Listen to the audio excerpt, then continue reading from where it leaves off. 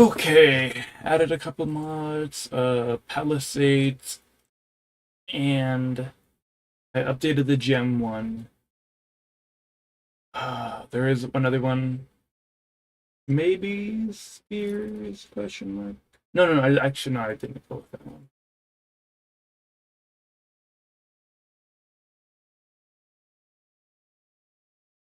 I don't recall what. Anyway, so, got a bunch of stuff. Too much stuff, even. And I need to progress.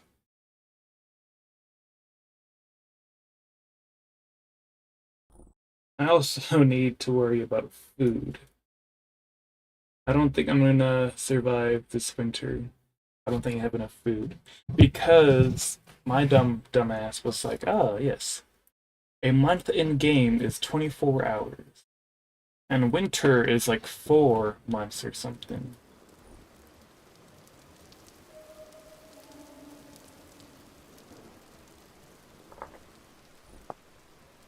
Oh, hopefully that doesn't break my game. Oh yeah, I killed you last time. Okay, silver. Okay. Actually, I know what I need to do. Or no, yeah, I need to check what level of iron thingy I need to do steel stuff. Steel.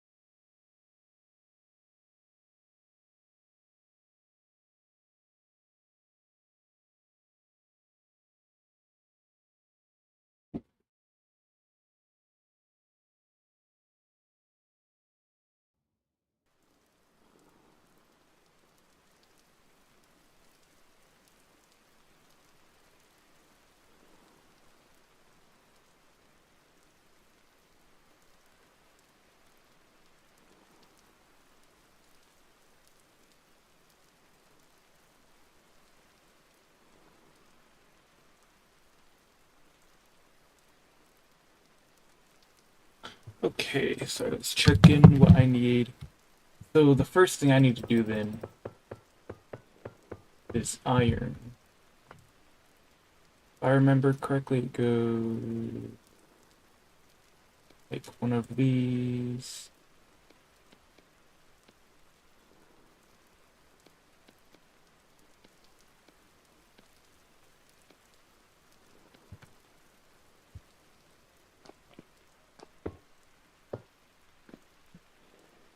Okay.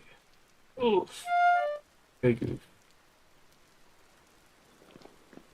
I need to make a bunch of iron.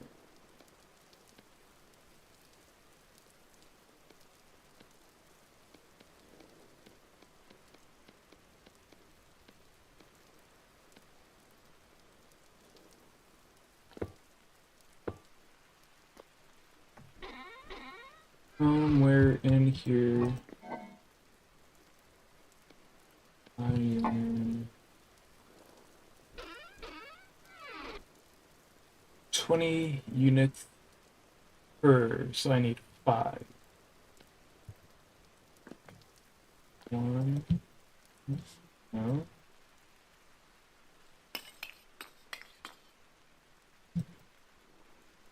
Um,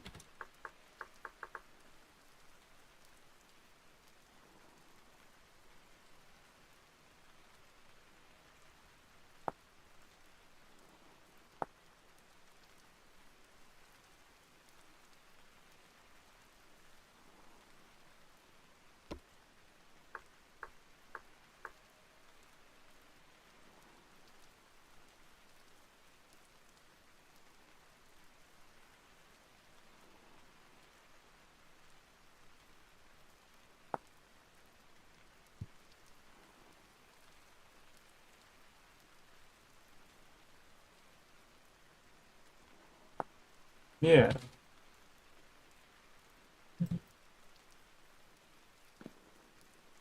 Hmm.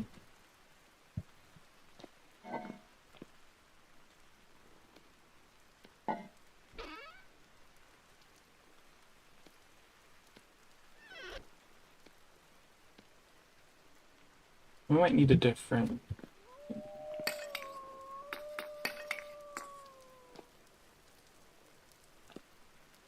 Well, this word.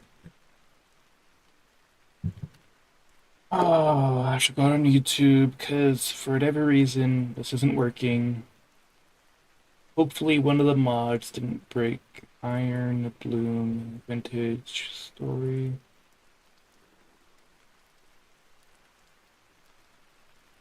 Alright. It will not let you put more fuel in than you need.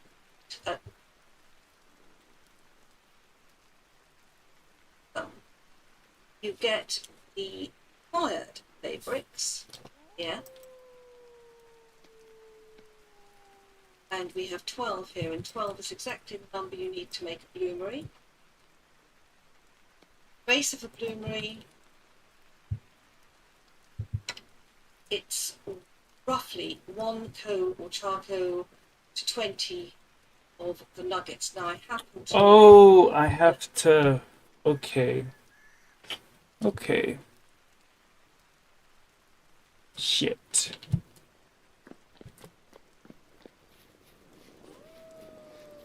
I know what I need to do.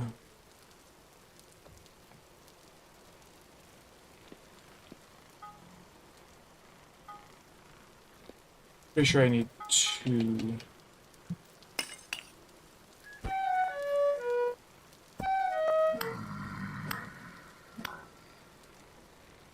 Why are you running?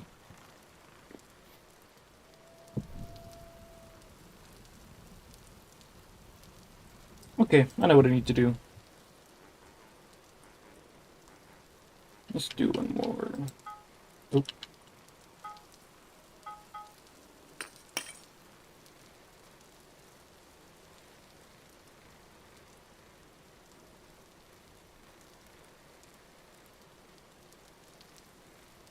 Good evening, gentle listener, and welcome to Distractable.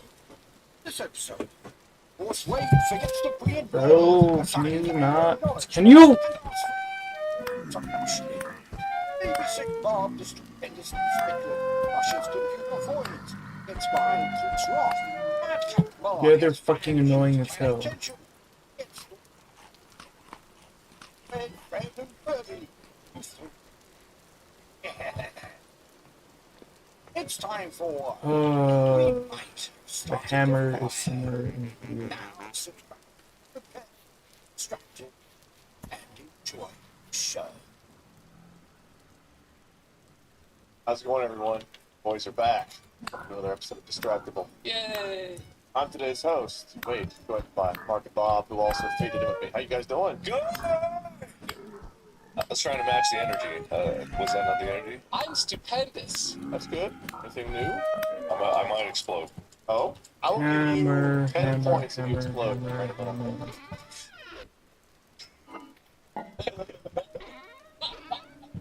I don't know if I edited it in counts. Editors, can you make that bathtub Mark used to be and explode again? So, there was a day a while back now where Mark and I recorded Bread and Fred, because Bob, I think you couldn't be here, you had to leave early or something. That's a good game. Yeah. Mark We're... posted it recently. Oh, I have the hammer in my comments on the inventory. video, and everyone was like, Awesome. oh my god, Mark's finally not in the tub anymore. And then someone was like, no, Wade posted this a minute ago. This is before the tub. Mark might still be there. Half the comments were just obsessed with whether or not Mark was ever leaving the tub. Man, people really love the tub. You should get a tub in your house, they're good. Yeah, have you ever had a tub in the house you live in, Mark? Never. I have no evidence of Can a you tub guys existing in my not home. be I'm so 100% sure. I fucking think one of the annoying? fans in my computer has just misaligned and is now buzzing against the frame. Oh, sick.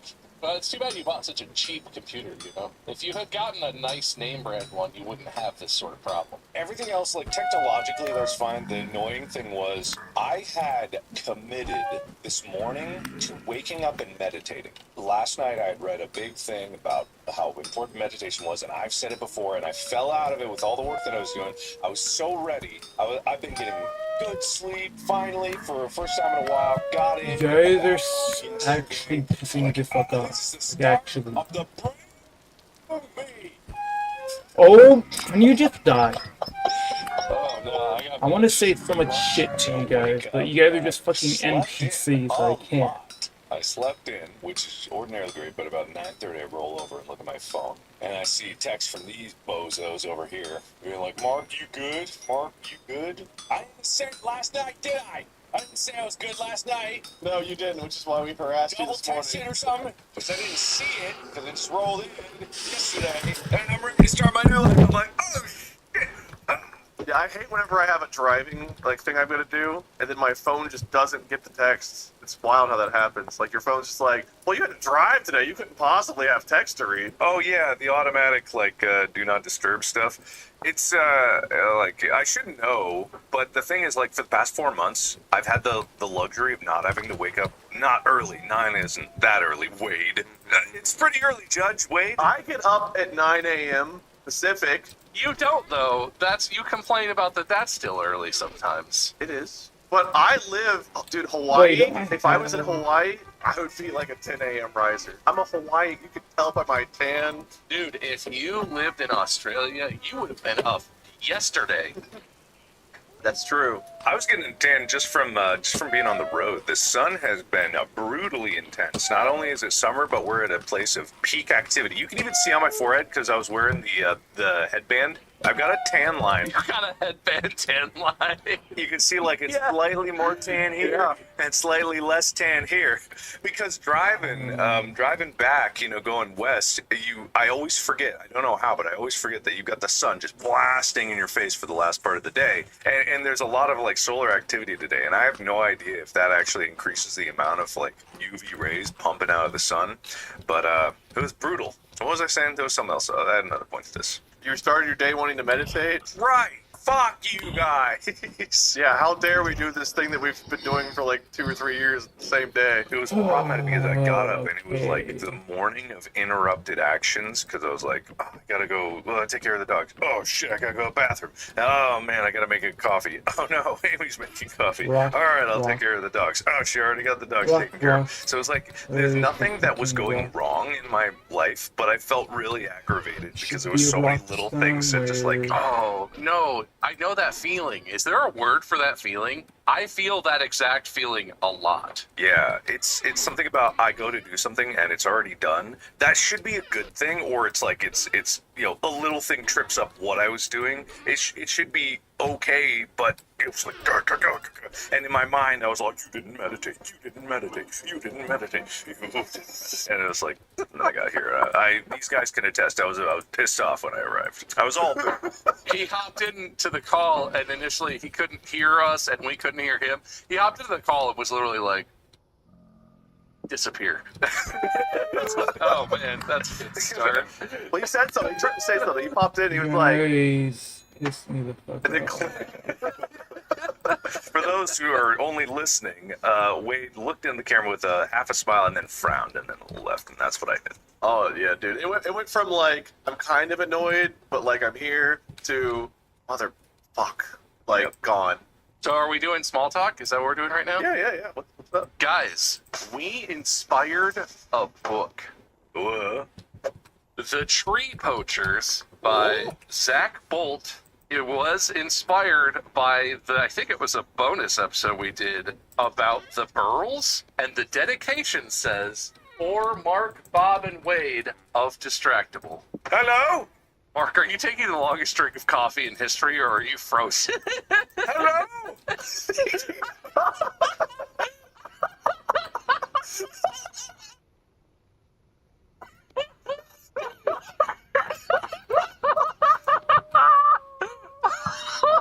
Remember that noise Mark was talking about his computer started making? I think something might have just gone horribly wrong.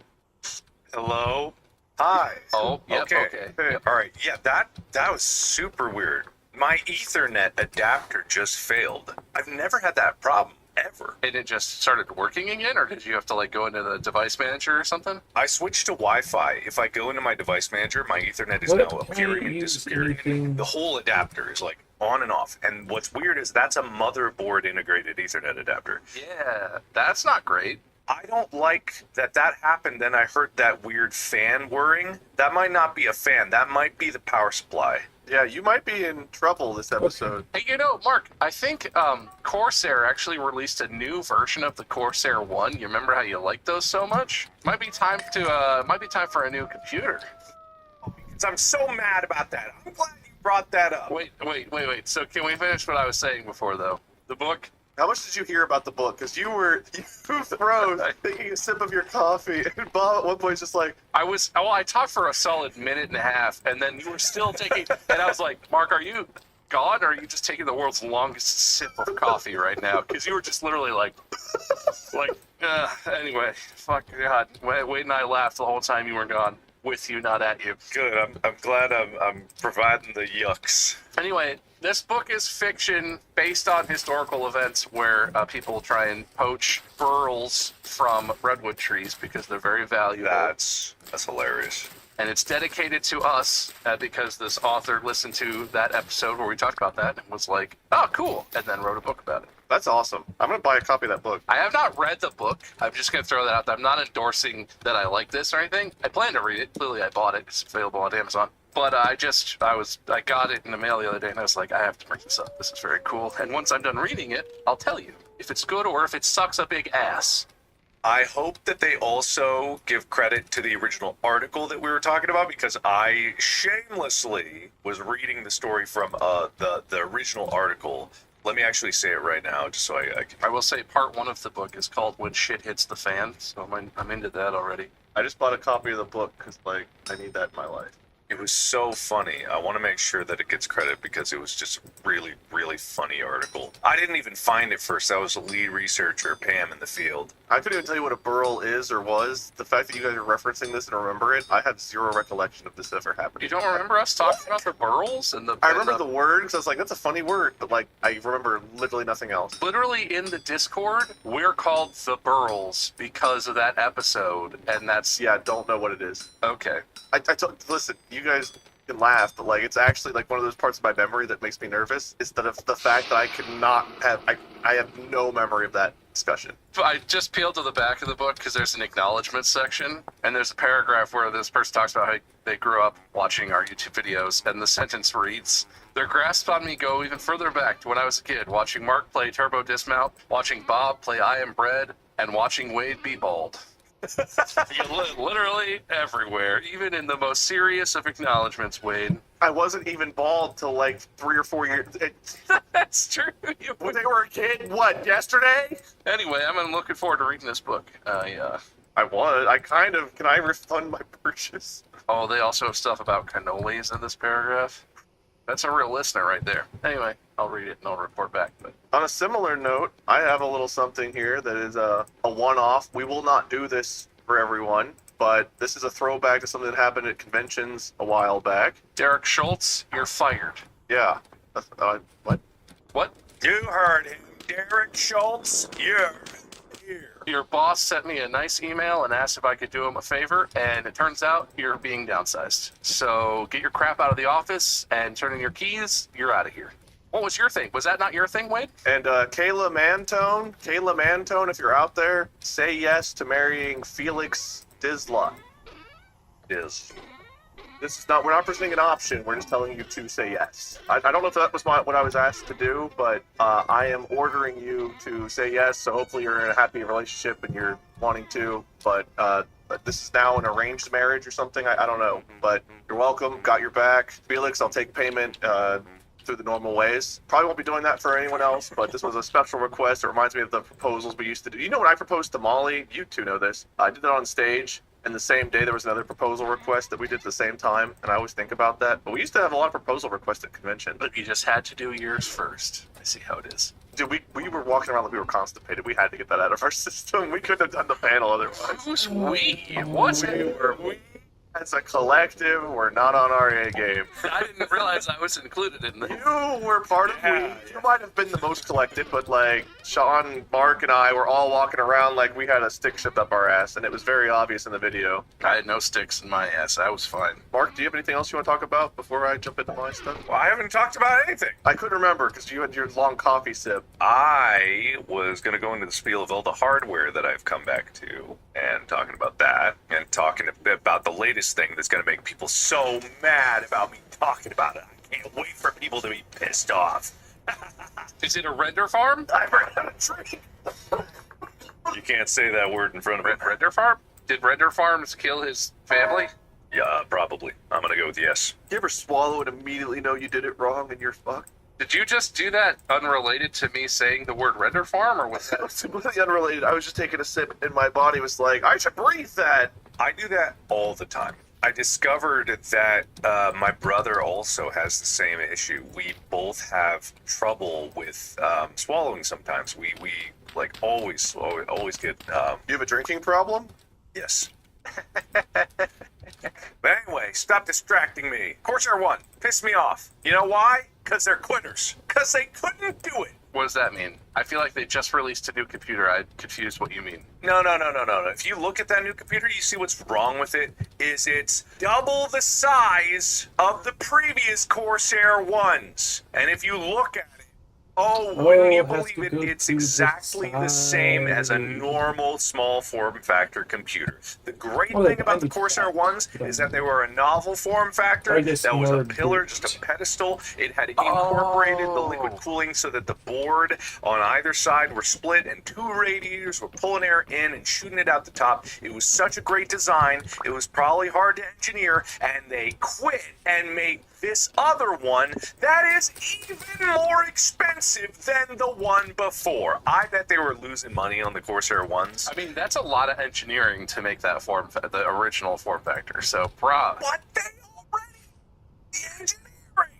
Have you seen how big 4090s are? This says that they come with Core i9 14900Ks and 4090s in them. Those things alone, the motherboard and that card, are bigger than the space that the original Corsair 1 occupied. But they're actually not, because the board itself, just the board, is not much bigger. Well, so what? They're going to custom design a liquid cooling block and make an AIO liquid cooler for the graphics card and include that in it? That's what they did. What? I didn't realize that. I thought that was air cooled still. That had a liquid cooled graphics. No, it was a custom water block for. And Okay, well, here's the that's thing. cooler than I thought it was. It's still a water block AIO in this new form factor. They did all of the steps up until making the fucking pedestal. And I get it. I'm not making products out here, but they made the product and it was great and I loved it. How It the wa- actual I pup is carried supposed to Oh, be there's this? a lot of dead space, and if you look at the chassis cutaways, there's a lot of empty space in there. I know, and that's what's so tragic about it is because you guys How? know I carried That's an impasse. How? I carried it everywhere because I could. I was using it all the way in when I was making this movie. I recorded all of my stuff on the road for the past few years on a Corsair 1, and this piece of shit comes out, and it's exactly the same as it. Like, I have to. Digistory has a couple of cool machines, and one of them is the Pulverizer. If you're on the journey to make steel, you to dye that set of powder caps are how I got confused the first time building the Pulverizer. The pounders need to be capped with metal. It'll work without them, as in the pounders will move up and down. It just won't pulverize anything. You'll need to make two of them, as they're attached in pairs. They can be crafted out of bronze, iron, or steel. Caps will need to be made of the same metal. My advice is to make them out of the best metal you have on hand. Some materials in the game need the higher end metal to pulverize. If you need to change out the pounders as you acquire better metal, you can. So, no big deal. Now that we've crafted all the parts, it's time to assemble. I need access to a window.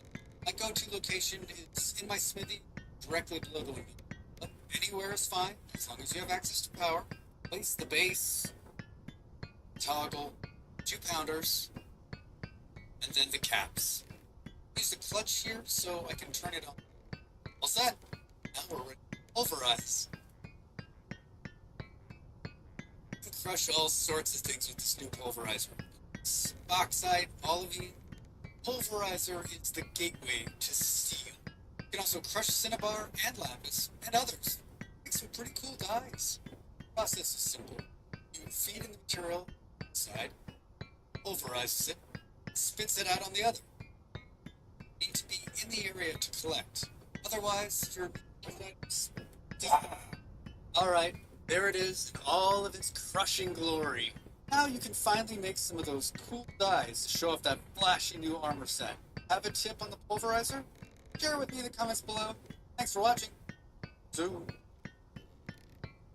It's over. Now it's time. Actually, how the fuck am I supposed to do this? This is pissing me off because, like, there's no way. Oh! You gotta be fucking kidding me. Great. Good evening, gentle listener. Great. And welcome to Actually, Distractable. great. Awesome. This episode, Elonius Awesome. becomes Great. the true master as he devises Quiet. the ultimate game involving plentiful porn. Veronica. Warm-hearted Wade Korshikirski Kaviah bashes the bishop and copies Okay, Bob's okay, moves. okay, okay. Browbeaten Bob pisses on Picasso, Cameo and Carlson, then makes a bomber queen and unleashes a plague. From book challenges to mutual nuclear annihilation. Yes, it's time for Chess 3. Now sit back and prepare to be distracted and enjoy the show. Hello, and welcome to the brand new, amazing, incredible episode full of great ideas and hosted by someone who knows what they're doing. Me, I'm that guy, Markiplier. Welcome back if you're joining us again from a previous instance of listening to this podcast and or watching it. And also welcome to the new. Now, No, you defining didn't this are probably just like a recommendation from a friend, and this is a great introduction because I'm giving a great introduction. You're right, Mark. Hi, yes. These guys right here, these are great guys. These might be the greatest guys. Wonderful souls, Yeah? wonderful minds. One could say beautiful minds. 3 points for Mark. Thank you, yes. And the reason he gave points is because he's making a joke about how the fact that I'm the judge and I give points, but he's saying that because it's referencing nothing for that. I'm in a bit of a tizzy. I had so many things fail so quickly trying to get this episode ready. I was trying to pursue ideas for it, and I've cooked up something that I think everyone's going to love. But let me tell you, straight up, I'm not confident. I have no idea how this is going to go. I'm reinventing the wheel here. Not spinning a wheel, but I'm reinventing it. People always say you should reinvent the wheel. I'm glad you're doing that. Wheels are stupid. They need reinvented. I concur. Wheels are fair. That's not a wheel. Or it's a very bad wheel. You can roll on these. I guess that's true. If you were representing the lens cap, then you're spot on. It's very Illuminati with the eye in the middle of those, an eye on this lens cap. That would be very... Well, we are secret members. Even to myself, I didn't know this. Public secret members, Mark. It's public record. Well, if that's the case, then we better get it on public record what crazy lives we've been living. Oh, you want to know about the crazy lives? Okay, Okay, okay. I hear you. I hear you. I got you. Molly had a birthday. Wait, that sounds good. Why are you saying it like that? I was trying to think of what's been happening. at I the thought you were able event to I remember. craft It's happened clay recently. bricks just You as know, is. so there's a TikTok challenge that I don't know if it's where it started. I assume it's where it started. But basically, she's big into reading, and she wanted to do this TikTok challenge where you are given 5 Hold on, minutes to hold go on, to a hold on, bookstore, hold on. and there's two ways to do it. You either have the full 5 minutes to go in, grab as many books as you can, and then check out, or there's a method where you have like I 3 hate minutes to people look around using, and 2 minutes to grab whatever you can and then check out. She did AI that method. for So their she wanted to do that for her birthday, so we did. We went to a small thingy bookstore. mabobbers. She went, looked around for 3 minutes, ran around for 2 minutes. I think she came out of the bookstore with 8 books. She said it was more stressful than she thought it would be, but it was fun. She said, she's like, I found all these books I wanted in the 3 minutes, then the 2 minutes, I couldn't remember where anything was. I get that, like, You guys paid for that, so it was your. I just think it would have been really funny if she did it like people do when it's like a shopping spree. When you win it, when the company's paying, just go in, just get as big a cart or basket as you can, and just like, I don't even know what books these are. Like, just maximum amount of things to purchase, and then you check out, and she's like, oh right, here's my credit card. I'm paying for this. You wanted 500 copies of A Handmaiden's Tale? I never thought we were going to sell all these re-released Chicken Soup for the Souls, but I'm glad you needed them. The Scarlet Letter, we've never sold a copy of that. You bought 300 copies? Oh, boy. Awful. Wow, that is bold. Please, it's the worst book I've ever read in my life of all books I've read. Assessments aside, it's very commonly read by a lot of high school students in America. The story itself is not bad. The way it's written is horrible. That author needs to go back to school forever. Nathaniel Hawthorne, terrible. Terrible person. Terrible writer. In fact, I don't know what kind of person he is, but for writing that book and the way he wrote it, he's a terrible person. This might be the boldest proclamation I've ever heard from you, Wade. I've talked about that book before. There is nothing that I have read that is. I would rather read the dictionary than that book ever again. Reminds me of, Mark, do you know the Brian Regan joke about Picasso and who judges what art is good? Like, Oh man, I don't remember. oh, it's just like a bowl of fruit. Hey, Pablo, you see how this one looks just like a bowl of fruit because he was trying to paint a bowl of fruit? You see how you got two eyes on the same side of the face over there? Maybe you need a camera. Maybe you need to go back to art school. Oh man, I haven't listened to Brian Regan in a long time. He has come out relatively recently. He's kind of sad now. He's divorced. And he's like, he went from being like funny, dumb, like, oh, I'm an idiot, to now he's like old, kind of bitter, divorced guy funny. It's like a big transformation. And compared to like Brian Regan of our high school and college years, it's very different. Well, that's sad. After this glowing review, I'm sure he'll feel better and be back on top. He's a big avid watcher of our podcast. You know Brian Regan listens and watches to this. You know that. Well, you know, it's one of those things where if we were praising people, they would never hear anything about it. But if we say anything negative, everyone's going to tweet at them. That's They hate you. Listen. In that case, I think Shakira's left hip did lie to me once. Her left hip's a liar. what did it lie about. I don't know. I'm just hoping it gets to her now. She acknowledges my existence, you know. I could get you a cameo or something. Is that a car? Oh, is that the thing where you pay people and they talk to you? Would that make you happy? No, it's okay. I've seen the kind of effort that's put into this. We've talked about the Antonio Brown one here before, right? The Antonio Brown one? No, I don't think so. We did talk about that a long time ago. Oh, it's where he like, happy. Happy anniversary wedding.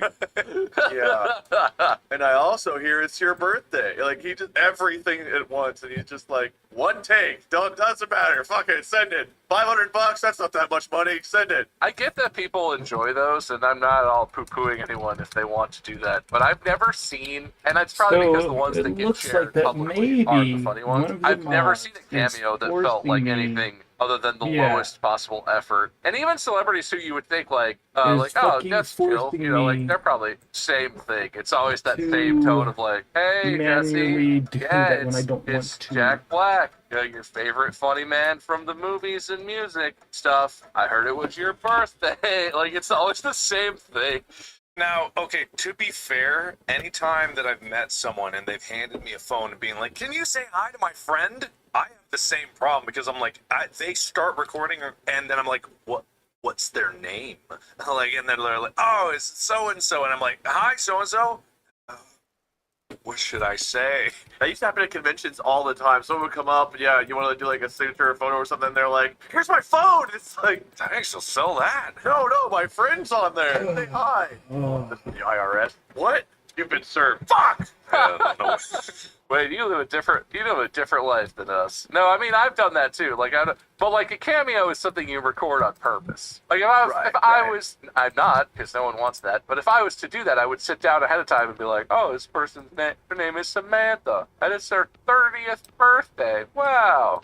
And then not act like your situation you're describing when I'm the one who's deciding to record something on purpose. But I didn't no hate whatsoever, because that's basically what you get when you meet us at conventions too. Everyone comes up and I don't know how to talk to people, so I'm always like, hey, yeah. Even after all this practice, still can't. What do you want, a picture? Oh, okay. You're mostly here for Mark? Yeah, I thought so. Okay, well.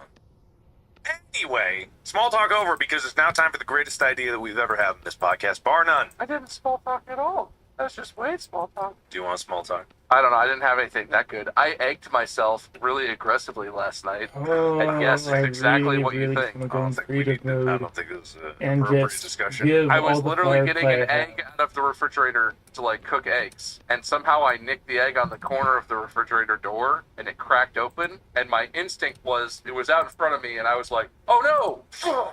And the egg just blows in every direction. And that's on my own shirt in my own kitchen, so I had to clean that up, and that's it. Aren't you glad you circled back for that? Yeah, I am actually. That's a fascinating addition to what's occurring. Hey, Mark, I heard you wanted some small talk.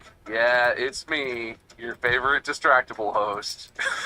Are you leaving me a cameo for small talk? I'll do all my podcast interactions in the form of cameos now. It's just an evolution of the soundboard of Bob, you know?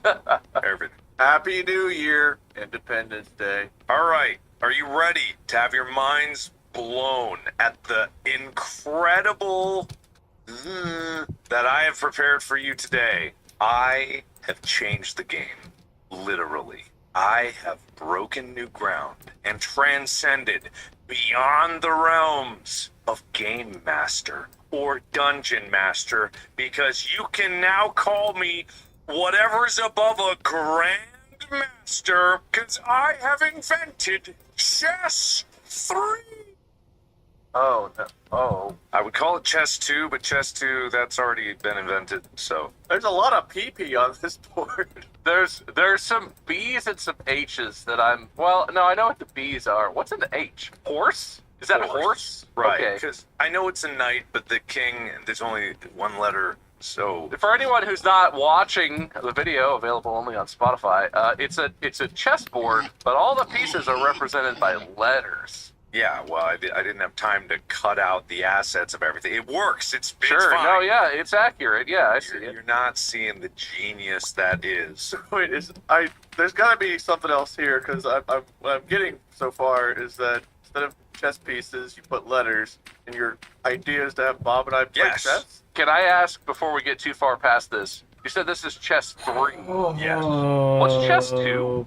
Chess 2, I think, was invented by Even if I Doug disable Doug it, or it someone. might break my It was a terrible version. It had Okay, laws. okay, It was basically okay. broken. This one is very fair, extremely fair, actually, and evolves upon the concepts that he So was it's a he tried 4 and to failed 1 to, develop ratio. on. So when you think of chess, what do you think And- of? Really Because smart it's people a pressing mod the time doing button it. really quickly, playing something, and they're like, you thought you had me, but I was 17 moves ahead of you. Magnuson showing up late in his matches just to piss off his opponents. I think of that. Is his name Magnuson? I think of that group of kids that got made fun of incessantly at school for being part of chess club, because for some reason chess So club this gets makes real bad. Magnuson Charles. Charleston. Google, who's the good chess guy? Magnus Carlsen, there you go. Google knew what I meant. Okay. Carlsen showing up late to piss off his opponents. That's what I think of. All right. Well, that has nothing to do with Chess 3. And I bet you were all laughing about how, it's letters and not images. Oh, man, Mark's too lazy and dumb. No, because guess what? With this chess, there's another component. Numbers? No, more letters. Oh, Bob, okay. you're up first. Which am I? White letters or black? I guess white letters. Your word is Utriferous. Oh, sweet Jesus! Please Utriferous. spell Utriferous. You can get a definition. I can't provide the country of origin. Sure. What's the definition of utriferous? Okay. Utriferous. Awesome. Containing yttrium or related to the presence of I yttrium. don't know what mod fucks this shit up, Utriferous. Y but I'm not gonna deal with that. R I F E R O U S. Utriferous. That is incorrect. Oh crap. Yeah, but you got the end part right, the beginning part wrong. Anyway, now, Bob, you didn't get that right, which means you get to make your move. I don't know anything about Oh. chess, so I'm sure everyone's gonna have a good laugh. Okay. Pawn I might have messed up. E5. On to E5. Good So move. that's the contraband. Bishop's Gambit. Can pawns move too? Yeah, on the opening move, they can. Apparently Bob knows more than I remember. Okay, for fairness, Wade, the first move a pawn makes off a starting position, it can move 2 forward, and then from then on, it can only move 1. But you can move 1 or 2 on your first pawn move. 'Tis a thing. All right, Wade, are you ready? Yeah. Your word is Zugzwang. Oh God, is this German? Zugzwang.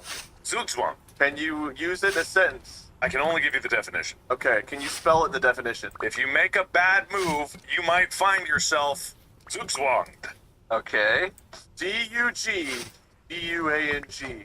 So close. So close. I'm gonna guess you were one U short. One letter. There was probably a W in there. Right, instead of a U, it was a W. Very close. Anyway, now you can make your move. On to D4. That sounds explosive. It's on to C4. You got it. Okay, these are good moves. All right, we got our PPs in the middle now. All right, Bob, your word is quincunx. Okay. What's the definition of quincunx? An arrangement of 5 objects with 4 at the corners of a square or rectangle and the 5th at its center. Quincunx. Quincunx. Quincunx. And I know it would have been cheaper to do the clay forming thing, Quincunx. about the 2-to-1 ratio, but no, I don't care. Oh, Why'd you so remove close. the last Instead of fucking KS, it recipe? was an Like, X nah, at the I'm not end. gonna do all that just because. God damn it. All right. Elon got to it before you did. All right, now's your move. Already learned pawn from to making literal D6. thousands of clay On shingles. to Doing it the regular way All is right, good fucking move. ass. This is the European defense. Or something like that. Wait. This is the Scandinavian swizzle. Just you wait till I get into my Germanic jaunt. I don't know what the hell's happening. No, it's chess 3. We might as well just play chess. I don't think we're spelling these words right. No, you're gonna see. If you can at least get a word right, If we ever spell a word, dumbasses. We're never gonna do it. Wade, your word is dactylian. I know this word. Okay, dactylian. You give me whatever it is you give me. It is the tip of the Get middle off my finger. swamp, bro. Dactylian. Dactylion. Ah, not Oh, quite. yeah, you're so And I am. It had a Y. I could have pronounced that dactylian, but Dac as in dactyl. Dactylian.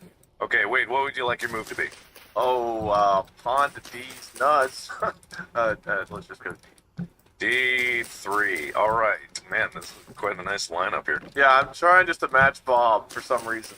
I like the symmetry of it. Plus, we both have PP together. Your word, Bob, is gentacular. Gentacular, not genticular. Gentacular. Pertaining to breakfast taken early in the morning or immediately on getting up. Gentacular. This word was a word that I used in my episode, Bob's Confusing Words. Oops. So, Uh-oh. I hope I spell it right. Gentacular. Gentacular. Gentacular. It's got a J. Ah, damn it. Man, I thought one of you would have gotten a word by now. Nope.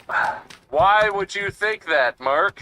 In our career where we type IDK for everything, of course we can spell Zugzwang. No, man, I swear try to I'm get a mold picking the on easier ones. it. Wade, or Bob, what's your move? Oh, Going into hang creative on. to swap out. Yep. The bricks Bishop really made to me feel this G4. Bishop to G. Although I don't know why the 4. fuck a All right, mod and person no said, one at home can I'm gonna complain. remove this. that- I'm an these are asshole. pure audio clues. You should all be painting the chessboard in your mind as to where all these pieces are. We are calling You're all on the road to chess grandmaster, right? Can't you play a game of chess in your head just with letters and numbers callouts? exactly. So Wade, it's your turn. Your word is limerence. Oh no. Limerence? Limerence. I can use it in a sentence for you. In the classic SNL sketch, Celebrity Jeopardy, Sean Connery frequently would recite dirty limerence. I don't know if that's the correct usage of it, but He would say dirty limericks. It was a joke. don't let him Oh. throw you off. It's not limericks. He threw me off. Oh no, I'm off. Limerence.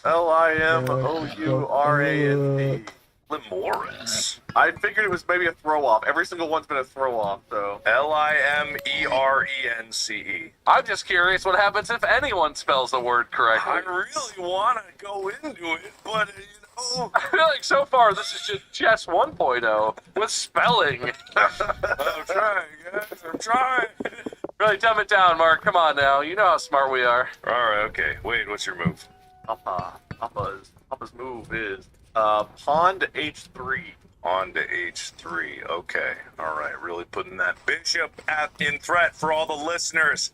Bishop's at g4. He's threatening my bish. He's threatening the bish. Oh, I don't get to move yet. I was about to move already. That's fine. No, you have to spell first. If you get it right, you might be in trouble. If you get it wrong, like we just keep playing chess. Bob, your word is eschewel. Oh, come on. Eschewel. Can you give me the definition? The act of avoiding or shunning something. Sure. That was my guess, but I generally know what it's the word eschew is what this is based on, but it doesn't mean I know how to spell it. Eschewel. Eschewel. Ah! Eschewel. Oh, it's an A. Oh, God damn it. Oh my god. Well, more chess. I don't want to play chess anymore. You gotta play chess. I don't want to play the chess anymore. All right, what's your move? So these last forever. So if I want berries in the winter, I know what to do. H5. Bishop to h5, retreating. Not in cowardice, though. In bravery. Retreating in dumbness. No. Okay, Wade. Your word is mnemonic. Oh, crap. Okay. Oh. P-N-E-U-M-O-N-I-C. Oh, no, is that wrong?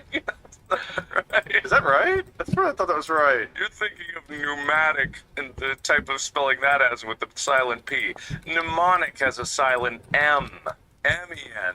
M-N-E. Oh, I can't even do it. God damn it. Like mnemonic plague. I could have given you the... I should have given you the... Okay, all you gave me was mnemonic, and there is a mnemonic spelled like You that. should have asked for the definition. It's not on me. You should have asked for the definition. You know what? You're right. It's my fault. My bad. Make your goddamn chess move. God! Chess 3's potential is slipping through our hands. Let the records show I spelled mnemonic correctly. It's not my job! I don't fucking know, man. Horse to C3. Horse to C3. Horse is coming out to play. He attacks nothing boldly. Bob, this one might be up your alley, given your history with this language. Okay. Your word is schadenfreude. Schadenfreude. Schadenfreude. You're right. I should know how to spell this. Oh no. Hang on. I'm thinking. Can I ask, are there any umlauts that I need to care about in spelling this? No umlauts that I see. Can you give me the definition just for good measure? Pleasure derived by someone from another person's misfortune. Okay. Schadenfreude. Schadenfreude.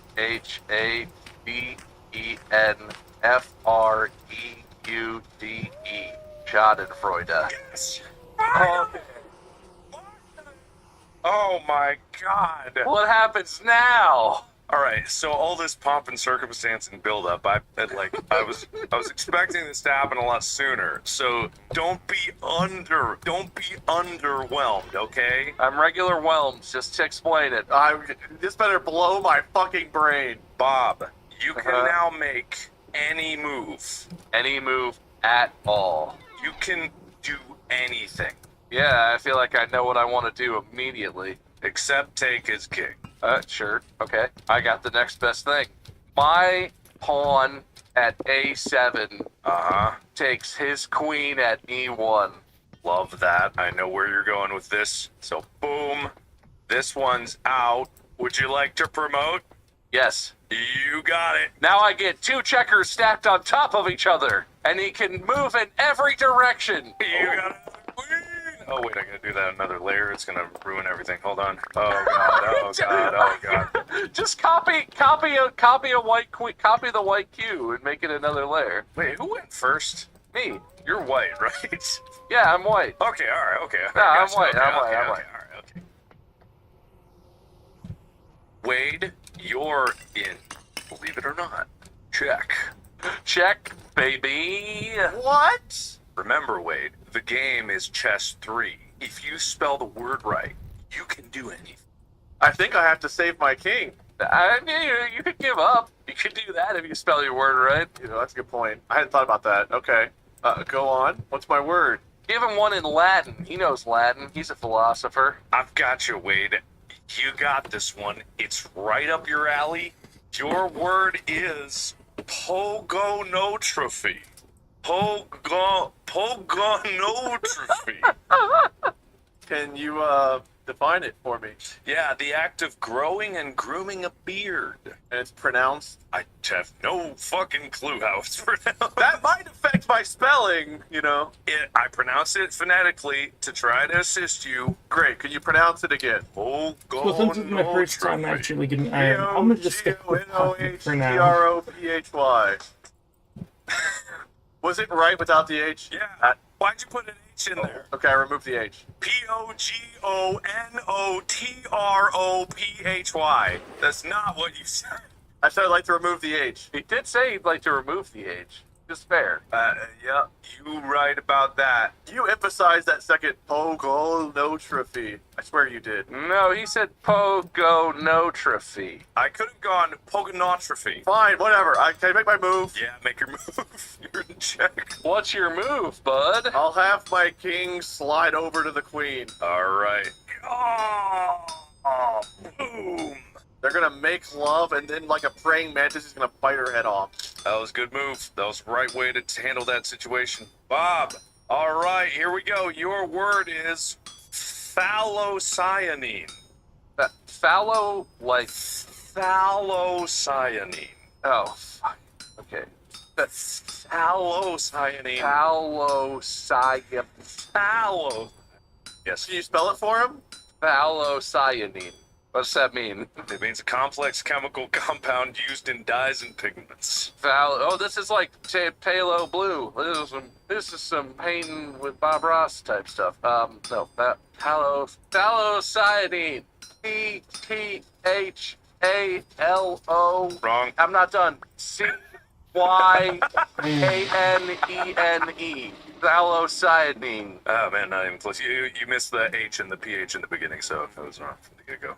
What? P-H-T-H? PHTH, yes. That's not English. Well, it's phthalocyanine, but it's got a PhD. That PhD would insist. True. All right, back to chess, baby. I'm gonna go ahead and say horse to A6. Horse to A6. All right, the charge has begun.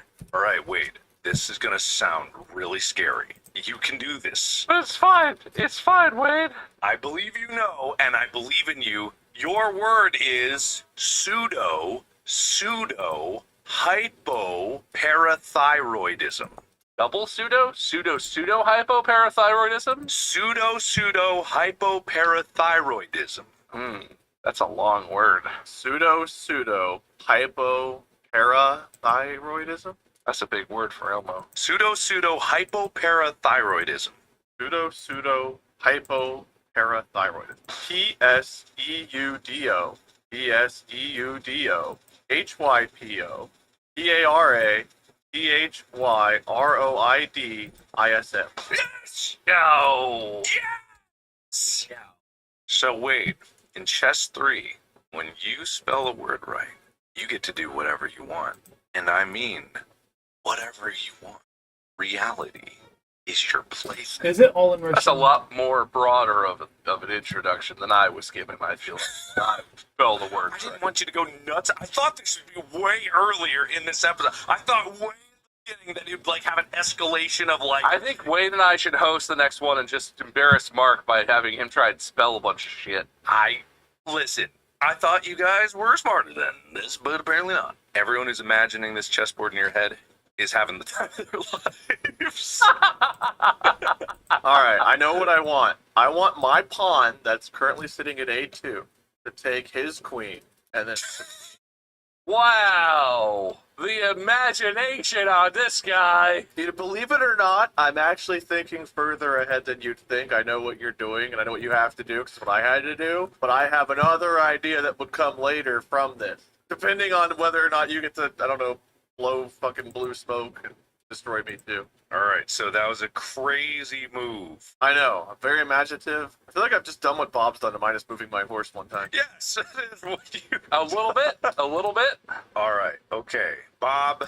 I'm gonna try to tone down the complexity of the word for your tiny brain, but it's okay. Your word is abscond. Ooh. Can you give me the That definition, is please? not To leave hurriedly look like or it see belongs- and or No, secretly, no, actually, I know typically that to does avoid actually detection translate. or arrest. Abscond. Abscond. Abscond. ABSCOND. So Abscond. blessed. All right. Now, Bob, feel the power coursing through your groin, riding up through your spine, shooting out of your fingertips as you see the board in front of you and all of the potential of your godlike powers. Replace your own king with a queen. You won't. I can do anything that I want. Yeah, the only limitation is that you cannot No. straight up kill Like, Wade's it's king. really This is close to technically something going to I be a move would perpetrated by my want. king, but there's going to be some follow-on activities. Okay, sounds good. My king is quite the charismatic fellow. He talks up the brand new queen that That's just good, man. appeared Okay. next to him. He talks about how there used to be a black queen that lived over with the other king. This one might notice that she's next to him and across the entire world from her so-called king. After they talk and chat, eventually he converts this black queen to join his side, and she becomes a white queen of the skies. Of the skies, like with wings? She takes the helm of her B-52 bomber and does a strafing bombing run down the entire one column of the board. And I am a vengeful god, but I am a just god. Can we say there's some sort of chance, maybe a dice roll or something? Yeah. That for each square down the one column, the king is invincible in his bunker, but for each other square, there's, oh my god, he drew a bomber. I didn't even notice.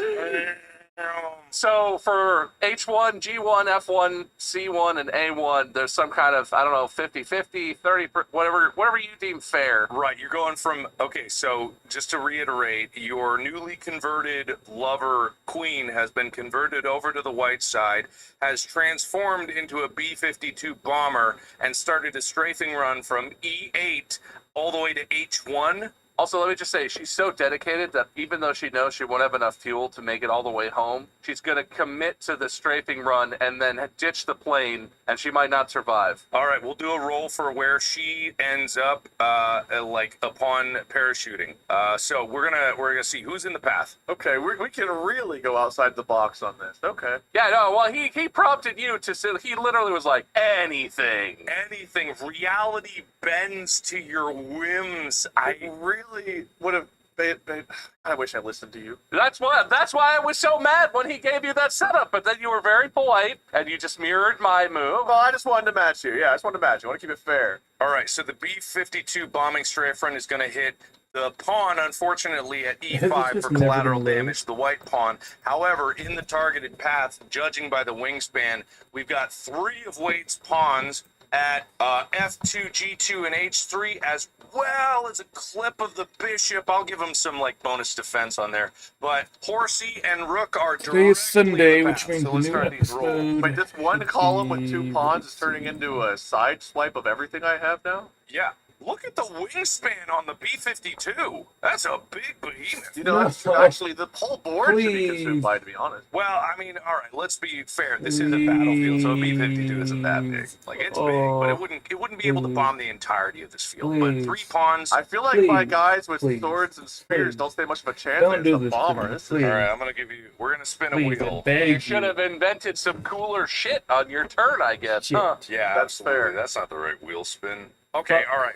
I've got a 66% chance of Shit. death, 33% chance of life for everyone except the bishop, who's a solid 50-50. So first up is the white pawn, because this is a B-52. Its bomb and run is pretty rare. All right. Unfortunately, this white pawn collateral damage is dead. That was the pawn for those making mental maps. That's the one at E5. All right, E5 pawn is dead. We're rolling for H3. H3. Oh, H3 lives. Oh, well, okay. Come on then. H3 pawn felt the bombs Don't going do down. this. Duck for cover. Let's go G2 Mm. pawn. Oh, G2 pawn lives. Well, that's just unlikely. You didn't want me to show it, but that's what's happening. I believe you. I believe you. Good, good. All right, G2 pawn. You got your third pawn here in F2. F2's gonna bite the dust. F2 got a face full of bomb. All right, goodbye, F2. It was a valiant effort. Oh, there's a 1-to-1 trade right there. That's rough. All right, we got H at G1, Horsey at G1. God damn, Wade, your troops are strong. Oh, come on. H wins. H lives. Holy shit. All right, we got Rook here though. I swear to God, Bob. I swear to God. I spun the wheel. Rook lived. Okay. But I'm gonna give Bishop a 50-50 because, I mean, at this rate, this is probably gonna kill him, honestly. But this is for the Bishop who got clipped on the side. Sorry, Bob. Bishop lived. I killed one of my pawns and one of your pawns. And now the Queen's gonna ditch the B-52, and we're gonna see if the Queen, with her parachute, this is her parachute, Bob, you should never depend on for a wheel to roll. it's okay, because Please. Queen lived, I don't wanna but Queen restart. is kind of over here off the board. Probably needs a search and rescue opportunity for captive. Wait, Queen is off the far top right corner of the board in no man's land. Got it. yeah, exactly. Queen's Hold on. right here. This is the B-52 bomber. It crashed into the corpse pile. I essentially just traded a queen for a pawn. I traded one of my queens and pawns Okay. for a pawn. Oh, and also your king woke up in the other queen's beds. So Yeah, sure. yeah, Sure. so That's fair. That's just how that happened. All right, Wade. You want your word? Oh, yeah, I I'm gonna forgot. go Yeah, lay let's- down.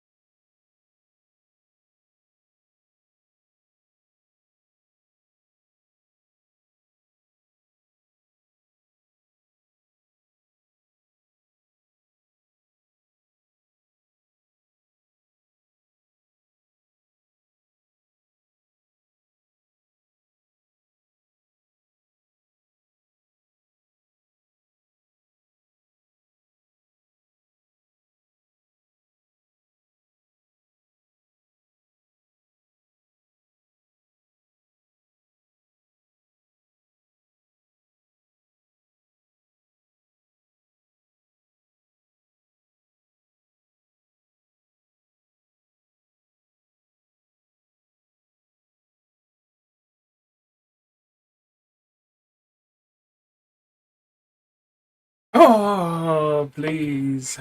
Okay.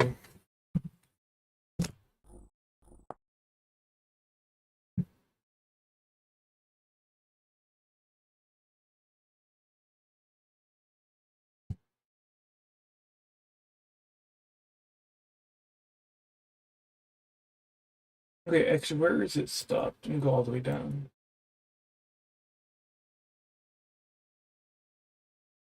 But it's actually not. Oh, 4615 stopped the server. Why is the server stopped?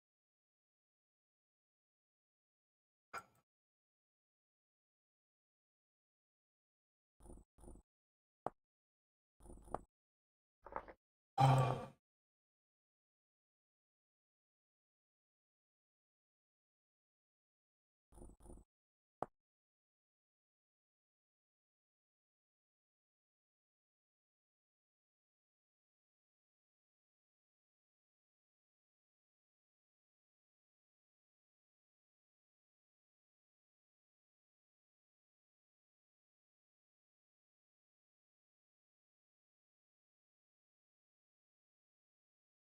Okay, I think that is good.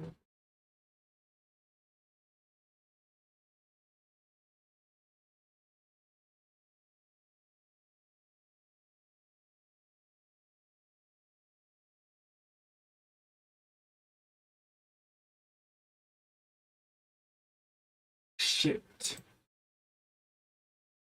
Okay. So, I know what did it.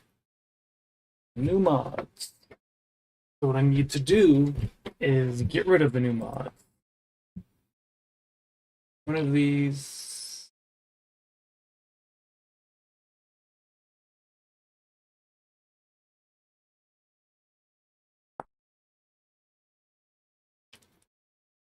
Um,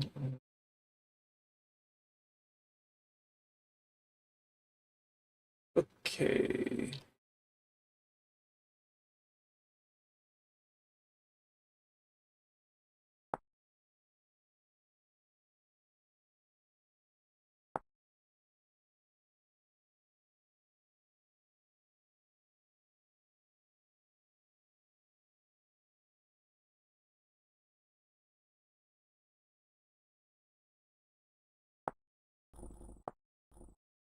Now it should work. Theoretically. Hypothetically.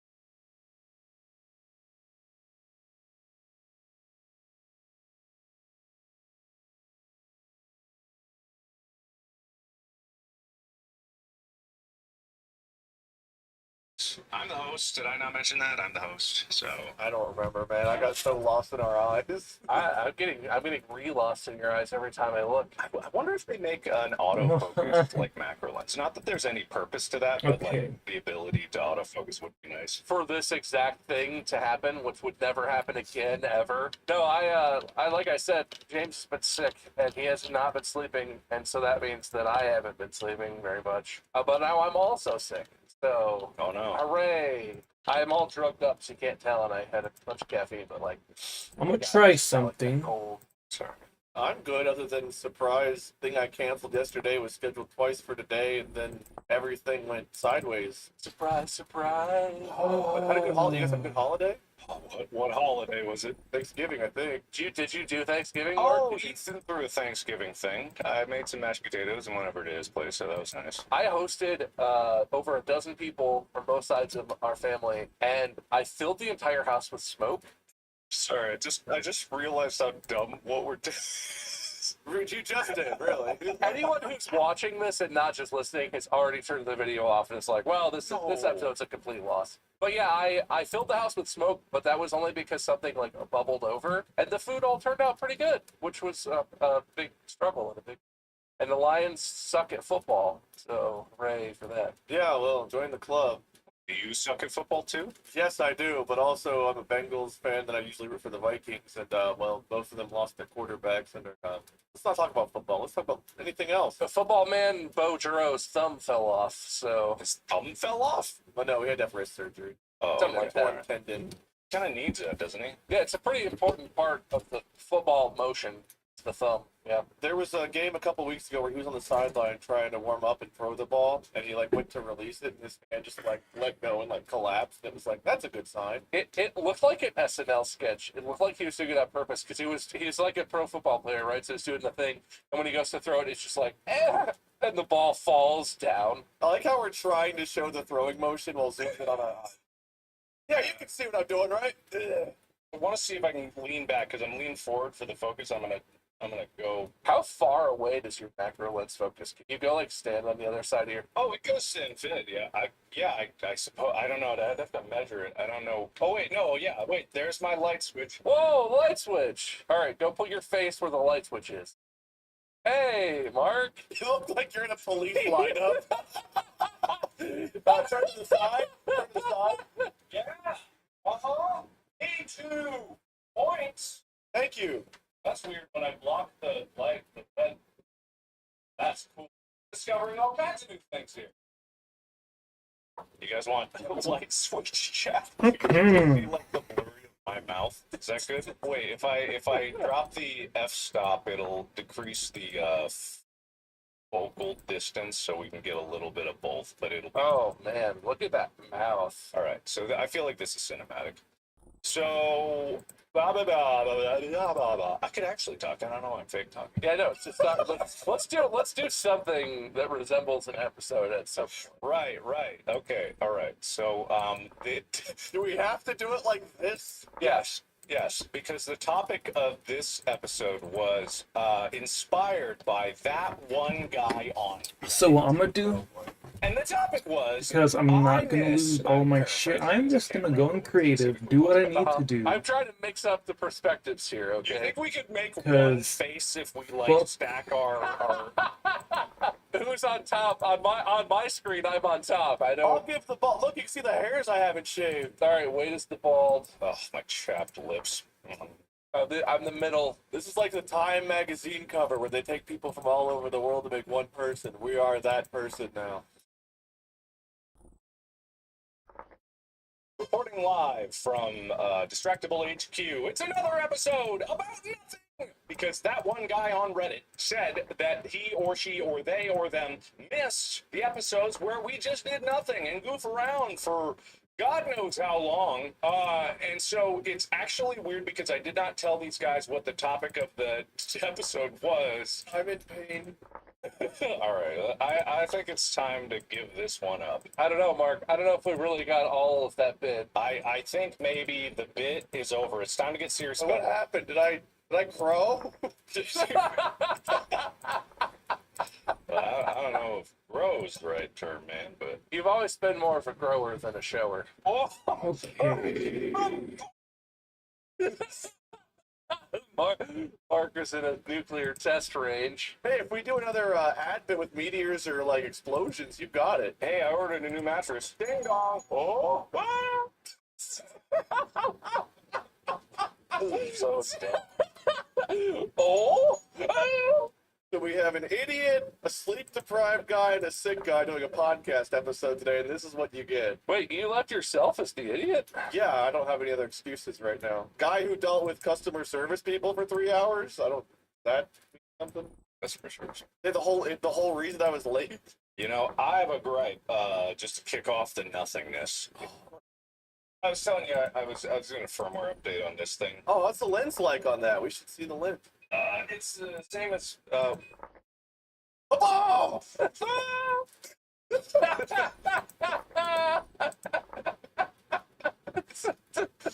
It's like when you give toddlers technology, they make their first video and it's like really shitty, and they look at it embarrassed 20 years later, like, what was I thinking? But did you guys have this experience the first time you hung out with someone who had like a MacBook where they Okay, had, what so, was it called? Photo New booth? World. Oh yeah, yeah. Where you take, I feel like everyone, the first time And photo booth pops it up, you really have those videos and sucks pictures where you're like, But I can't. Wait, I don't record this, record this. It's particularly so remember all funny. the stuff I had. it's not. It is So I will funny. just, It's funny. Mine weren't. Let us know in the subreddit. I'll if just it's try. funny. What was your gripe about, sir? Anyway, so this is not sponsored. I would take a sponsorship from Okay. DJI. I would absolutely do Okay. that. I would love to be So sponsored by it DJI. seems like I've spent a lot of generally money the with game's DJI. just But gonna they be have this broken. habit of doing things in a way that is Oh, not transparent 4:36. and very secretive and very emulative of like Apple and how they do things. But a lot of time it just comes out to being like, there's no answers. So this camera came out like 3 years ago. Get a new one. What are you, poor?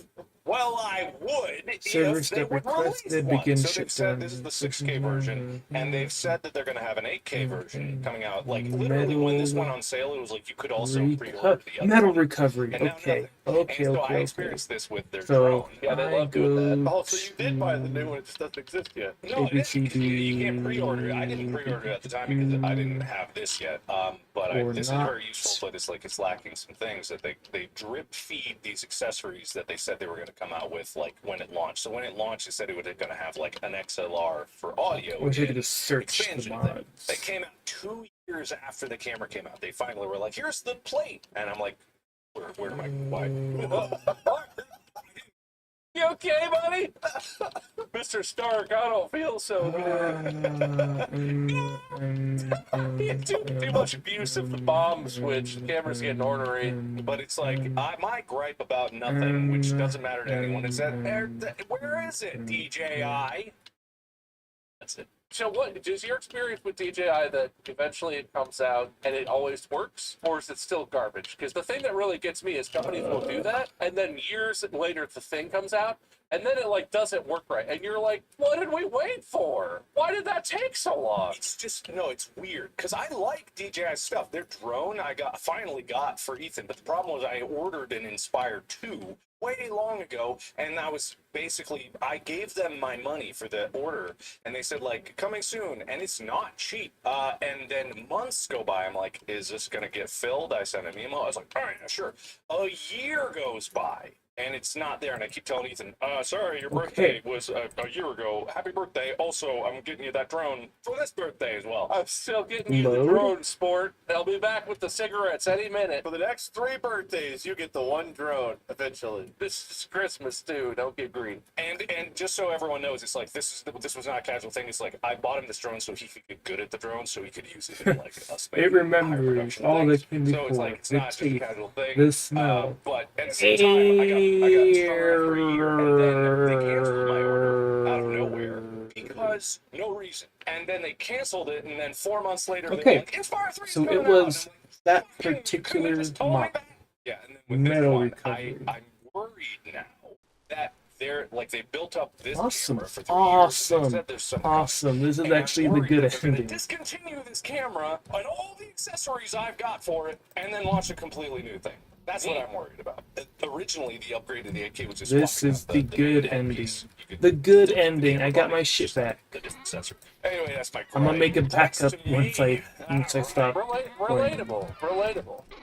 I know it's not. I know that I don't No, know. I feel like no, but this is a technology thing. It's not cameras for most people, but like everyone has to live with technology, and tech companies just do that. Like they have you buy the nip of your neck. That might be. I don't Yeah. think that's the phrase, but Not everyone lives with technology. There's Guy Bear Grillin. What's his? I'm sorry. What? The guy who lives in the woods. and does- Guy Bear Bear Grylling. yeah. What the hell's his name? That's my favorite new cooking show hosted by Guy Fieri and Bobby Flay. Guy Bear Grylling. Got Bear Grylls. Not something like that. Are you trying to say Bear Grylls? That's it. No, you were as far from his name while still saying his name in the same sentence, but you were literally as far as possibly could be. You just gave us the Chat GPT version of Bear Grylls' name. I'm Bear Grill. Someone put the prompt in to you. Please give me the name of an Englishman who's good at surviving in weird random situations. Ah, Guy Bear Grilling. Guy Bear Grillington the third. I was thinking like Man Bear Pig from South Park and confusing him with Guy Fieri and Bear Grylls, and I just made them all one. Part guy, part bear, part grill. Oh, man. Oh man. Yeah. Well, I don't know what my point was. Never mind. Points to you! Thank you. Yeah, that was it. My point was that even if you don't like technology, everyone lives in technology, and like I think everyone can relate to why tech company X did you do this to me? I'm in a position right now where I have spent a lot of money on our home router now. I'd like more than I should have, but I went for a very specific brand and model of router because I had an experience with it and I really liked it. And I was like, all right, I bought 3 of them. And so we have a mesh network over the whole home, right? Very expensive, like embarrassingly expensive. But internet is core to what we do. I need internet and my whole house needs. One of the 3 of them just stopped working. Was that when we were recording this last week? Yes, that router is still broken. I've been emailing with the company, and it's not like, oh, this feature stopped working, or oh, it doesn't do this one. It doesn't do anything. It got a firmware update, and it bricked. It's just broken. And it's like, the company made the firmware update, pushed it live over the air to my device. It automatically updated, which I should never have left on, and that's my own fault. And now it's broken. And I'm emailing with their support, and they're like, turn it on and connect to the Wi-Fi. And I'm like, no, I don't think you're understanding me. It turns on, and I can't do anything. I can't connect to the Wi-Fi. If I plug a computer into it, it doesn't recognize it. It turns on and consumes electricity, and that's all it does. And the support guys are like, have you tried factory resetting it? Like, oh, I didn't get it. Factory resetting it? Have you tried factory resetting it? Yeah, thank you. I'm so glad I didn't say what was on my mind. Were you going to say, have you tried factory resetting it? Well, did you try turning it off and back on again? You mean on a fancy device where all there is one LED touchscreen and one hole with a pin-sized hole with the word reset on it? Did I try the other thing other than the touchscreen that doesn't work? I didn't mean to be the... No, I didn't think of that one. But that's my thing, right? Like, I'm emailing with this company right now, and that's where I'm at. I feel like everyone has that. Mandy got a new phone once. Mandy got an iPhone once, and it was just defective from the factory. We got the new, and it's like new phone day, right? We got home with the new iPhone, and it was like, ooh, new phone. This is so fancy. It has all. Never worked. It didn't get Wi-Fi. It didn't connect to cell service. Like, she couldn't even get past the setup because it wouldn't set up. It was the iPhone X. It wouldn't set up the face unlock, the face recognition. Okay. The whole thing, it was like the board itself was broken. So for like 2 days, we were like, what if we reset it? But it's not. But everyone, What you do is you open it up and void the warranty to make sure you must be. No. I dunked it in the toilet, put it in a bag of rice, didn't fix nothing. Was the rice good? Yeah, it's fine. All right, good. Points for good rice. I appreciate that. Wait, do you have any gripes or random anythings? Do you have words to say? What do you have to say for yourself? Those are sounds. I gotta contest that. That's not words. I mean, I could gripe about the fact that I had an install for a TV that I canceled yesterday. You're gonna complain about the fact that you made us 2 hours late because you were watching guys install a TV at your house. They weren't supposed to be here, and they messaged me an hour ago. They're like, "Your install will be there in 2 hours." How inconvenient for you. Did they just materialize in your home? You opened the door for them. I didn't know what to do whenever they were like, "Yeah, we're here," and I was like, "No, I canceled the appointment." They're like, "Oh, you don't have to do that. We're already here." That's what they said. I'm about to lay some sweet victim blaming. So listen up, Buttercup. Wait, I don't even know if I'm the target or if Wade's the target, but I'm ready. Get him, Mark. No, actually, I withdraw. I don't want to. Get him. Come on, we'll do it together. Are you like saying this with gaps, like so people can make a soundboard? Not intentionally. Get him! Go for the jugular. Good nothing. Well, did you have anything to say? I don't even remember if you were talking about it. No, I started giving him shit about the TV situation, so I cut him off. All right, points for nothing for Wade. He had a whole lot of nothing. And now a moment of silence. All right, good moment of silence. That's points for both of you. Hey, you know what I've been working on lately? You know what's exciting to me, what's fun, and how you can tell I'm a Midwest dad now? My garage. We have a 2-car garage at this place we're living right now, and we need storage. We're fine, but like it'd be nice to have some storage. I'm taking cabinets out. I'm planning to buy more shelving and cabinets. I'm putting a workbench in. This is exciting stuff, guys. Do you have any dream garage things that you can give me as tips? Yeah, buy a couple SUVs, park them in your yard, and use it for storage. One, we have an HOA, so I can't do that. Oh, buy the HOA. That's not what I asked. Oh, shelves. Like, what's your dream? Do you have like a dream garage thing, like a specific workbench or something, or like a? We have a shelf over the garage when we first pull in. Like the garage door's open, and there's a shelf like right there that fits like under it. So there's like extra storage kind of floating in the middle. And I think that's really handy. But then like the shelves, storage bins across like the walls. It'd be nice to have more of those. I want shelves. We redid the basement, so I could have my office. I want shelves for some storage like behind me. There's like a little bit of space behind the wall there, and I would love to have shelving units for that. But nothing too crazy. It's like I want it to be easy to access, but just be able to have more places to put things. Sorry, Monty. No, I mean, I really didn't have anything else to say. It's just like, yeah, have you tried shelves? Have you tried factory resetting it? Yeah, well, but listen, I'm going for fun, right? I'm mounting bikes on the wall. I'm looking into bike lifts so that we can. Get one of those little roller coasters they have, like for kids. Don't you have a wall of Ryobi tools, Mark? I had to take it down. Oh, that's I right. had to paint it all black, and so that's what it is right now. So all my Ryobi stuff is... Why would you paint your tools black? No, not my tools. The garage. I was being... Well, don't. Stop that. Don't be anything. Experience send. A moment of silence for Wade. So, Bob, I think that, there's always a method of loading up your garage with Ryobi tools. However, Ryobi Days only comes once a year, and right now it is not. Yeah, so all I can say is that my garage and my entire existence right now is cluttered camera nonsense and hard drive nightmares. So that's why the only things I have to talk about is cameras, movie, and the other thing I said. Cameras. I said cameras. Oh, okay. That's movie. I said that. Oh, okay. Moment of silence over for Wade. Oh, thank God. That was worth 3 points for Wade. That was very different. That's the longest I've been quiet in my life. Congratulations. You didn't seem uncomfortable at all, which is weird. I was sending it. Oh, good done. Anyway, I give Bob points to compensate, though. That's good. Fair is fair. All right, well, what's going on out in the internet there? There's got to be something else there. The actors are all up in arms about AI. I got one of those Steam OLED decks. That's cool. You mean the marginally different? Did you have a Steam Deck? Oh, well, then good. Good for you. I haven't really gotten to do mess with it yet, but I've got it. I opened it up, charging it and everything. I want to start playing with it. I don't know how all they fully work. Can you still plug them into like a TV, or is there like a separate control? It's a big, bulky, heavier thing than I thought it would be. It's pretty hefty. Yes, you can get I believe a USB-C dongle, and you can plug it into a TV. Have peripherals into it like a mouse and a keyboard. It is effectively a computer. It just runs Steam.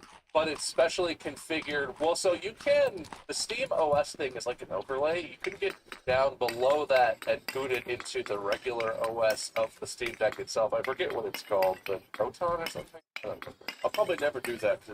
No, well, it's a good way to break it, potentially, and especially someone as tech. What's the opposite of savvy? Goofy. Yeah, that's it. Tech suvy as you are should not do that. But hey, you can play Diablo 4 on it if you buy it on Steam. Also, if I buy it again. You can't play it if you already own it, but you can buy it again and then play it on Steam. I want to play Path of Exile. You mean other Diablo? There's Path of Exile 2, right? It's coming out next year, but apparently it's like a different game than Path of Exile. Yeah, it's 2. Yeah, but it's apparently it's like a very different experience than. Yeah, because it's a new game. Yeah, modern or something. You know what they add? You know what you add to make it feel modern?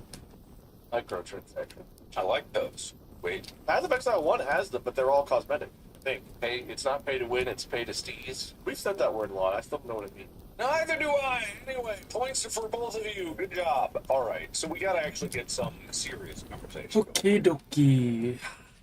Well, I'm the host. Just you're presenting me with seriousness. People have been tweeting at us today about their Spotify Wrapped stuff, and someone spent 143,000 minutes watching Distractable. I calculated it came to 99 days that they spent this year watching Distractable. I hope they can only one thing at a time. They earnestly spent that many hours of their life sitting quietly, doing nothing else, watching and or listening to us. The thing that we always said in ads gone by in yonder days where you 15 Sonos raise and you blast out the Use code Distractable to buy a dozen Sonos speakers, and then Everyone listening to this, we miss doing the ads too. It's just like the nature of the beast right now. We're gonna get back into it as soon as they listen to us. it turns out advertisers are not as fun as we are sometimes. We're here to have fun, but some companies are all like, say these words, and we do our best. I was just talking to the Will Gone By recently about how much he loved our Meteor admin. Do you mean editor Will, who is not yet left, but will be leaving tomorrow when this episode comes out? Yes. Last day is Saturday. Tomorrow. Also, you made it really sound like he did, and That's why he's leaving Mark Will's guy. At the very least, he's dead to us. That's true. I wish him the worst of luck. I hope his career tanks and he never has any more success in the rest of his life. Thanks for nothing. See you never. Bye. Please edit this nicely, bud. Oh yeah, don't make me look like a total a-hole, Will. as if he could, right, guys? Yeah. Good as the Plutos. Oh God, I'm wrapping this up. But I had important topics. Oh, never mind. I'm not wrapping this up. That's negative points, Bob, for having something. But go ahead, I guess. No, well, listen, James walks now. The other day, I left the gate open. He has like an area, and I left the gate open, and I went to the bathroom. We were all exhausted. He's been sick. And Mandy didn't realize I had left the gate open, and he snuck out the gate and was trying to climb the stairs. I came out of the bathroom, and he was standing in front of the stairs, and he was just ready to start going. And I came and was like, whoop, and put him back in his area and closed the gate. Whoops. That's a thing. Mark, this doesn't count as something. Don't take points from me. My friend came over here with his kid, and daughter was crawling, and the only place she wanted to be was the stairs. Up and down the stairs. I don't know why, but there was so much space to explore, and she was like, but what about the stairs? I mean, it's understandable. As a kid, I was climbing up on everything. So being up high is practically owning the world at that age. So, You did that in college, too, the whole yes. hardcore Yeah. thing. Did you see, Mark, someone put a picture from, not from Sidal, but from a UC dorm on the subreddit and was like, there's no way these are the beds that they booked. Those are the beds that we booked. That's 100%. And with both of the beds were as high as they could be. So, yes, Are Mark's you bed was literally 8 fucking to 10 kidding inches me? from the ceiling. Yeah, people Actually. probably saw the animation was like, that's hyperbole. It wasn't. No, it was not. I slid in like a sarcophagus. We could have absolutely lowered your bed. I had all the space in the world. Oh, Your yeah. bed could have been 3 or 4 feet lower, and I would have been fine. But we did not do that. That is not how we chose to live. If you notice, on those beds, there are tiny holes in all the posts in the center. That's where you put the coat hangers. If you cut a plastic coat hanger, No, don't do that. and this is just for proof. I'm not saying do debunking. I'm saying verify this by cutting it, and you'll notice that plastic coat hanger, the thick ones, fits perfectly in that hole. Perfectly. Like it was meant for it. And we can't guarantee anyone's safety and would recommend strongly against it, but I think we can guarantee they're not safety. anecdotal evidence would suggest that those coat hangers are good for at least 2 semesters of college, having Yes. those beds bunked up like that. And plenty of activities next to Oh, so many activities. all the room for activities we had to do activities in the room that we made for activities. Sorry, how many times did you guys have people over? One? Once? Oh, several. Are you asking about the party we threw or having friends over? Because we did stuff. Anything that warranted the stacked bed. What did we have? We had a Wii with Guitar Hero 3 in our room. Yeah, we had that. That was hot. That was pretty hot. Mark's actually responsible for me playing Guitar Hero. I got it for Bob. So Bob is responsible. Oh, Bob's responsible because What's Bob for the Cornelius effect? Was it? The Dragon and Killer Property. The triangular properties. Anyway, I wrapped this episode up. Who had a point left hanging? Wait, are you giving or taking? Because I can say more words. No, I'm in a point to make, or a point to. If I have a point to make, do you have a point you'll take? A point to take. That was the other one. Oh, man. I have to wait for me to read it. I'm hungry, so we can do a point to make. No, you got the point. I'll take it away. I don't want a point to fake. Mark, you missed the bit. Look, point to snake.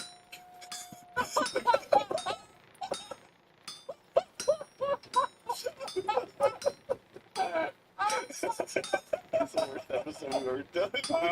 Bonus points to win for that, yeah. There is already an episode called "Worst Piece of Shit Episode Ever," and that one maintains the title. Trust me. Yep. All right, and wrapping up this episode of a whole lot of nothing, we got Wade. You got 3 + 2 + 2 + 3. Why am I saying it like this? That's a lot of points. What the shit? +2 + 1 + 1 is 14, I think. Oh no, I don't think I have that many at all. You had 4 + 2 + 2. Oh no! Whoa! There's just fingers flying everywhere. -1. What? You did take points when you said you had something to say. Oh, I thought you were joking. +2. You have 11. Wade wins. Woo! If it makes you feel any better, even if I didn't deduct it, you wouldn't have won.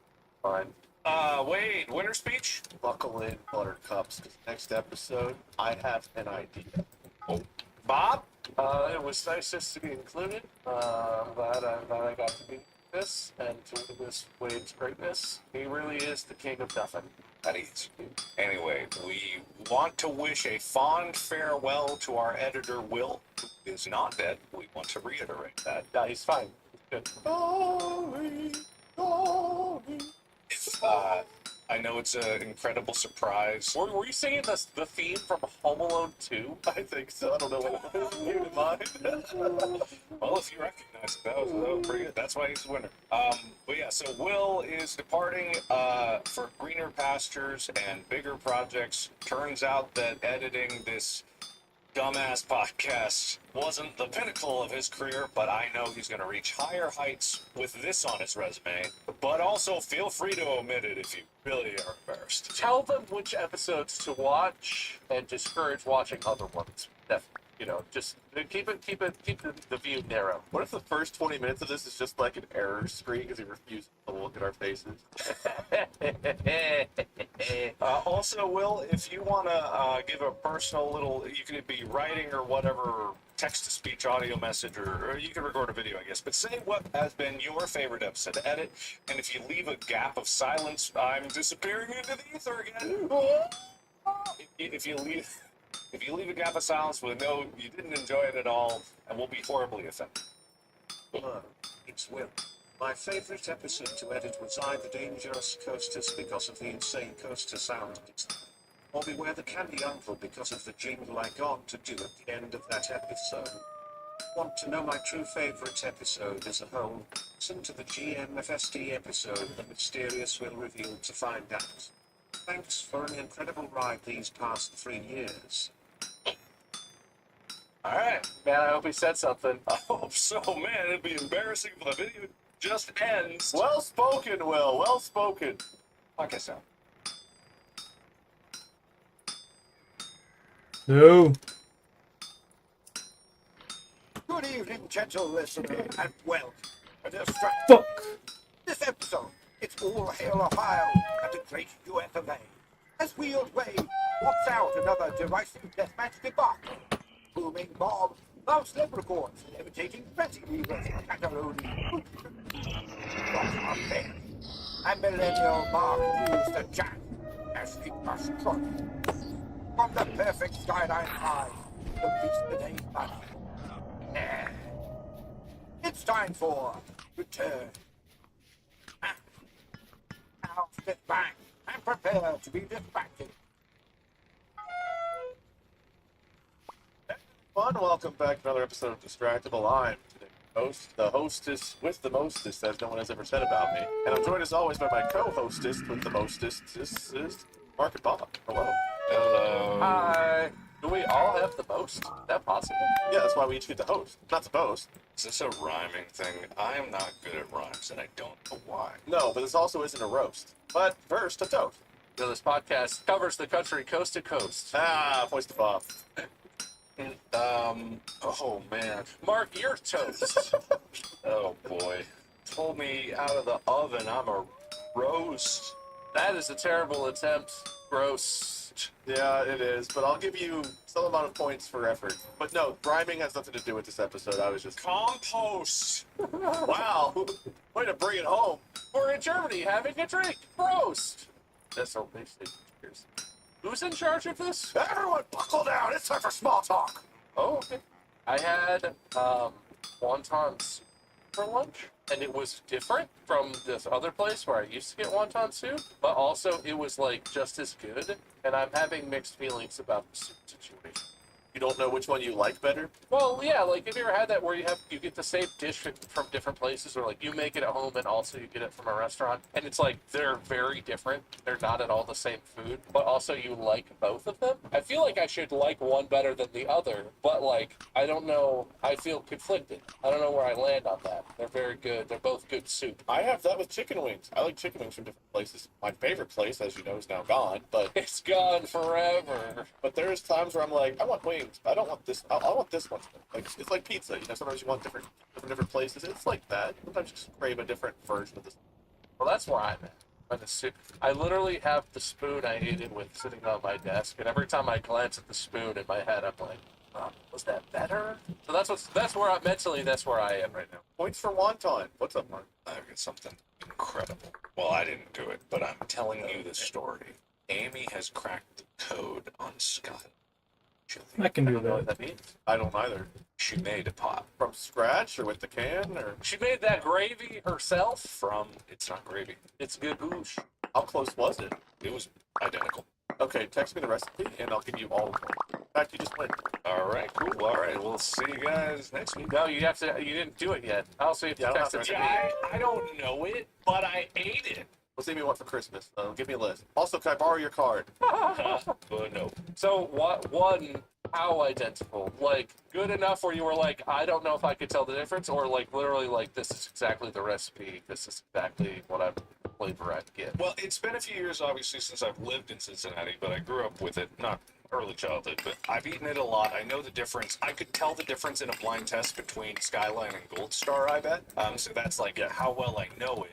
And we can buy cans of it out here because Ralph's is owned by Kroger's. There's so many operations that are based in Cincinnati. Yes, there are. There are. That's true. It's weird. Like, why?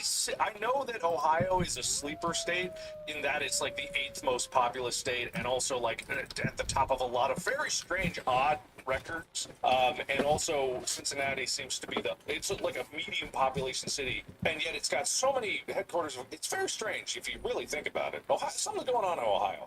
Anyway, Everything is Ohio. yeah, pretty much. Ohio's like that fungus network that grows into the soil and spreads out. Everything's just a clone of the same plant. The field of cement corn in Columbus is actually a broadcasting array that's controlling the minds of every non-Ohioan. And that's why everyone makes fun of Ohio. We do that so that we're viewed as less of a threat. And you stay away, like I have. I removed my chip. What was the point I was making? Oh yeah, we have it, in cans, and we've heated it up before, and that tastes like spot on. I've had it when I come back home. It's always better in the restaurant. This tasted exactly like that. The only difference that I would say is that the cheese was grated, not as fine, because they do the really. It's hard to recreate. It is hard to yeah. get their cheese. Even with a small grater, it's like so long still. I don't know. They like extrude something, but it's no, they shred it in the restaurant, right? I don't know if it's shredded in restaurant, but it seems like it is. I've never seen it happen. They've got like the 2-ton brick of cheese, and some people in the background just with like lemon zesters. I've never seen them do that, but they do have like one secret back room. Because Skyline is one of those places where you can watch them prepare your meal, but they still have a back room, and who knows what happened to that. And every time the door swings open, you just get you hear a little echo of like, boop, but that's it. You don't ever see them. Yeah, they don't do the song and dance out where I did see a purple pant leg. yeah, no, you just get like you see like a little silhouette of a orange person run by the door, and you're like, oh, Nah, I must be seeing stuff. Yeah, you know, you could just get a job and you could find out. They're probably hiring. I've thought about it. It's just, I got it, but I don't want to spoil it. But that back room in Skyline is where all the 16-year-old girls who work at every Skyline restaurant in Cincinnati go on their phone where the manager can't see them. That's what that's It's for. a cell phone parking lot for employees. It's for teenagers all on their phone, just like selfie. Go make some more hot dogs. Oh, this is a total like side tangent because I've been on TikTok, you know, as I do, because I just ADD. But what I've noticed a trend recently, Gen Z, some people in Gen Z, and I'm not generalizing. Oh, generalize, baby. Do it. No, what is happening is like a generalization against millennials, and I get it. I've seen that, yeah. Are we millennials? Oh, yeah. Well, how fucking dare they? What the fuck did all of you... It started out as like millennial cringe. I'm like, yeah, I remember that. That's fucking stupid, and I'm me, so obviously. But I'm gone. Now my light doesn't work. My camera goes out of focus every once in a while. I'm just creating random timers for things to occur. For how much money you've spent on cameras and light technology, you have got to have the most finicky lights and camera. Oh, I don't. This isn't the good light. That's why it's in here. No, This isn't the good lens. That's why it's in here. This lens is 500, which is not cheap, but you were generalizing. I also keep all of my best stuff in boxes. so the latest thing is that, and probably rightly so, there's some criticisms of you're responsible for all of us, and collectively are responsible for Gen Alpha coming out the way they are, which I think is such a fun. What is that, Jen? That's the. I believe it's well. It's hard to define because it's like the actual years are really like it's nebulous. No, there's no consensus of when millennials start and Gen X ends. Okay, so Gen Alpha, sometime after 1980. It's like 2010 and up, or not that. I don't know. Anyway, Okay. so what it is just like the reason it's such an interesting double insult because it's like it's a slap at millennials, which fair enough, but then it swings back around and hits Gen Alpha like it's a full 360 slap because it's like you're responsible for why they're so fucked. How dare you for making them? And it's just like I'm not faulting the observation, but it's like these things are it is so sweeping. Like it's so sweeping. It's almost like every generation thinks that their generation is the superior one. And we all know millennials are the superior one. Generational definitions are this weird way to define and categorize people so that you know who to be against in the world. Exactly. And it's almost like that's an easily weaponizable feature, and especially in an environment where the higher-ups in any organization understand that Gen Z is not really identifying with the kind of ideologies they want to, and the easiest way to break up common ideologies is to make enemies of people and get people digging at those that they would actually agree with, which is a very common propaganda tactic. Anyway, that's not the point I'm trying to make. I just thought it was Skyline Chili. I just thought it was fascinating. The sweeping, like, and again, this is just like 2 or 3 TikToks I've seen. Most of them are just like millennials are cringe, and also they're self-aware because they're like all the memes we like in Gen Z are going to be cringe in 10 years too, and we're prepared for that. And that's like, yeah, that's good. It all comes together. And then there are like a couple I've seen lately that are like, phew, asshole. That level of I love when teenagers are like, get off my lawn. The boomers own all the property and the millennials have moved into all the boxes. There are no boxes left for the Zoomers to occupy. Where are we supposed to live? And to be very, like, I want to, again, I'm just saying straight up, like, I got no problem with Gen Z. I think that there is a concern because, like, have you seen reading rates in kids and, like, teachers reporting, like, and I don't think that this is necessarily one cause, but it's like, yeah, there's actually a problem. Literacy rates are going down, and I thought they would be going up with phones and like, people seeing texts and that kind of communication being more prevalent, and I thought people needed subtitles more on video content now because like they needed to read, and I'm like, where's this coming from? So yeah, there are definitely problems, but I'm not an expert to answer them, and I don't think any One blame lies in any one group of people. We taught your kids how to not read. It's our fault. Whose kids? Yours. No, it's the millennials' kids. Oh, we've kids? Yeah. Technically, we collectively do. Yeah. Pop, we've ruined James.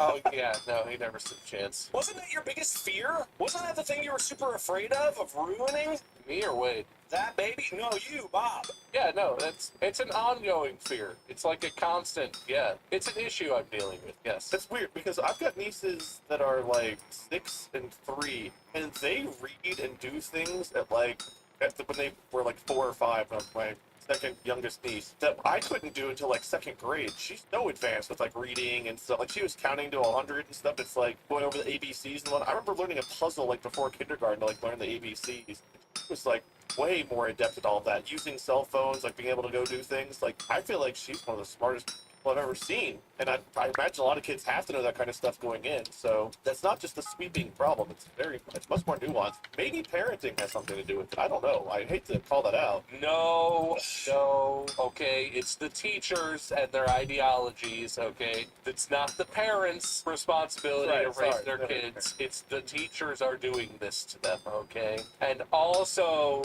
TV, probably. Yeah. Or video games. It's video games. There you go. That does rot your brains, I've heard. I saw somebody complaining that, I don't want to call them out specifically to school with, about the fact that their kid had homework. And they were like, I don't remember having a homework. And I was like, what? Did we go to this? We graduated the same class.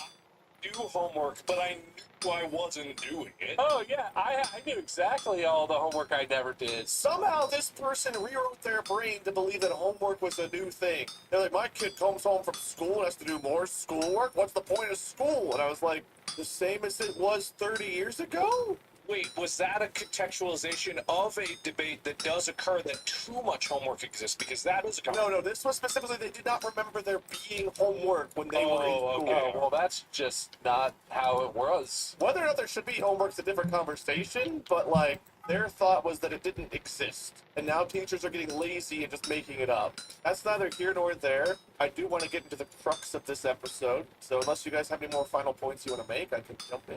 I was thinking of getting like a big swinging axe on a pendulum to randomly just like shing down in the background, because if I've got all these random events that occur, I'm just thinking like adding to them. If an episode goes too long, you get cut in half. Yeah, just for fun, So what, a confetti cannon that just goes off whenever someone tweets. What about something like that going off whenever a new picture of the moon comes up? Every time that man posts another picture, it just be going constantly. We really want to send you a picture of the moon. I know. He messaged multiple times, just like he always does with everything. He's very thorough. He's very thorough in his imaging of the moon. He's very thorough in his messaging. Every person on the planet gets messages every day from this man about the moon. That's the thing about the internet. When you post anything, you're shouting to everyone. Well, then everyone is getting real tired of hearing about our podcast because I mention it twice a week. I think if there's people standing around waiting for you to say something, it doesn't count as harassing them. I disagree with algorithm-based content that gets shoved to you. It inherently is a shout. They're voluntarily holding receivers to their ears while we shout into the transgivers. Yes, transgivers. The transgivers in the microphone. Uh-huh. Alright, today's topic, everyone. You guys remember our Halloween episode where I pinned all the different Halloween, monsters and villains against each other? We spun to compete. You mean when we discussed the beauty and majesty and nuance that is Deadman and his derisiveness? I have a wheel of Christmas and other holiday themes. May the wind! And we have a Marks and Bob's choice. I choose Ginger Dead Man. But we're going to take the holiday...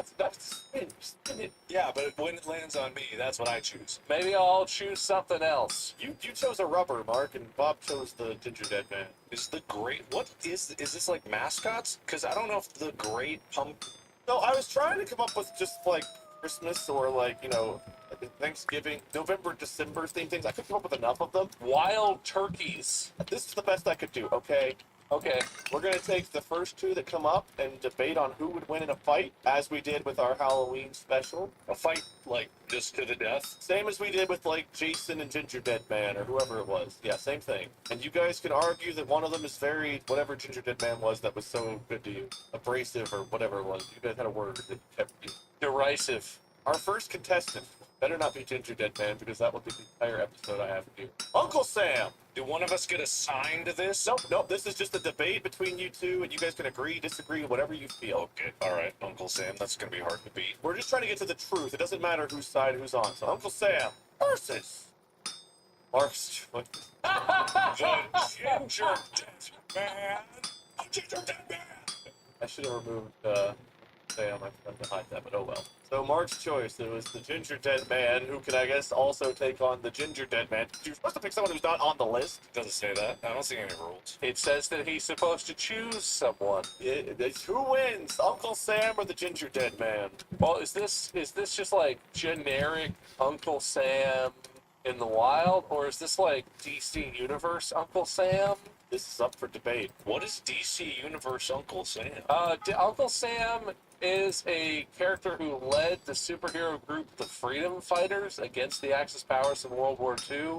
I don't know enough DC. Basically, he's a DC superhero, but I don't think superpowers. You can take any and all of his powers. Well, his main power is American idealism, but he also has superhuman reflexes, strength, stamina, invulnerability, and size alteration. Invulnerability? But Uncle Sam's powers are based on the strength of the American consciousness, so if the will of the American people is crushed, Uncle Sam loses strength and stamina. How's the American spirit? Can I ask ChatGPT?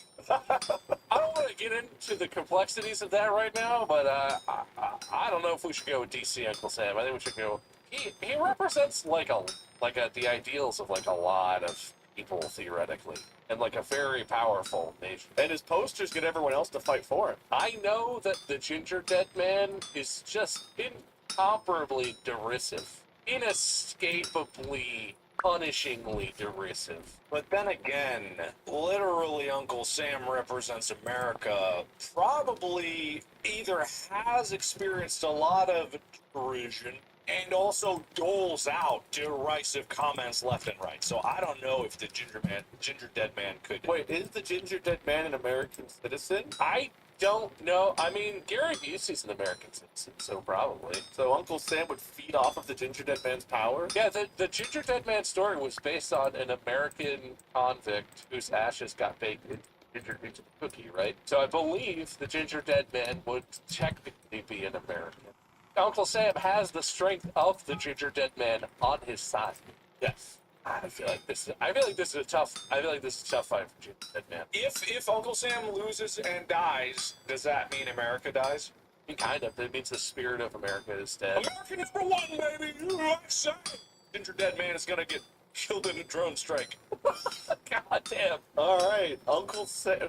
Wow. I was also going to say, Ginger Dead Man, one of his main weapons aside from derisiveness is just a gun. I don't think Uncle Sam is going to be too bothered. I feel like he's very familiar with guns. He's got his own gun show. Take my choice off, leave Ginger Dead Man still on there. Sure. He always comes back. I think that's his slogan. I always come back. I think you're right. I think that was. And by the way, I have found my champion for whenever my choice comes up. There's a song and everything. Uncle Sam versus, and if Uncle Sam pops up, I have to delete it. But Uncle Sam is going to take on Father Time. I feel like the instinct here is to give Father Time a pretty hefty advantage. It's like time catches everybody. Yeah, that's pretty hard to beat. But isn't Uncle Sam like ageless? Like Uncle Sam has been like an icon and a representation of like the American ideals for most of a century at this point. And he's the same dude he's always been. He doesn't age. He's not susceptible to Father Time's one and only attack.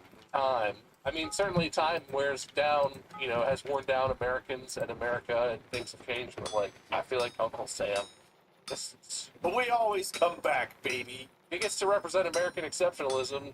That's not very good. American idealism. I feel like that's a tough fight for Father Time. And unless he just, I mean, he's got all of time, I guess, so that's a lot of time. Does the thing is does Father Time actually do anything about time? Because time always seems, well, time is relative, of course, but I mean, like, can he shoot time beams at people, age them really quickly? Isn't the thing about Father Time is that it's on his side, right? So, like, he's literally, his whole game is just like, He's also a DC Comics hero.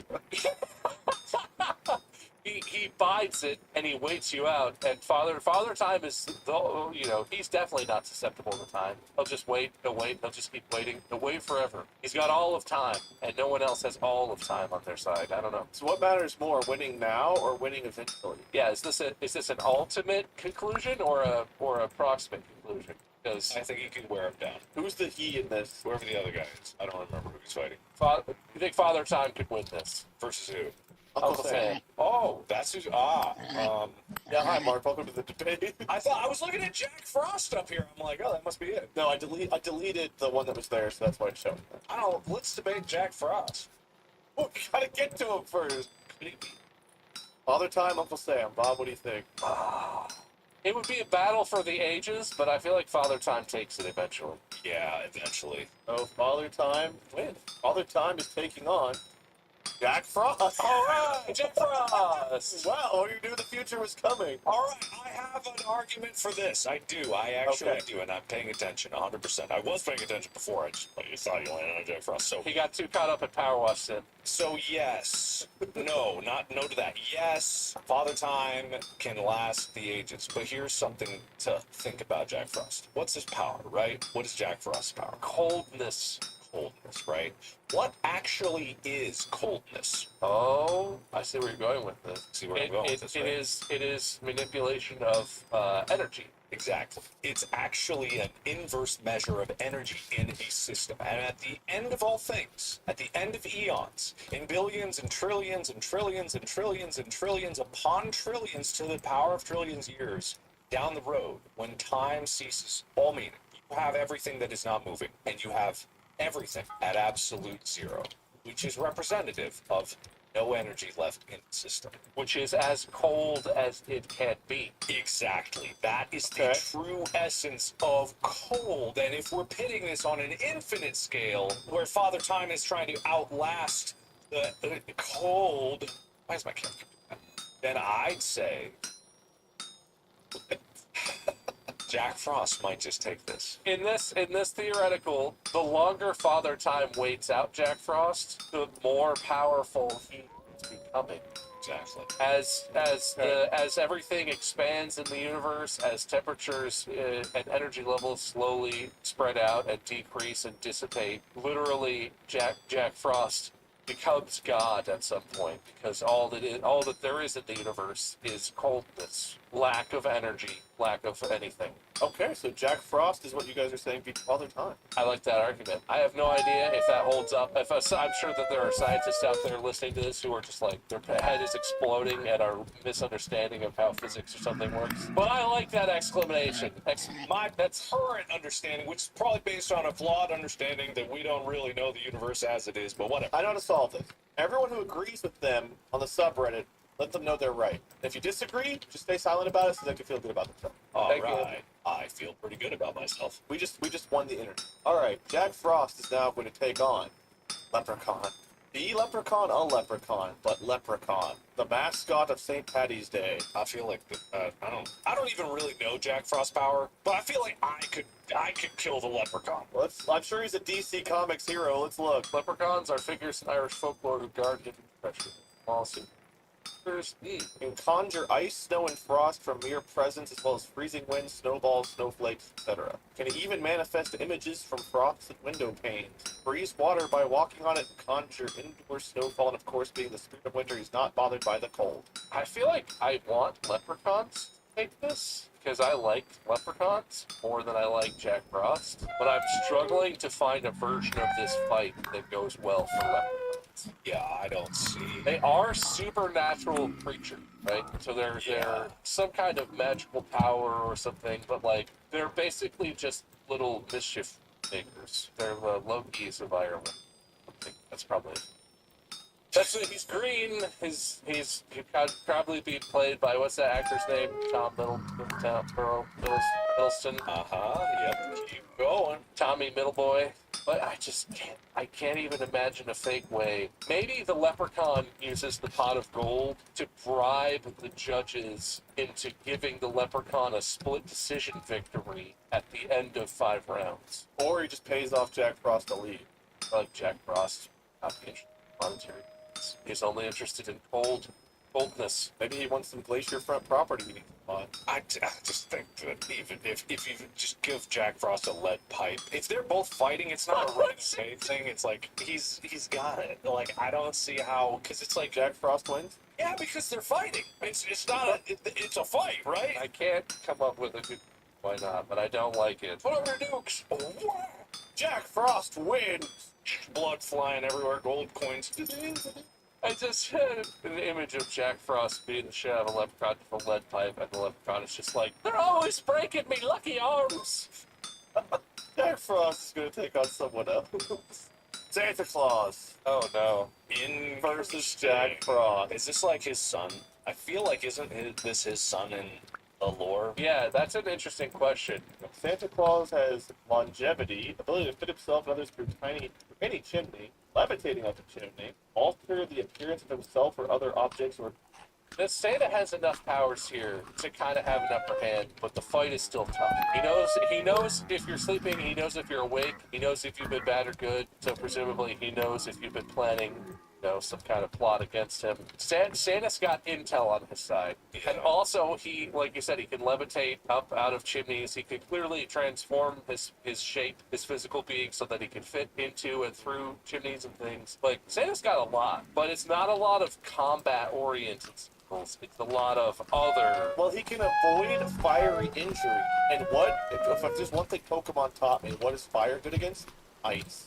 They're saying Santa would co-opt the power of fire because He has an elf with a flamethrower behind him, just blasting fire, so Jack Frost can't even get close. Yeah, that is something we cannot ignore. Santa Claus has helpers. Oh, that's true. He essentially has an army who can make anything that they want. Yeah. Do you think Willy Wonka is like Santa's cousin or something? I don't know the lore, but it could be. I mean, that kind of makes sense. Willy Wonka's like the creepy uncle at the Claus family get-togethers, like giving kids candy and stuff, and everyone's kind of like, no, not like that. Why are you like that? Do a Rocky one, something, okay? With the candies, with the Gobstoppers, really. So do we think Santa Claus beats Jack Frost? Oh yeah, it's blood on the snow. I feel like it's a tough fight. I don't think it's an easy one, but I think Santa Claus takes it. Yeah. Who best to take on Jack Frost? If you had to build someone that is meant to take down Jack Frost, it looks like Santa Claus. I think it depends on who has home court advantage a bit too, because if Santa can alter the way other objects or beings look, he could have elves disguised like inanimate objects around the room when the fight starts. They pop out and start roasting Jack Frost. It's not much of a fight, but if Jack Frost has home court advantage, he's gonna be creative with how he would win. Home court's was it the South Pole? I don't know. That's a good. Yeah, I don't know. The end of time. Nah, it's Santa Claus. All right, Santa's on top. Will Santa be taken? We've switched up a lot this time. It's not been like last time. Bob's Choice versus Santa Claus. Oh, yes! Oh my god, I'm so excited for this, guys. Okay, yes, I am. My choice is introduced with the song.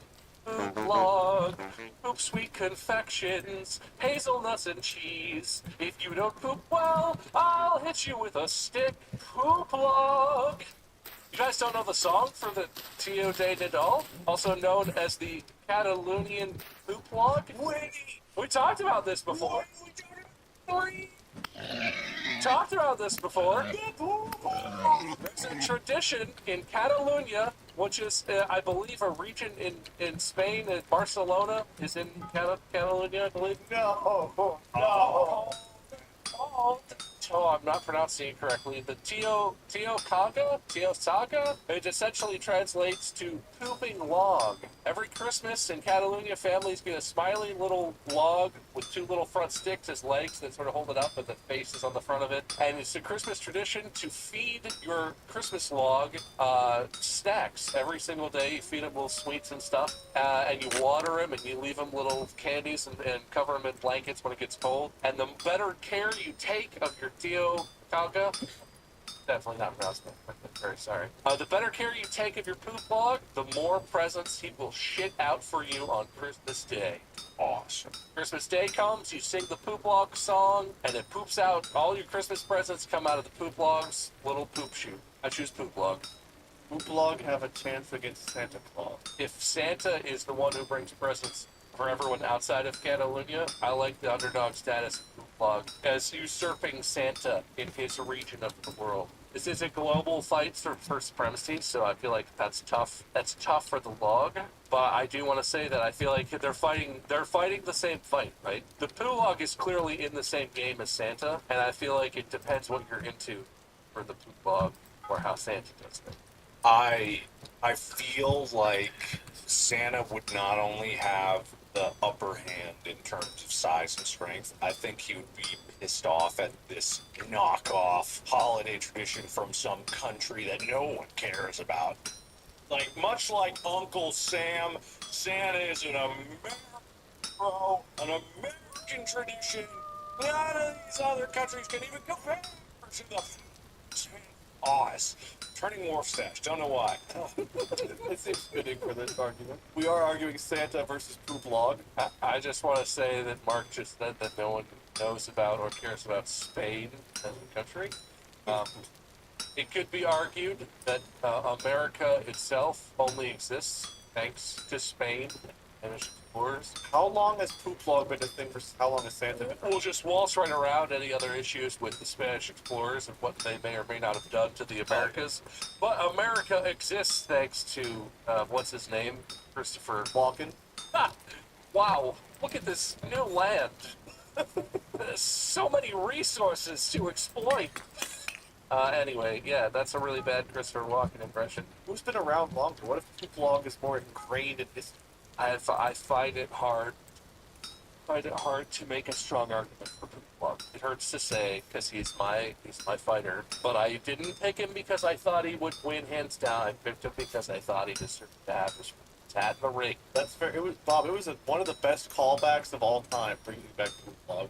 We literally talked about that. I think in our first Christmas episode ever, several years ago now. I would love to say otherwise, but I think I gotta. I think Santa takes it. Santa stays on top. I think you root for the underdogs and you have a good time, but in the end, we know who wins that one. Yeah, it'd be a fun fight. But now Santa's got to take on the Great Pumpkin. I know that the Great Pumpkin is a thing from Peanuts, and it's like a special, right? But is it actually a creature, or is it just like a big pumpkin? An unseen character, a legendary personality who rises from the pumpkin patch, carrying a large bag of toys to deliver to children. I say it like that. So this is Halloween Santa. Yes, this is the poop log of Halloween. I struggle to put a lot of stake in a gourd versus a man and like Santa.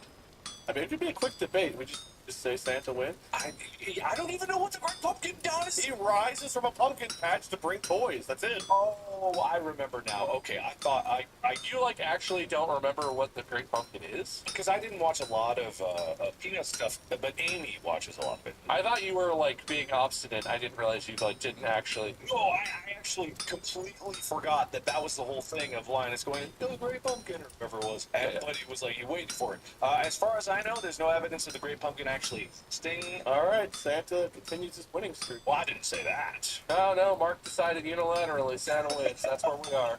I thought you both were pretty adamant that like the pumpkin is a pumpkin. I don't know. That's what I was saying before I realized what the Great Pumpkin actually was. And I was going to say that if the Great Pumpkin didn't win, Amy would be incredibly mad at me. But does the Great Pumpkin beat Santa because Amy would be mad? No, it's too late. You made your choice.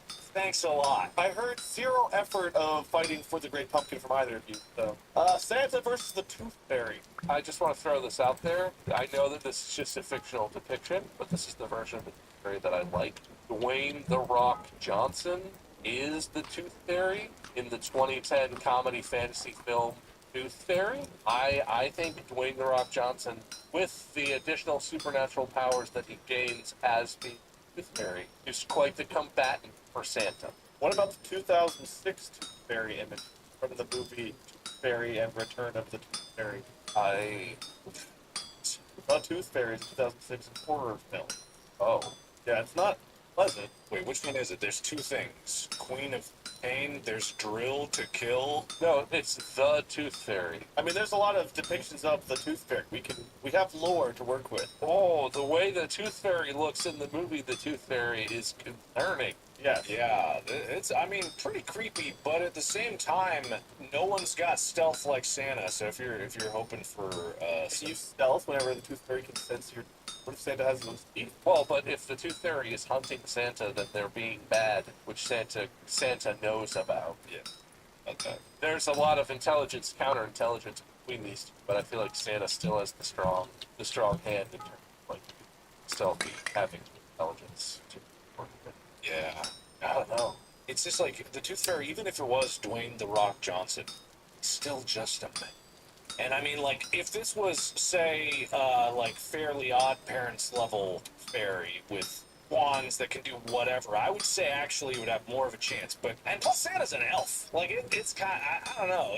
I'm with you. I'm really trying to craft something here where I feel like the Tooth Fairy wins ultimately, but Santa's got a lot going. It's tough to beat Santa. Having the knowledge of when they're asleep, when they're awake, Exactly. when they're bad or good, like, that's everything. But the Tooth Fairy's always being bad, then, like, would Santa have any reason to expect anything different? Yeah, that's why he comes with the lead pipe, the one that Jack Frost beat the leprechaun to death with. If Jack Frost can take out a leprechaun and Santa killed Jack Frost, I don't see how the Tooth Fairy's gonna win.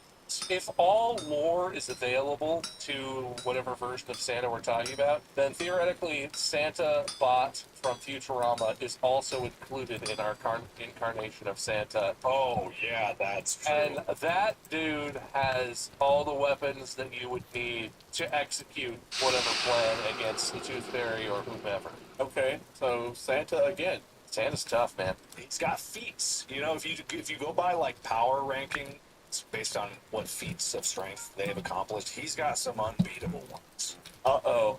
Santa versus a cookie. R.I.P. big guy. We know about the weapons. We know about how he likes to fight. He's tricky.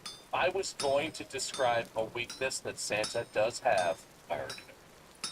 It's the milk and cookies. I knew it. I love it. He can't avoid. Mhm. It's a vice. He Yes. knows he needs to drop some pounds. He knows the milk and the cookies are not helping with that. You can't stop it. Literally can't stop it. I don't know if this is technically a power of the gingerbread man, but I feel like if you took a big bite of the gingerbread man and like wash it down with some milk, I feel like that's enough to kill anyone. I feel like that is a toxic dose of whatever's going on. If it was a fight, if they squared off face to face and they knew they were fighting, I think Santa could take the Ginger Dead Man because I don't think he's got a lot to offer in that sort of arena. The Ginger Dead Man knows his strengths, and he just is the absolute perfect trap card to get jolly old St. Nicholas right where it hurts. It's just too perfect. I'm sorry, I gotta go. It's too perfect on this one. I completely agree with everything about that, and I loved where you were going with it. I knew it from the start, and I agree.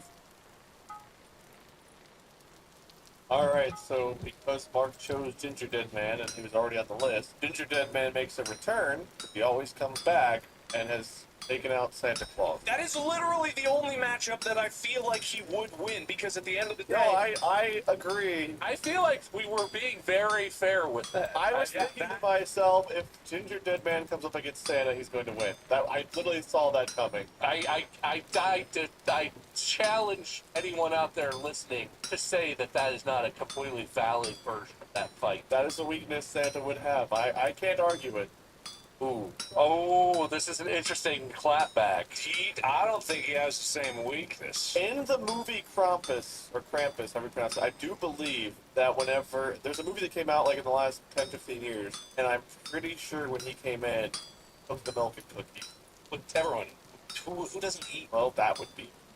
Eating? The cookie we just said would kill you? No, you know what? I think that's an interesting argument, though, because Krampus is a half-goat, half-demon monster. This is not like some creature that needs to eat to sustain itself. This is like a quasi-supernatural, half-demon type of thing. Anything Krampus eats, they're choosing to eat because it's enticing, because it's like a vice. They're not like, ooh, I'm a little hungry, I better eat so that I have got the energy for this. They're half demon. I don't even think they need to eat. So, are you saying that would Ginger Dead Man? I think it's an interesting thing to ponder. I think we need to talk about it. I don't think though that if Krampus was gonna, because kind of Krampus has this thing of like turning irony, you know, wouldn't Krampus just, if the Ginger Dead Man tried to do that, wouldn't he just eat the Ginger Dead Man?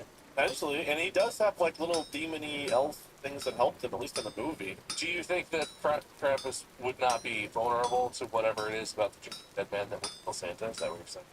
I think that when it's nemesis like that, I feel like the first thing that the villain of polar opposite things is figure out a way to not play into the same weakness. Because if if you know, the Flash versus the yellow Flash, whatever it is, I don't know what their weakness is, but it's always like the villain has a way to exploit the hero's weakness and prevents themselves from falling into the same trap or something like that. You know what? That does undercut the eating the cookie weakness. I just want to say, generally, Krampus is described as being like a helper of Santa, right? So I would say arguably lesser than Santa in terms of like overall power. Is he a helper? Well, I guess. Krampus was, so it's complicated, right? But like, Their relationship very complicated. They're brothers and they don't like each other very much. the is a companion of Saint Nicholas. It's not clear to me, and this is not thorough research, so it is what it is. But Krampus brings presents and leaves presents for the good kids, and punishes the bad kids by eating them with sticks and branches. That doesn't sound so bad. I feel like Krampus is one where like he looks super evil, but then when you go to fight and he's just like, I've got a stick, and then Ginger Dead Man is just like, oh, boom, and shoots him. Have you seen the movie Krampus? I have not. That version of Krampus is an eldritch horror. Unlike He's horrifying, yeah. You would say he has more than just sticks and branches at his disposal for. Probably. However, I will give one thing to what my argument was saying is that, like, just because he may build up a tolerance to the cookie weakness doesn't necessarily mean that he isn't still susceptible. And we have to remember the Ginger Dead Man is incredibly derisive. Incredibly. Who wins? Gingerbread. Gingerbread. I feel like this is actually legitimately a little bit of a toss-up for me. Yeah. And because I like it, I'm going to give it slight edge to the Ginger Dead Man on this one. I think this would be a fight to the absolute end, and the winner would just barely eke it out. I think this is pretty close, actually. Yeah, this is like they're strangling each other. They're falling down, in Lord of the Rings and snapping each other's sword, and they're taking some light. I am curious if Ginger Dead Man has any competition left. I guess we'll find out. Cupid. Can Cupid stop the Ginger Dead Man?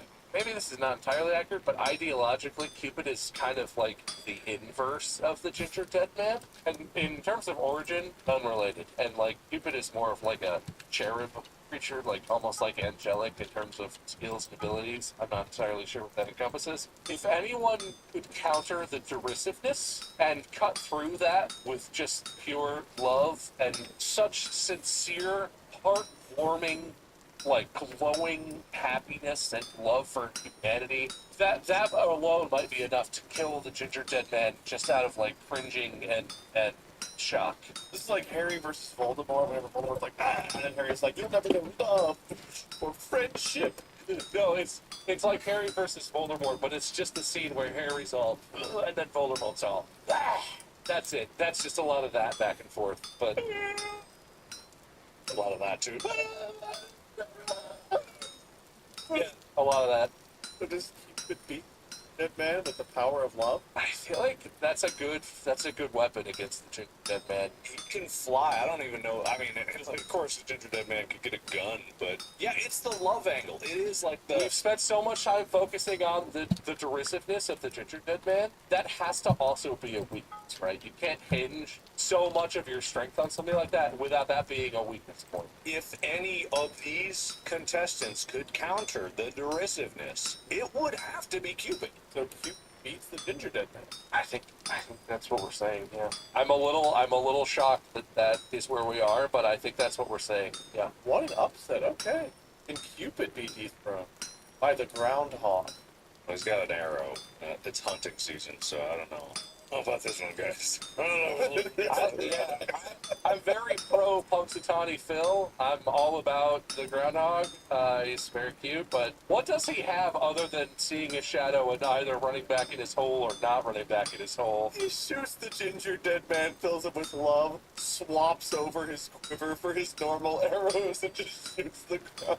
Look, you choose the right weapon for your opponent, okay? We're not saying Cupid won because he's only full of love. We're saying that's how he won that fight. And let's be honest. The groundhog is predictable. He comes out in the open and sticks his head up at the exact same time every year. It's kind of asking to get an arrow through the eye. I feel like even if we're gonna be really generous to the groundhog and say that this is the lore of the groundhog includes the Bill Murray movie Groundhog Day, which includes the groundhog driving a truck off of a cliff into a quarry and some other shenanigans. I think that's just unless Cupid accidentally lets themselves get run over by the truck that Punxsutawney Phil is driving when they're doing the police chase scene in the movie. I feel like it's a tough fight for Groundhog. Alright, Cupid has one enemy left. Who it is? White line, white line, white line, white line, white line. Ah, the Easter Bunny. All right, you know what we just said about the Ah, but this Easter Bunny has eggs. This Easter, look, at least bunnies are hoppy, okay? They're fast. This is a full-on man in a bunny costume. Let's be straight up about this. Let's establish the Easter Bunny lore. Yeah. Is this a human-sized Easter Bunny costume? Is this a bunny-sized Easter Bunny that lays chocolate eggs? What is our Easter Bunny specifically? Imagine just enormously ripped muscular guy with like one. Dwayne The Rock Johnson wearing a rabbit mask. Got it. Yeah, but one of those ones with the strings that you just like. I feel like the Easter Bunny has more potential to like have some secret power shit going on that no one knows about. And I feel like there actually could be a dark side. The Easter Bunny actually has Uncle Sam's phone number and is able to call in drone strikes. Look at the movie. There's Bunny Man Massacre and also Easter Day and Easter Bunny Kill Kill. Easter Bunny Massacre. Whoa, Easter Day! That poster art is pretty cool. Wait, hold on. Holy crap! What the hell? Oh no! Look at some of the art look at some of the stills from the movie. What? Oh my god! What in the Five Nights at Freddy's bullshit is this? I bet like maybe the. Oh no, that's 2014. It's before AI. Someone made that. I see like a loop in there. That movie poster is awesome. Here comes Peter Cottonhell. Yeah, do you see the lady torn in half? Do you see that? Yeah. Oh my god.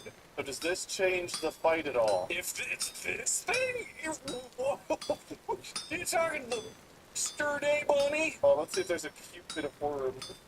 Oh my god. I hope that Beaster Day sales spike and just whoever was in it is like, what happened? Because I am actually gonna watch this. There was a 2020 movie called Cupid where the evil Cupid takes revenge and all people do wrong pay. I'm watching the trailer. I'm not even paying attention to it.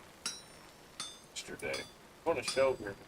Because sometimes I worry, like, you know, when filming of Ironland first started, that the people that don't know me, when they hear that, like, a YouTube making a movie and they're coming into work, that they think it's going to be something like this.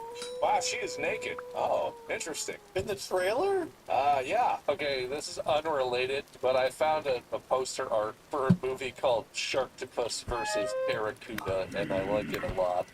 Oh, man. I actually unironically want to make a movie like this, like in this style, a whole movie to this level. I actually want to see if I can pull off this kind of level because there's a certain quality to it. Well, not quality's the wrong word. Yes, it is. You're not saying that it's high quality, you're saying that it has a quality to it. It's the same reason why It's a vibe. yeah, Source filmmaker stuff versus Gary's mod animations. Gary's mod animations are funnier, period. I don't know why, but the jank makes it work better, like, for some reason, versus a really nice, whatever, polished, smooth animation is. Speaking of verses, Cupid versus that Easter Oh, bunny. Easter Bunny. I think if Beaster Bunny gets to represent the Easter Bunny at the fight, Even against horror movie Cupid, have you looked up horror movie Cupid? yeah, it's not that doesn't do it for me. It's kind of creepy. Doesn't that one? When you see Beaster Bunny, This Cupid guy's just gonna mask himself. Well, ho ho ho, there you have it, everyone. Easter Bunny comes out on top in the big mega prize fight among all holiday mascots that we could come up with, and Gingerbread Man. a beloved Christmas mascot, Ginger Dead Man. I mean, a gingerbread cookie is kind of represented. Let us know how you feel about this prize fight on the subreddit. I still can't believe what you took out. Yeah, I know. The power of love. I have to give the win to Bob today, simply for the fact that I cannot give enough points for the vlog callback. That is fair. That was such a niche reference that I did not remember. And your excitement with finding it and remembering just... He didn't invent the poop log. Wait, he No, didn't but make it up on he that brought day. it back to us. Dude, remember when you said that thing we were talking about 3 years ago? I've never seen someone work miracles like you have today in this moment. Mark's just sad because he lost. Fuck you. I'm sorry. Hey, he apologized. Apology. Fuck you, at least. Can I win? No. Bob, do you have a winner's? I'm just glad that I could remind everyone that the poop log exists. I wish he had gotten a favorable fight so he could have at least made it to the top of the hill for a moment. Fair is fair. Just got outsanded by the claws himself. So, We had some good turnover today. Santa held the belt for a while, but we did have some good turnover today. Mark, you just beat me. No, it's my turn. Yeah. So it's like, whatever. Not upset, and I apologize. hey, he apologized. Great. Well, I hope everyone out there forgives him. That's up to you. Can I win? No. So go follow Mark at Markiplier, Bob at Meisker, I'm Wade, Minion Sense Dinner Lord, Minion Sense 7. And until then, I guess stay tuned for the next one where Bob will host. We'll figure out what that's all about. Then, not now. Podcast out.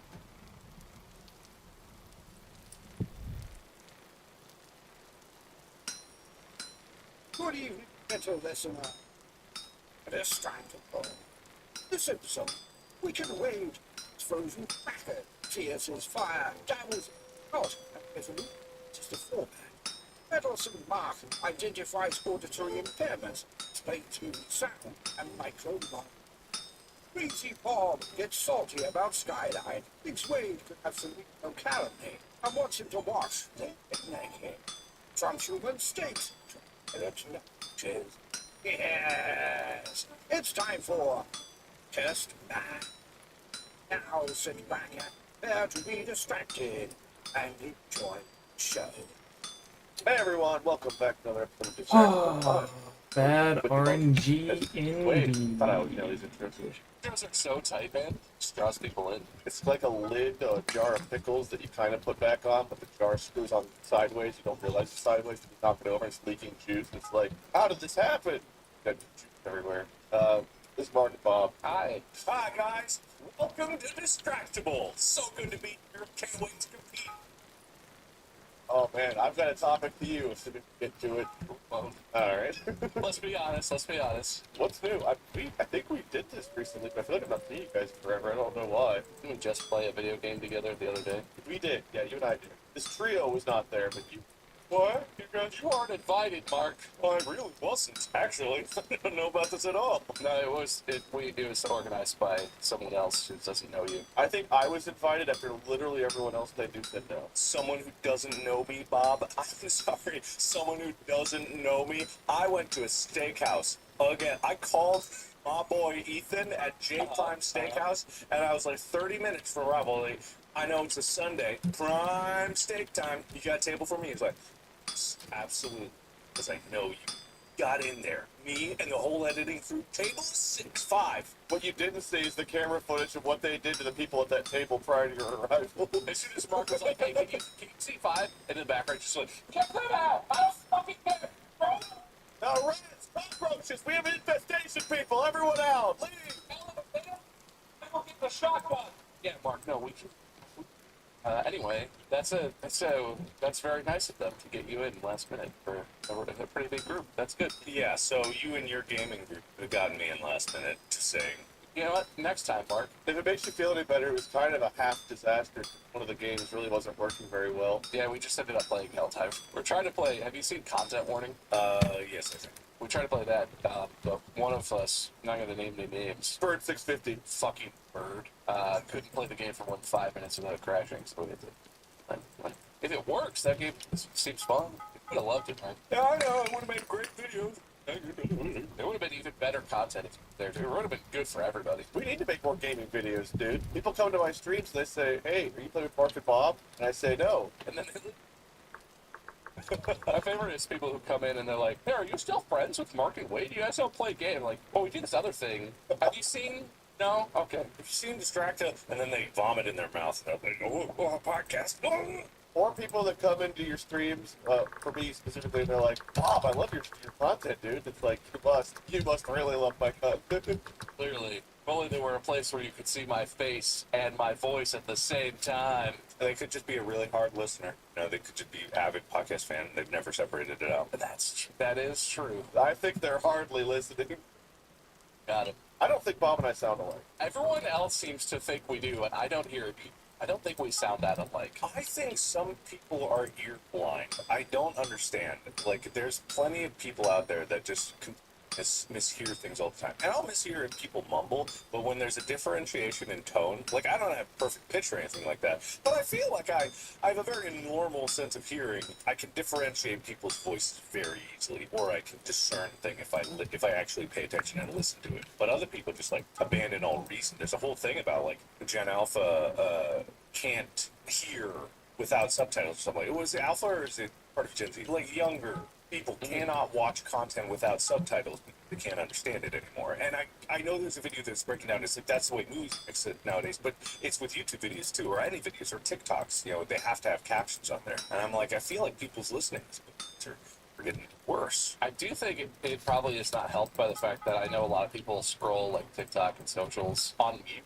Right? You're like in public if you don't have your headphones or for whatever reason, you scroll on mute and you just read the auto captions. I wonder if that's like impacting people's ability. Like they're not worried about what the sound's like because they're like, just read the caption. And so that's like their go-to form. I don't know. That is weird. I mean, I felt that way about movies and TV for a while. I've kind of bad hearing sometimes. I've always felt like movies and TV, I'm like, why the fuck did you so that their explosions make my entire house rattle, but then the conversations at normal human volume are like I don't want the volume that loud. Like, Have I told you why? They mix it on like studio theater speaker setups or something. I don't know. It's because there are standards with which the dialogue, the music, and the sound effects must be mixed to. Must, quote me. Must because of the law? No, it's because it's what idiots who have been doing this for a very long time are like, this is the only way, and it's the best way because I say it's the best way, and then everyone gets in agreement. Movies have dialogue mixed at either -18 or -21 decibels. That's so low. But explosions can go to -2. That's awful. Exactly, and they call it's because of the dynamic range, and I'm like, why can't you mix the dialogue higher sometimes? And they're like, well, we preserve the integrity of the dynamic range so people's expectations are there. And I'm like, I don't want my expectation to be leaning in for the talk and then away for the explosion. That's not get blasted. I am not a concert goer. I do not like having my ears shattered by explosive sound waves, which is literally what they are at that range. It's damaging. And just because so many of these sound mixers have blown their ears out through their careers, and so many people who do have literally damaged their hearing. So people don't understand that people have been doing music for a long time and can form these opinions. Their ears are significantly worse than people who have not been doing it, or younger people. No, that is a serious problem. I was in the classical music world. A lot of it was only like starting to be a thing, but a lot of conductors I knew, younger conductors especially, they make these like earplugs that only let certain frequencies through, but that prevent all sound from getting into your ears. Because if you're conducting like a full orchestra of like 80 people, 100 people, whatever, all of that sound is hitting you in the face. I would imagine that causes ear damage in people who do mixing at live shows, people who wear studio mixing because I'm listening to all this crazy high dynamic range, nuclear explosions and whatever the shit. Yeah, that's interesting. It's like how chefs like get numb to salt, right? Food cooked by like a Michelin star chef is always gonna taste kind of salt. Well, not always, but it's more likely it's kind of salty to like a normal human. Chefs eat so much rich, high salt, high acid stuff that they're getting numb to it, and they need more to feel. It's either going to be extremely oversalted or extremely undersalted. But that might be because I'm salt blind, because I salt the shit out of everything. The man who literally eats salt licks like a horse. No. One time. He gets a cracker, puts on a pound of butter and a whole salt shaker. The man who's never owned a Himalayan salt lamp for more than 3 months because they keep breaking for some reason. Because they keep melting. They keep breaking. They keep melting down the middle. I don't know what happened. You have trail cam footage of like deer running away and then Mark running to someone's backyard. Like, I will say, don't do Himalayan salt. Don't lick a can.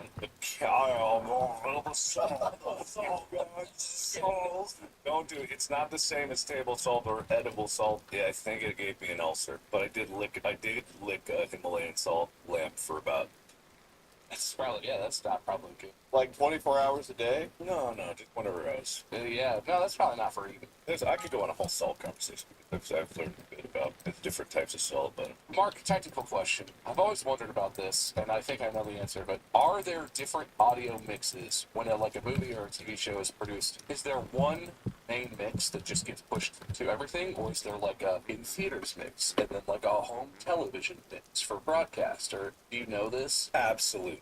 Well, then why are they still so bad? Because it might be the wrong mix in the wrong place, it might be the wrong format. There is a system called Dolby Atmos, and Dolby Atmos was made to solve the problem that you're talking about. Dolby Atmos is a 120 channel sound environment, which means you can have 128 speakers, theoretically.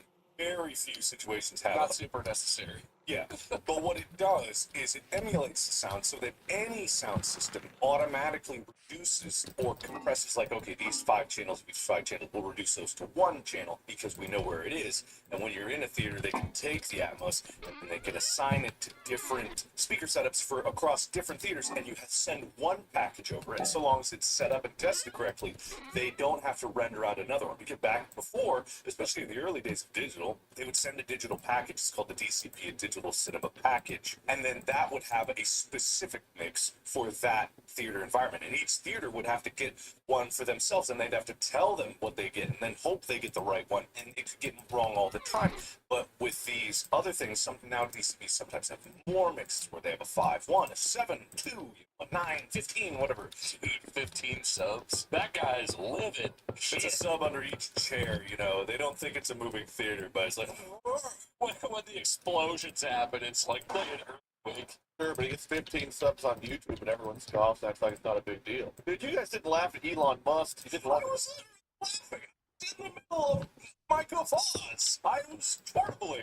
I don't remember what we're talking about. Wait, why are you looking suspiciously to the ghost on your right? I was laughing. Who you sliding away from? Wait, Molly standing over there with a bat? He's getting his distraction paper towel ready to creep up on the other side. I'm hosting this episode according to my free will. I gotta tell you, wait, that paper towel bit, when you're trying to get the emotions of the movie, killed Amy.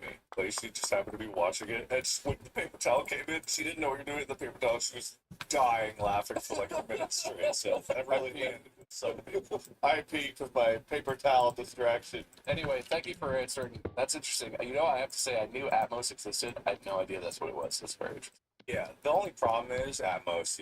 It's a nice technology, but it costs money. So it's like you have to license it, and Yeah, I've noticed only expensive shit says Atmos on it too. You don't get the TV that you buy for $150 on sale does not come with Dolby Atmos. You're gonna get some kind of fancy shit like that.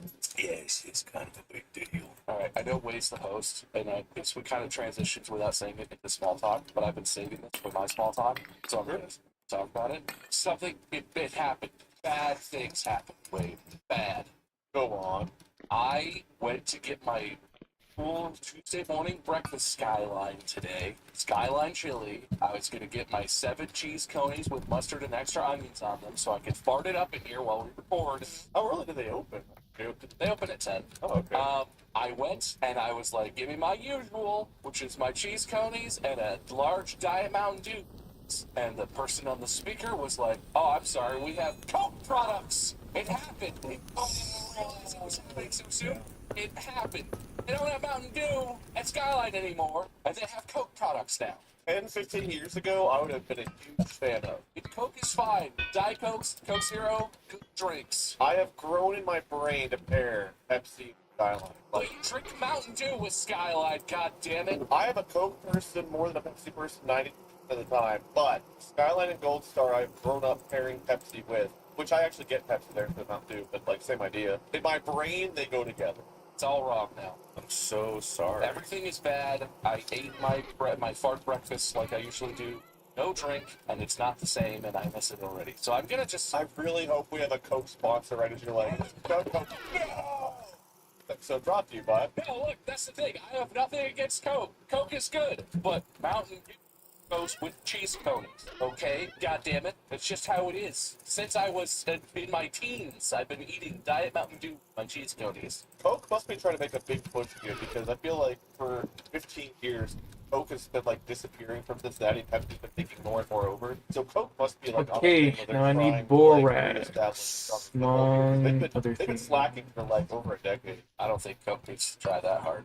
Coke is the PlayStation of the soda wars right now. I don't. Yeah, anyway, the Skyline's brewing. I'm very upset about it, and I guess I'm gonna have to bring my own Diet Mountain Dew when I go eat at Skyline. Skyline, they're expanding. There's like 3 or 4 locations in Florida now. 4 or 5 years ago, they tried changing their oyster cracker, and the entire city was like in an uproar. It was wild. Like everyone was livid. They were like, "Respect our oyster crackers. Skyline isn't the same." They're like more of a buttery cracker. People were very upset. I was gonna show you a pack of oyster crackers, but I ate it. So, kind of calling myself out here. They sell them in bulk at like local chains. You can get a box of packets of oyster crackers. I've got 2 of those boxes upstairs. Oh, that's not shameful. Why would you be ashamed of that? It's fine. We got one of those. We had some of those. Oyster crackers are good, mate. Put them in soup. You can also buy like frozen for Skyline and Gold Star and stuff. So like, Yeah, well, but we live in a place where we have actual normal Skylines, so why would you do that? I like both. Though sometimes I crave the frozen version versus the. That's weird. That's wrong. It doesn't come with the cheese. 80% of What the do I goodness of need? What do I Skyline is need? the... He's writing down. He's writing down, Bob. Just stop talking. You got a point for honesty. I know that it happened because of like the pandemic stuff, and that it's probably more clean. But you know what I do miss? We used to go into Skyline. They used to take the little bowls with the oyster crackers come in and just scoop you an oyster cracker bowl out of the big box of oyster crackers. Now they only have little individual. So I'm gonna go to the Even when you big go to the island restaurant, because they I put the remember same little Borax bowl being on the there. table, and then To they're do like, that, I "Here's your need packet of some more crackers." Like, It was food. the post-COVID change, I think. It's fine, and they're the same crackers, but somehow it's not the same. It's like disappointing. Having to open your packet And and pour the I bowl need yourself really does feel like an extra. I agree with an you. empty It's chest. thing. I get it. It's like hygienic that way. We're talking about the first world problem. I know, but like it's just not. It's not what I grew up with, you know. So I hate it. And I also need to Coke bring Zero with my crackers come in a all of the plastic gems bag. themselves. Cincinnati stock is dropping back. We're all looking to move now. You'll never be able to have the real Skyline experience. Anyone who hasn't had it but has been looking forward to it, I know you're out there. It's gone. Unless you always, Mandy always gets Dr. Pepper. They still have that. That's no different, I guess. But if you were smart and you drank Mountain Dew, Dr. Pepper's a Coke product now. the Dr. Pepper is like independent, but yeah, I think it's owned by Coke or something, right? It's owned by a bigger company, but it's still sold independently. So Pepsi or Coke places could both have Dr. Pepper or whatever. They probably all are owned by the same company, to be perfectly honest, like the mega conglomerate. Yeah, have you seen that chart where like every company in the world is actually owned at some point, if you go high enough, by like 5 companies? As of August 2023, Dr. Pepper is owned by Coca-Cola only in Europe and South Korea market. Oh, weird. That is, I didn't know you could only own something in certain markets, but I guess that. Well, you know, they have Coca-Cola America, Coca-Cola Europe, different companies, different branches and stuff, but sure. So it is owned by Coke, but not everywhere. That's Mark's Korean that's coming out. thank you. Got that Korean Coke Dr. Pepper connection. I have a Coke. What kind? Dr. Pepper. That will forever to me be the weirdest way, like pop soda wars. But the Coke. What kind of Coke you want? Mountain Dew. What? Yeah, but like literally, what he's saying is totally true. People will sit down and be like, "Give me a Coke." Like, "Oh, yeah, what do you want?" Sprite. Coke just means give me a soda. Where was it that I ordered a lemonade somewhere and they gave me Sprite and it totally messed with my head? Was that in Europe? There was somewhere we traveled. Well, do you mean, did you get like a weird like Fanta lemon or something? Because that happens in Europe sometimes. I literally ordered lemonade. They had lemonade listed like on their board, and I was like, "Oh, give me a lemonade. That sounds refreshing." And like I took a sip, and I was like, Sorry, I missed it. What did you react again? That's pretty good. He couldn't do it a third time. Well, that was pretty close. I couldn't recreate a noise of that type. Well, try. Nah, I'm good. Fair. No, I'll do it. Give me a lemonade. So, is that close? A couple extra hookahs, I think. Do it again. Let me see. I wanna Give you one more practice. Give me one more. That wasn't quite the same. Yeah, a lemonade, please. That's very good. That's very good for this. It just seems like you leave the cup up to your lips and went, it's good. That's not lemonade. Can I get lemonade? That's good. It doesn't scream like lemonade at all. It's carbonated in there. Wait a minute. Let's stay with life gives you lemon. You scream this and tell me what you think. See? One lemonade, please. It's a Sprite. Take it back. They just hand you a can of Sprite. What is this? It's not lemonade. What the fuck is happening? Wait, so does Gold Star still have? I think I'm not heard about it.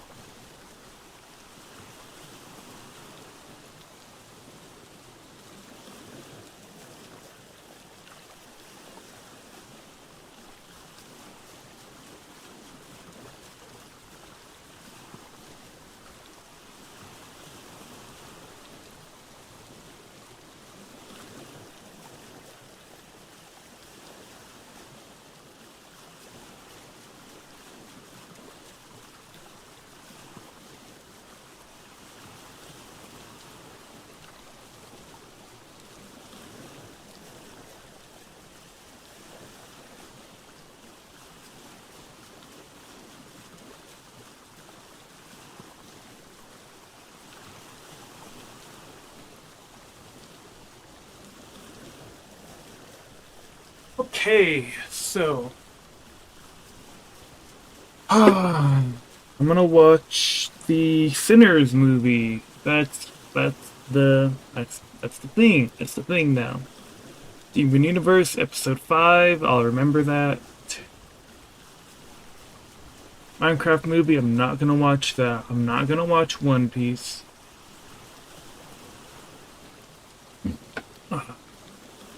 Movies.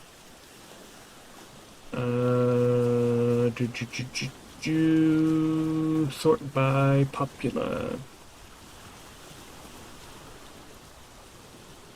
I need to also watch Deadpool and Wolverine. But not now. I also need to watch Transformers 1. And Beetlejuice. And Wicked. And Venom. I have to like binge watch Venom because I'm not really up to date on that either. Sinners!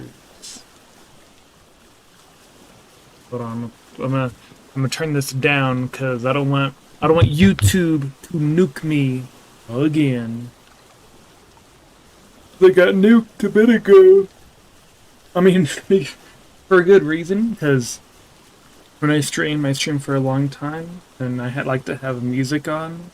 And this was before I learned I could just separate the desktop audio and the audio input for vintage. It's the whole thing. I got nuked. I got super nuked. There is a, there was like a wall thingy somewhere, and I haven't fully rated it yet. Yeah, I already fully rated that. Somewhere over the rain. The clouds are blue. I don't know the lyrics.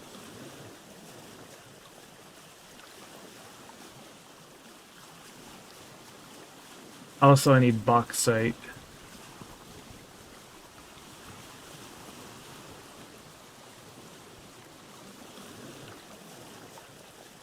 Was this it? That looked like it was it.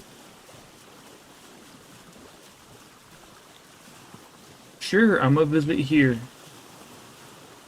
Which means I need to change my trajectory. Oh, I mean, yeah, I'm just writing down some 2 hours, so yeah. By the time this is finished, it should be 0 and I should be able to do dishes. After this, it's dish time.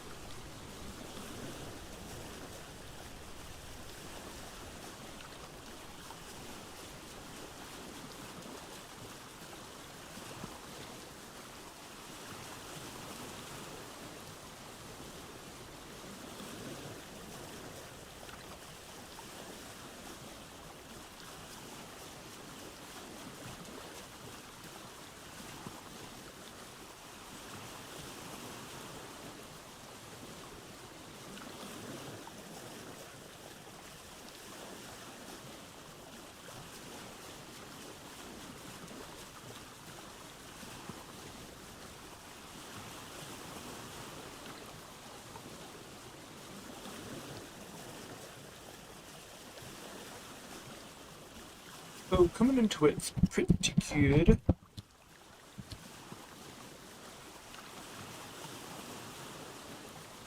Let me put up my bed. Because I don't plan on sleeping for a bit. I need to put up my bed. Oh, just stepped on a wire. A good habit to have, which I don't have right now, but I should eventually get it.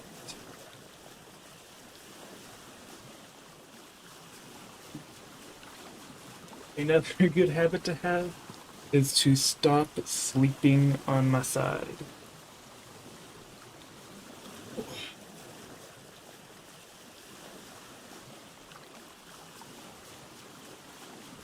Another good habit to have is when I eat breakfast or dinner or whatever to take pills. I should actually take the pills in the morning, but take the multivitamins at night.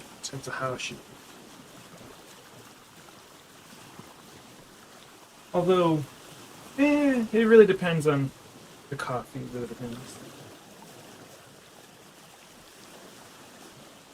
But I'm gonna run out of coffee in a bit, so it's not gonna be that much. Yeah, so yeah, it sucks, but what can you do? I don't have money, so coffee is gonna be off the table. And this is where I'm gonna make landfall.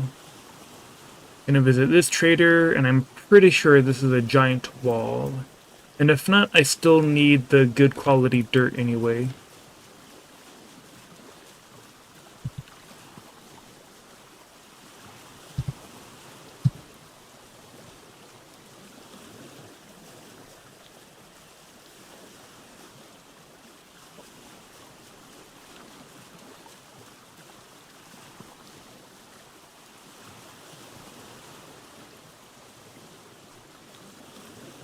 Also gotta do the rest of the dishes today.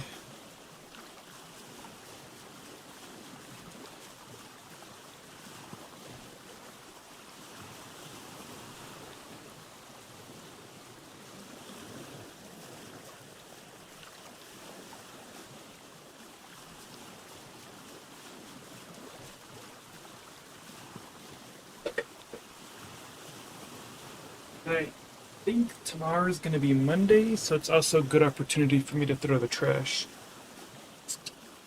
Tuesday, it's gonna be super full, and Tuesday is also when it gets up. Not this one. I don't really like either. It's-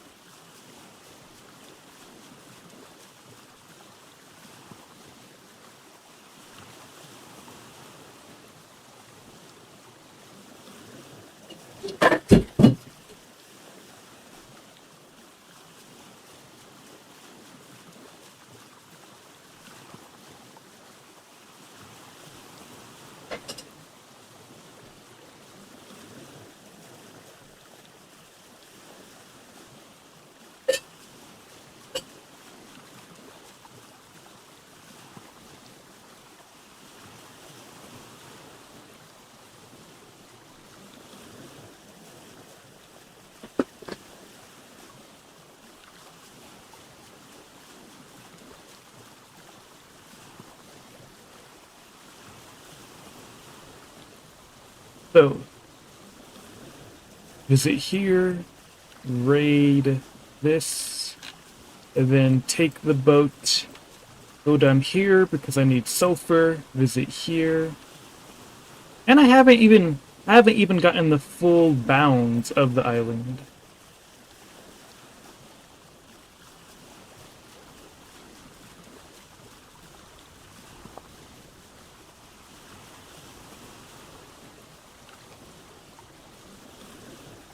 Gonna clean my cup in it. Actually, I don't even need to clean the cup because I have extra cups. Yeah, I'm crazy.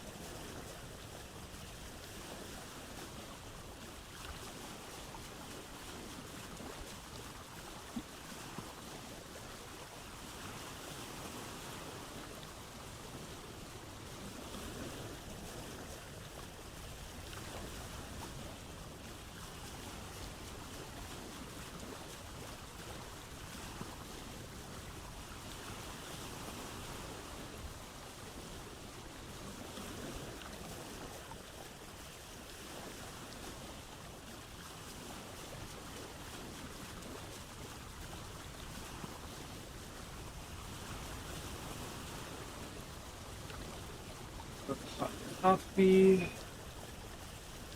Overshot the location. That's fine.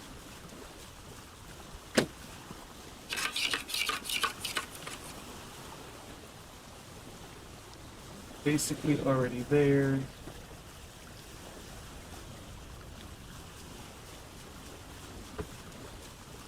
And then I'm gonna continue watching. So I'm gonna mute this.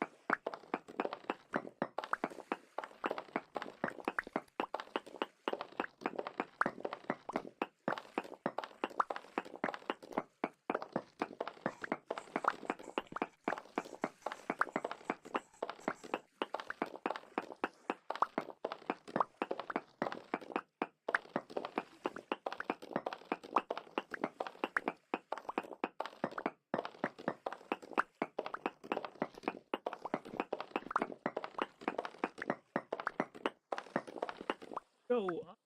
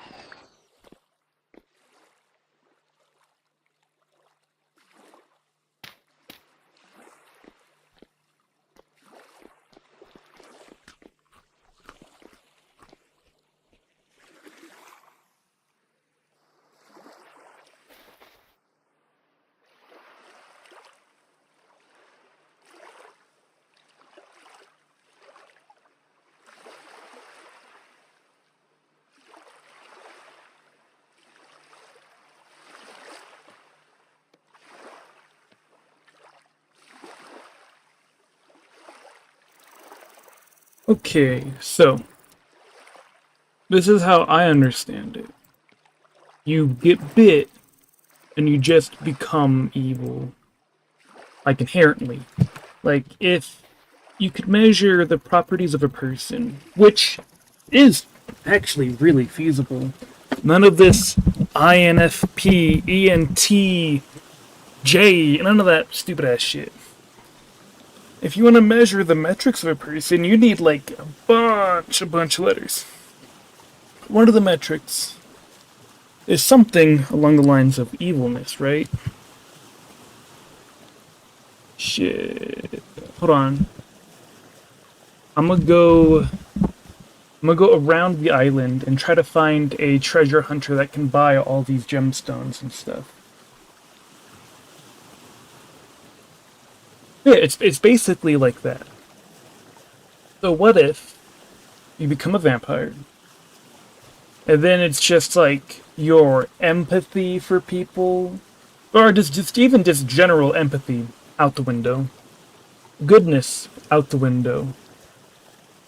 To the extent where you can get bit, and you'd be like, "Ha! Let me get my lover as well, or my mother, or my father, or anyone." Like, you don't care anymore. It's just I'm evil now. Also, got borax, which is one of the things I needed. Somewhere. Yeah. I got borax, which I need for the anvil. I got a bunch of iron, so I'm gonna get the anvil up and running. I need like a bunch of help hammers and stuff. Oh, you don't have anything I want.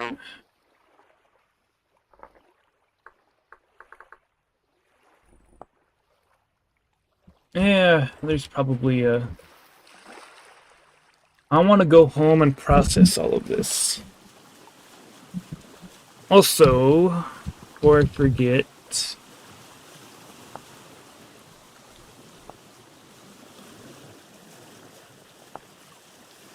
Okay, yeah. So the general plan is I need to start getting steel. Because having iron is nice and all. I've only made an iron hammer, which is already like 2/3 of the way destroyed because of smithing. But what I really want...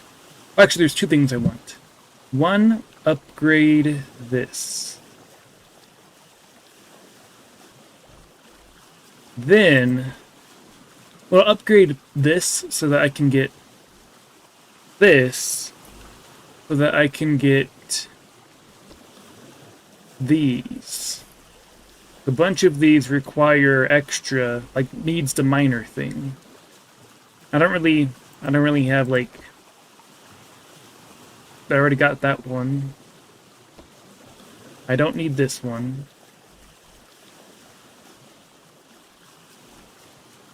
Oh, but yeah. Also, it's getting hot in here, so take off all your clothes. I'm gonna take my clothes off. So I'm gonna take my clothes off because it's hot. Also, I'm already halfway through the movie? God damn.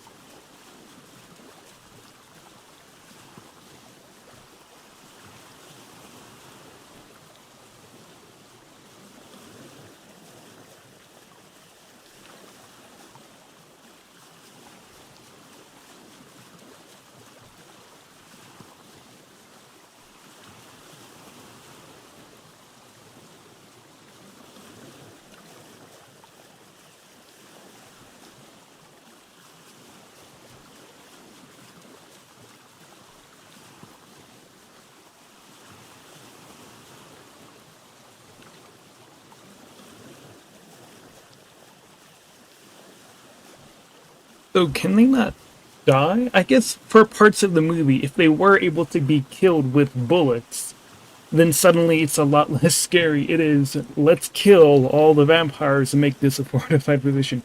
But no. He unloaded, like, basically two full guns into her. Pop, pop, pop, pop, pop, pop, pop, pop, pop. And then when she ran past him, he shot her in the head. Like, point blank, just BAM! I guess they just can't, like, damn, they're just evil. Like, all their like, not even like, they still have inhibition. If they didn't have inhibition, then it would just immediately kill everyone. So they have inhibition. They don't have empathy, and they just become evil or something. I don't know. Oh.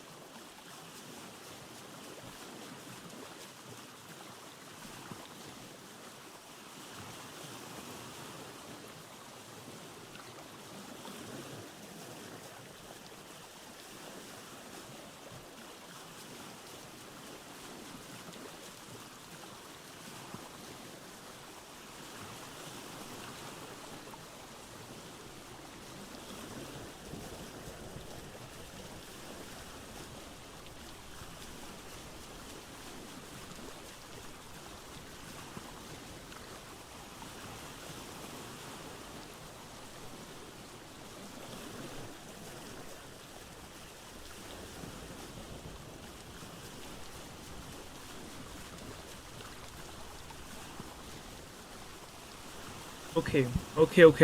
Actually, new theory, right? So, I was just thinking, like, if his brother, like, even she is, like, move the body outside. Which means, like, yeah, even if it's their brothers and stuff, the brother's still gonna be evil. But then here comes a thought.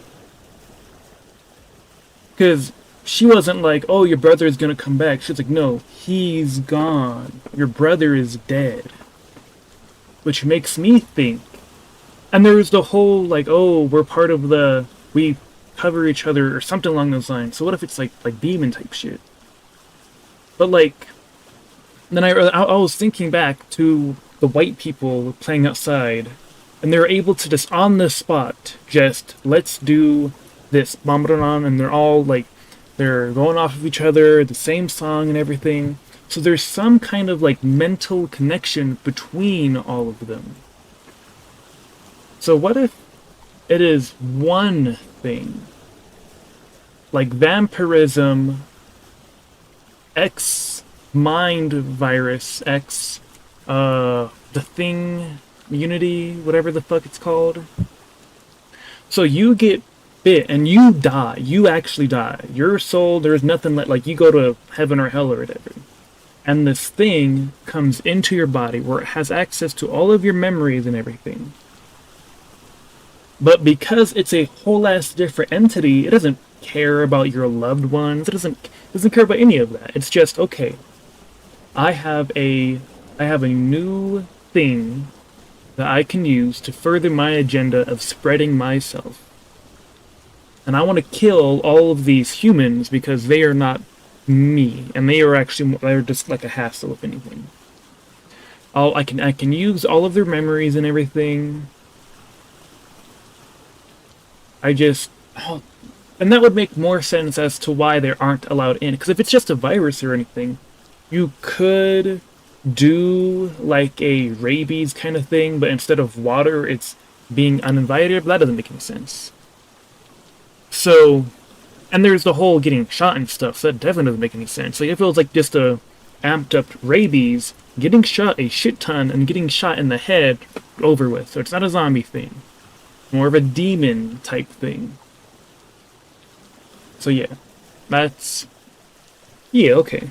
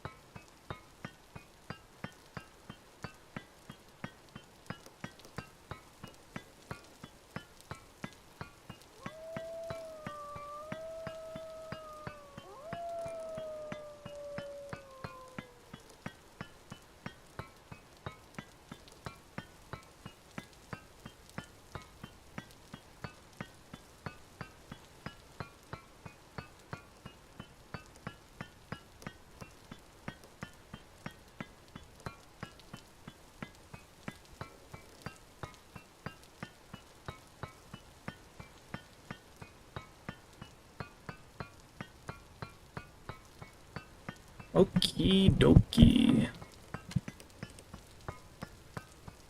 So, this is what I want. This is what I... Shit, what was it? Oh, gear. Gear, not wheel. Big gear. So, the... how would that... I need to, like, jank together a way for the anvil thing to do multiple. Or actually, what I need to do is get started on. Here, let me finish this.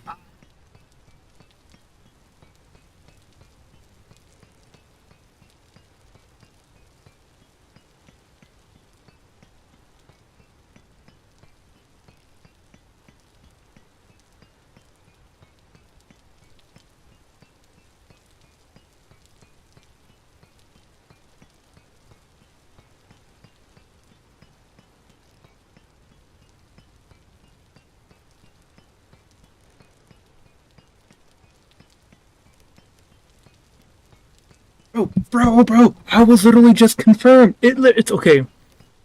So it's like, oh, listen to him, Grace. Well, listen to me. I know everything he knows now. I was right.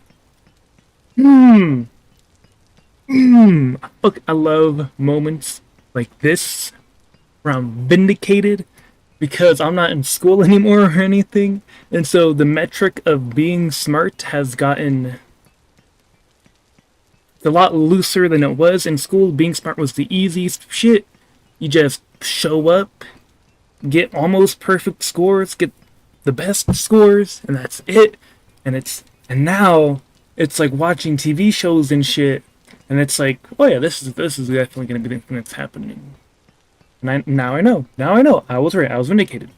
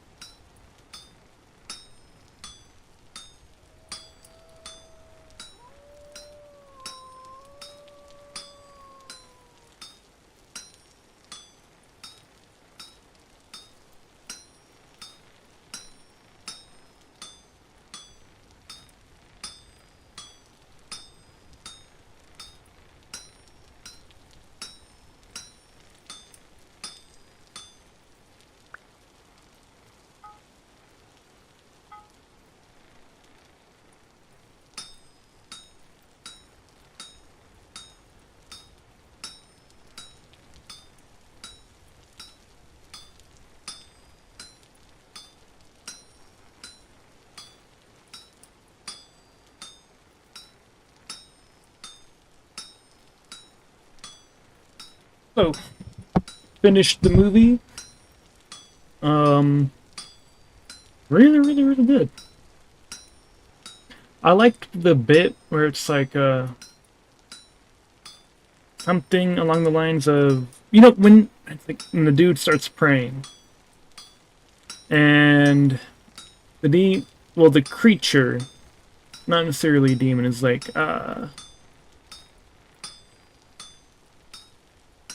you know, some dude long time ago had my father say those words. Talking about a god above, devil below, man above, creatures, etc., etc. And although I detest those words for they are lies, they still bring me comfort. Which makes me think that, like, you know, this being assumes the memories and stuff, gathers whatever from its victim. Oop, did I fucking hope I didn't fuck this up. Anyway, and so, because it probably gets a good number of Christians, like it's either agnostic Christians, maybe some other religions like Buddhism or Hinduism or whatever, but probably mostly Christian since it's America now. And so, within its mind, it quote-unquote knows about Christian God and stuff. Like, part of it actively believes in it. Or something along those lines, I don't know. Either way, movie was really, really good.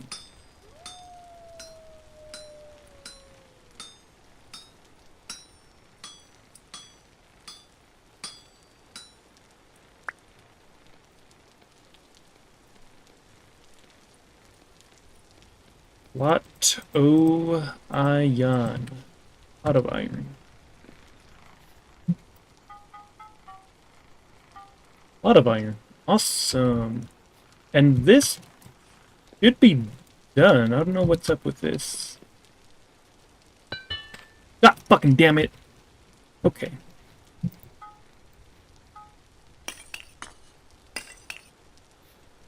So I'm gonna do.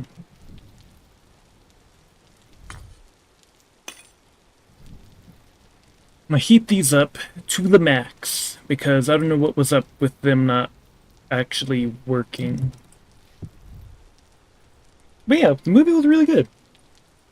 And it is past midnight, which means I should finish the dishes. Ugh. Finish the dishes and dishes, trash. What else? Dishes, trash.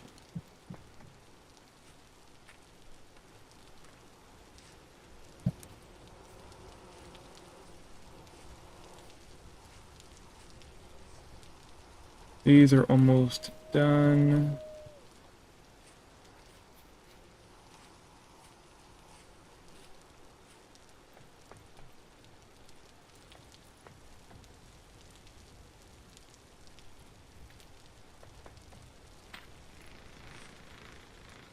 Oh, okay. And these are done, probably, definitely.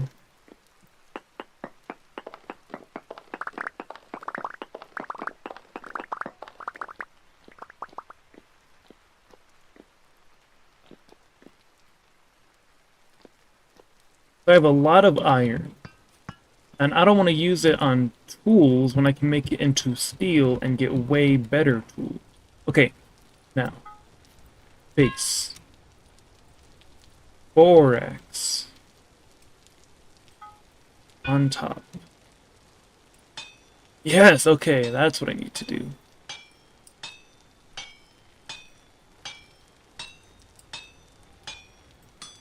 Awesome. You know, I thought and I was like, I feel like I need to press it down. And yeah, awesome.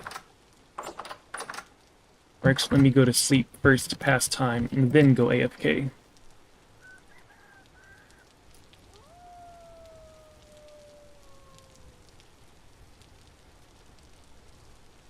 Oh, what a good movie. Glad I watched it. There's like a couple other things I need to watch, but not yet. I'm bored. Not until after I get all my chores done.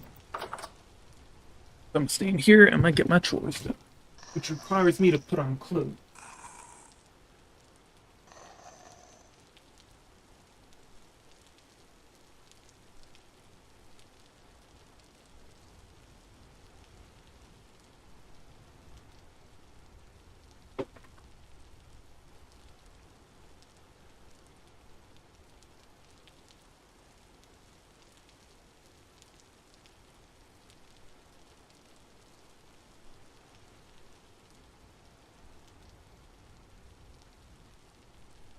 Wait, before that.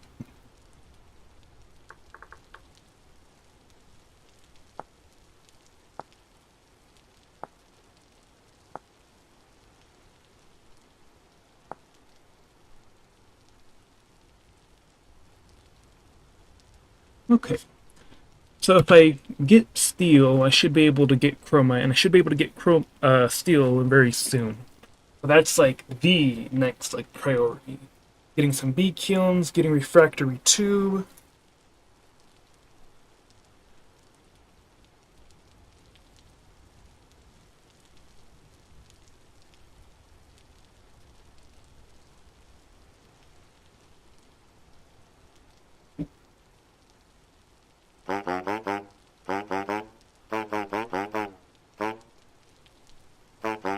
Or not. It seems like someone's doing something with the laundry room, which means someone else is going to be out and about. And so what I'm going to do instead is find the next thing to watch. Oh, Distractable probably did an episode. Yes. This episode of Distractable is brought to you. Welcome back to your. And Bob hasn't hosted in I a have been for while, this. so. Doesn't matter now. Welcome back to Distractable. If you wanted expectations for what you're about to see, that sets them fairly accurately. My name is Bob. I'm going to be your host because I won the last one. And today's competitors, as always and forever, will be Mark and Wade, my co-hosts. They don't have to say hi. We never know. It's never clear of when we're supposed to say hi. It's the big empty pause where I stop talking and look at you. It's, Next council, we'll figure it out. you know what it is in my head is I know that that's a problem, and so I look and I'm like, they're probably not going to talk. I should just keep going, and then my setup for you is worse than it needs. It's my fault. That's okay. I can accept that. No. I can accept that. I'll accept it. We just need rules. We need more rules. That's what if we've learned anything, especially what the listeners like, it's we need way more rules, and they need to be more complicated. Hopefully. If they can be. I don't know if they can. Oh, they can be. But then we'll slightly misremember the rules after a few months, and then everyone that remembers them properly is like, they're not even doing the rules right. Then we have no idea. We don't remember what happened 3 months ago. We have what I like to call a slowly dying constitution. It does exist, and it lives in our minds. In game or game? In podcast? Or Game. in real Never life. mind. You go on. What are you saying? I don't know. Were you trying to say in podcast we trust? If it's funny, then yes, that's what I was trying to say. E Pluribus Podcast. Distractable unum. I think you guys should do the talking. I'm going to go back to sleep. Well, that's sort of the plan. If you've never seen the show before, I'm the host, which means I have a game, which I do have written out in front of me with words, and I give points, and someone wins, and they host the next one. No one cares. But before we get to the game, we usually do small talk, and it's been a minute since we've all hung out, so I'm sure everybody has something really interesting to talk about. Now, I got a bone to pick with that. Lead should Uh-oh. be able But to this is just not be. new. If there's one thing we know, it's that Mark's small talks last about 3 months each before we move on to the next one. This one's taken a strange turn, because Apple made me that store, right? And that was weird. Really nice of him. Still doesn't work their regular business store, which is weird. I tried signing up for a business account, and then they said in the email, hey, you should try out our small business store. It sounds like this is more for you. And I'm like, I tried that. You gave me this enterprise store. I didn't want it. So I signed up for Apple Business Manager. And to do that, you have to verify your business, right? You have to verify your real business. You need the DUNS number, yada, yada, right? I did that. I talked about that. Well, I didn't get approved. And then they deleted my account. Well, I'm sorry, what? Are you not small enough, not business enough, or which? I don't know. Which criteria did you fail? So they didn't tell me. That's the thing. It was like back in the early days of YouTube when my channel got deleted and they didn't say why or my demonetized. And it was just like straight up the email went like, we couldn't verify your account. Next email a minute later, we've deleted your account. Why? Why did you delete my account? So I sign up again. And I try to verify, and I have a DUNS number. I put in all the information. I put in, they need a second person to verify it. So like, oh, I'll put Mary, who does like the accounting, and she'll be able to answer all their questions to verify it's a business. Nope, deleted again. It got deleted 2 more times. And it's waiting like 2 days in between each of these. So by the final one, I call them up again. Calling has been a nightmare. Apple, I don't know. You just press star, you go straight to the CEO, I think. Oh man, they were about to pass me up there for a totally unrelated reason. I was trying just to get them to push an order through again because I made an order, it went over the credit limit, and I was like, oh, I got to pay off that card. I called them to get back there. It's totally separate issues. I got passed to 6 different people before circling all the way back from Apple, high up the chain to the bank. They sent me to the bank. The bank's like, why are you here? Sent me back to Apple, 1 more pass, and then it's like, I got you. And someone actually solved the problem, which was just, let me click this button, blink, order, 30 minutes. Anyway, I called him about the business manager thing about like why they're deleting it, and he goes like, "Oh, I don't know. That's a mystery department. That's a mystery department." I was like, "Who verifies this?" I was like, "Oh, that's another department. I don't have any control of that." And I'm like, "You're the Apple Business Manager support, right?" Oh yeah. But Hello, Jerry. Mysteries. How can I help you? so what he told me was like, "Yeah, sometimes you gotta like." Work the information to get it to go through. Sometimes you gotta unplug it and plug it back in and see if you're a business. What? Exactly. So he told me like, oh yeah, no, you need a URL, a website, and then you need emails from that website, and all of your employees need to have emails from that website, so you have the same email, so they can verify it's all from the same yada yada. I don't have a website. I don't have an email like that. He said. Oh, but according to your DUNS number, you're like the sole proprietor of your business, right? Okay, so all you need to do is put your name as a secondary contact, but just change the spelling of your name so you get around their auto system that says you can put in your own name. And he said that's how it works if you're like the sole proprietor of your own business. Is this Markiplier? Yes, hello everybody, I'm Markiplier. Oh man, so yeah, it's What the fuck? That is all true. I don't know what in the world that's about, but everything on the business side of Apple seems like the most convoluted thing possible. It's not easy. It's not simple. Steve Jobs is spinning in his grave about it, I swear, because holy shit, I just want it to be able to automatically say, hey, this is a new computer. Set it up automatically as soon as I plug it into the internet, which is a cool feature, but I can't have it because I'm not a real business. That's fun. Yeah, very fun, very fun. But I just got an email this morning that said they needed to call me. And I'm like, oh boy. I wrote down a point for you, and it's a joke. And I just want to throw this out there. Mark, are you sure you got the right number? Did you get a DUNS number or a done number? Right? It's like you're done. You finished, included. Or a dunce number, because you failed. Oh, that's actually better. I thought you were going for the done, but either one, yeah. Dunce was the low-hanging fruit, to be fair. That's great. I love how easy it is to just buy and use their products. It just works, and everything makes sense. I'm in the midst of not dissimilar, but like a relatable experience to that. I bought a thing, it didn't work, and I went to do the online return. And it was like, oh, just bring it into a store. And they sent me an email. And that was like, here, just bring it into the store. Here's the number you need. And I brought it into the store. And the guy at the store was like, oh, did you use your phone number when you bought this? And I don't I think so. I bought it through your website. It's not like I bought it from. Oh, there's no. Your phone number's not coming up. Like, well, okay, I'm holding the thing here. Can you just take it and give me a refund? Like, no. Like, well, I have an email that says bring it to any store and they'll do the return and or exchange. I'll exchange it. I don't even care. He was like, I can't help you.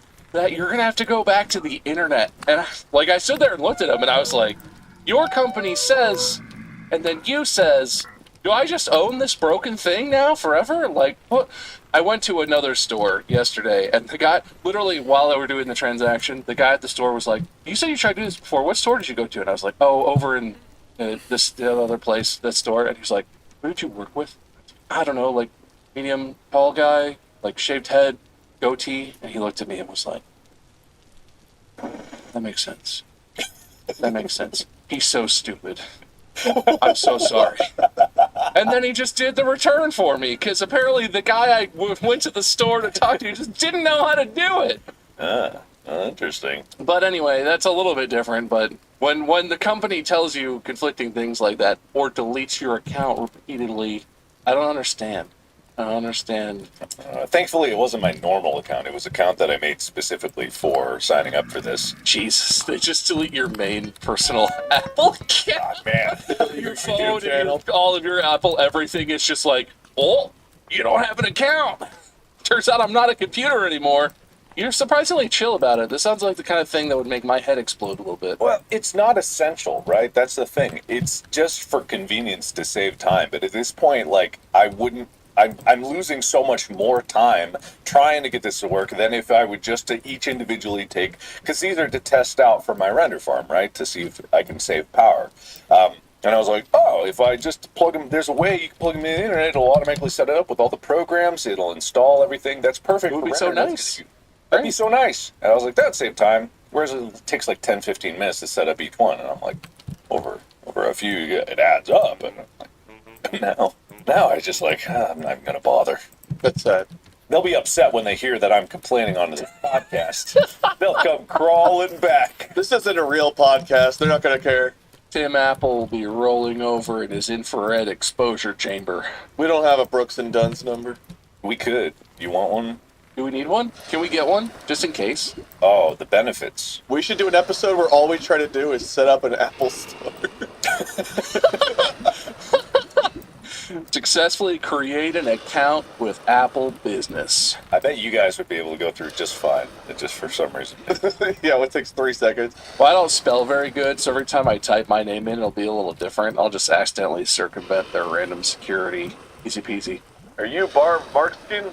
No, I'm Bob Milskins. I do things too, by the way. My dad is Rumple Milskins. Yeah, what's up with you, Wayne? Animorphs? What are you doing? Finished it. Done. I started reading another book I've now forgot the name of because I just started it and I've not read it for 2 days. But Easter happened. My nephews came over and I played basketball for like 2.5 hours. I got a little sunburn. You can't tell. I drowned myself in aloe cream or whatever. But got a little sunburn playing basketball.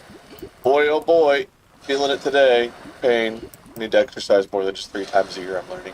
4 times a year minimum. Yeah, I really go for the minimum.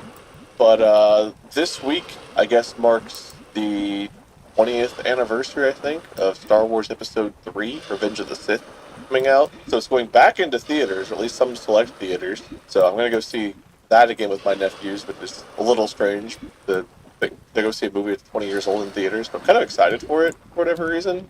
There's just something about the theatrical experience of, like, the Star Wars blaring intro that just, like, is super hype. I'm excited to do that. But I want to talk about, okay, I don't want to go into major spoilers here, but The Last of Us Part 2 came out a while ago, right? And Last of Us Season 2 is coming out on HBO right now, or Max or whatever. Boy, oh boy, did they pick a doozy of an episode to release on Easter?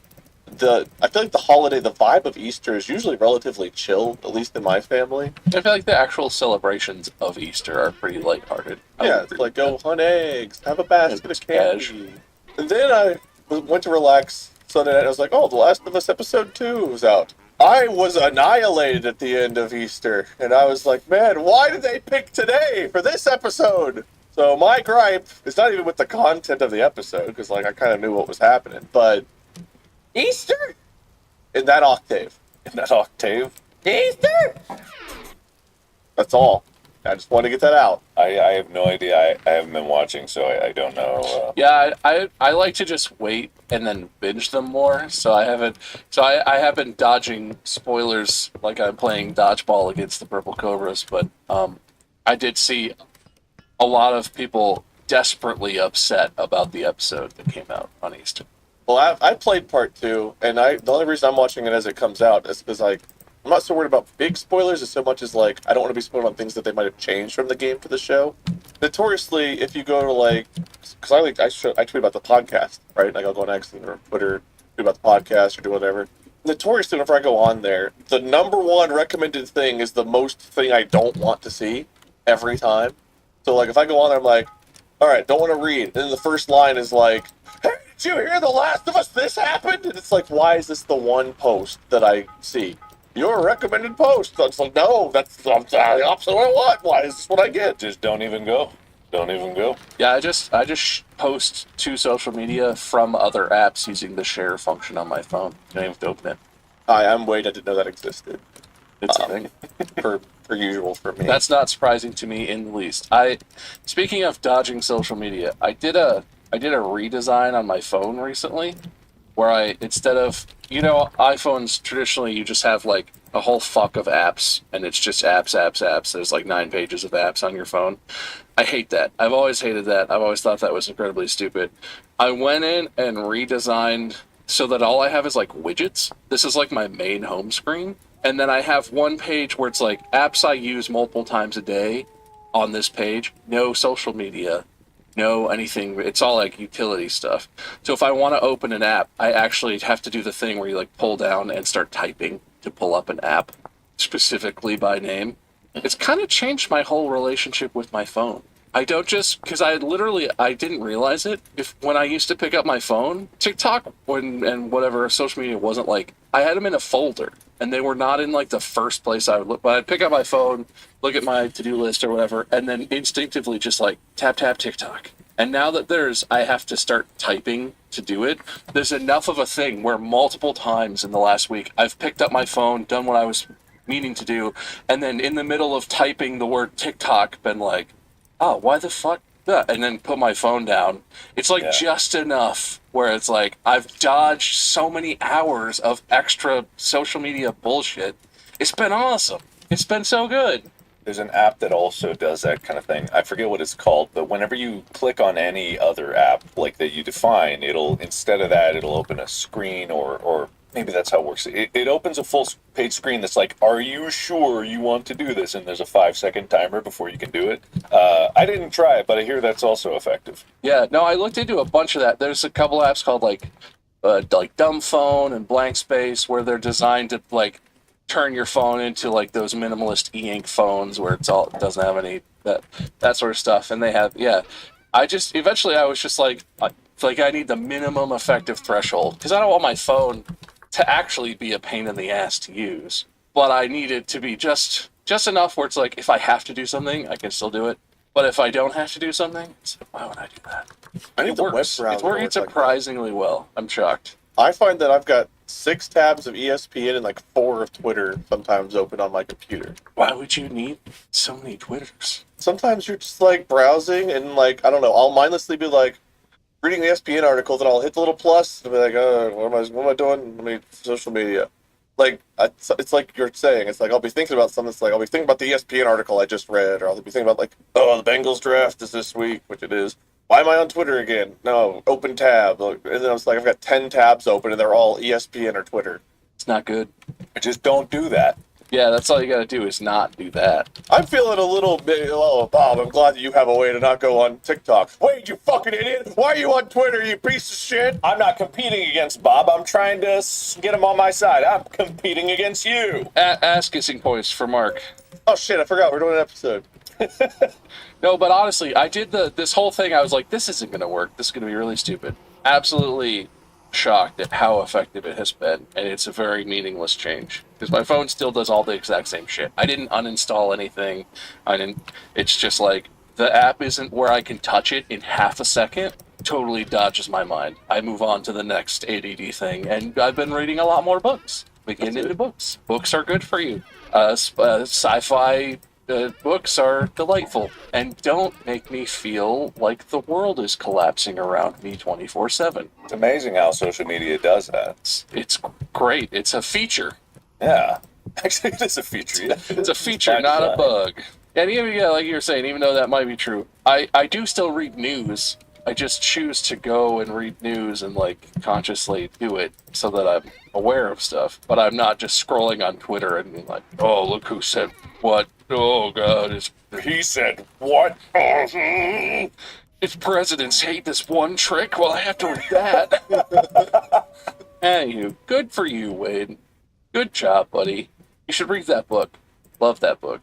People were I forget if you're reading the one that you talked about, but people on the subreddit were pretty jazzed about some book that you mentioned. The Winds of something wind.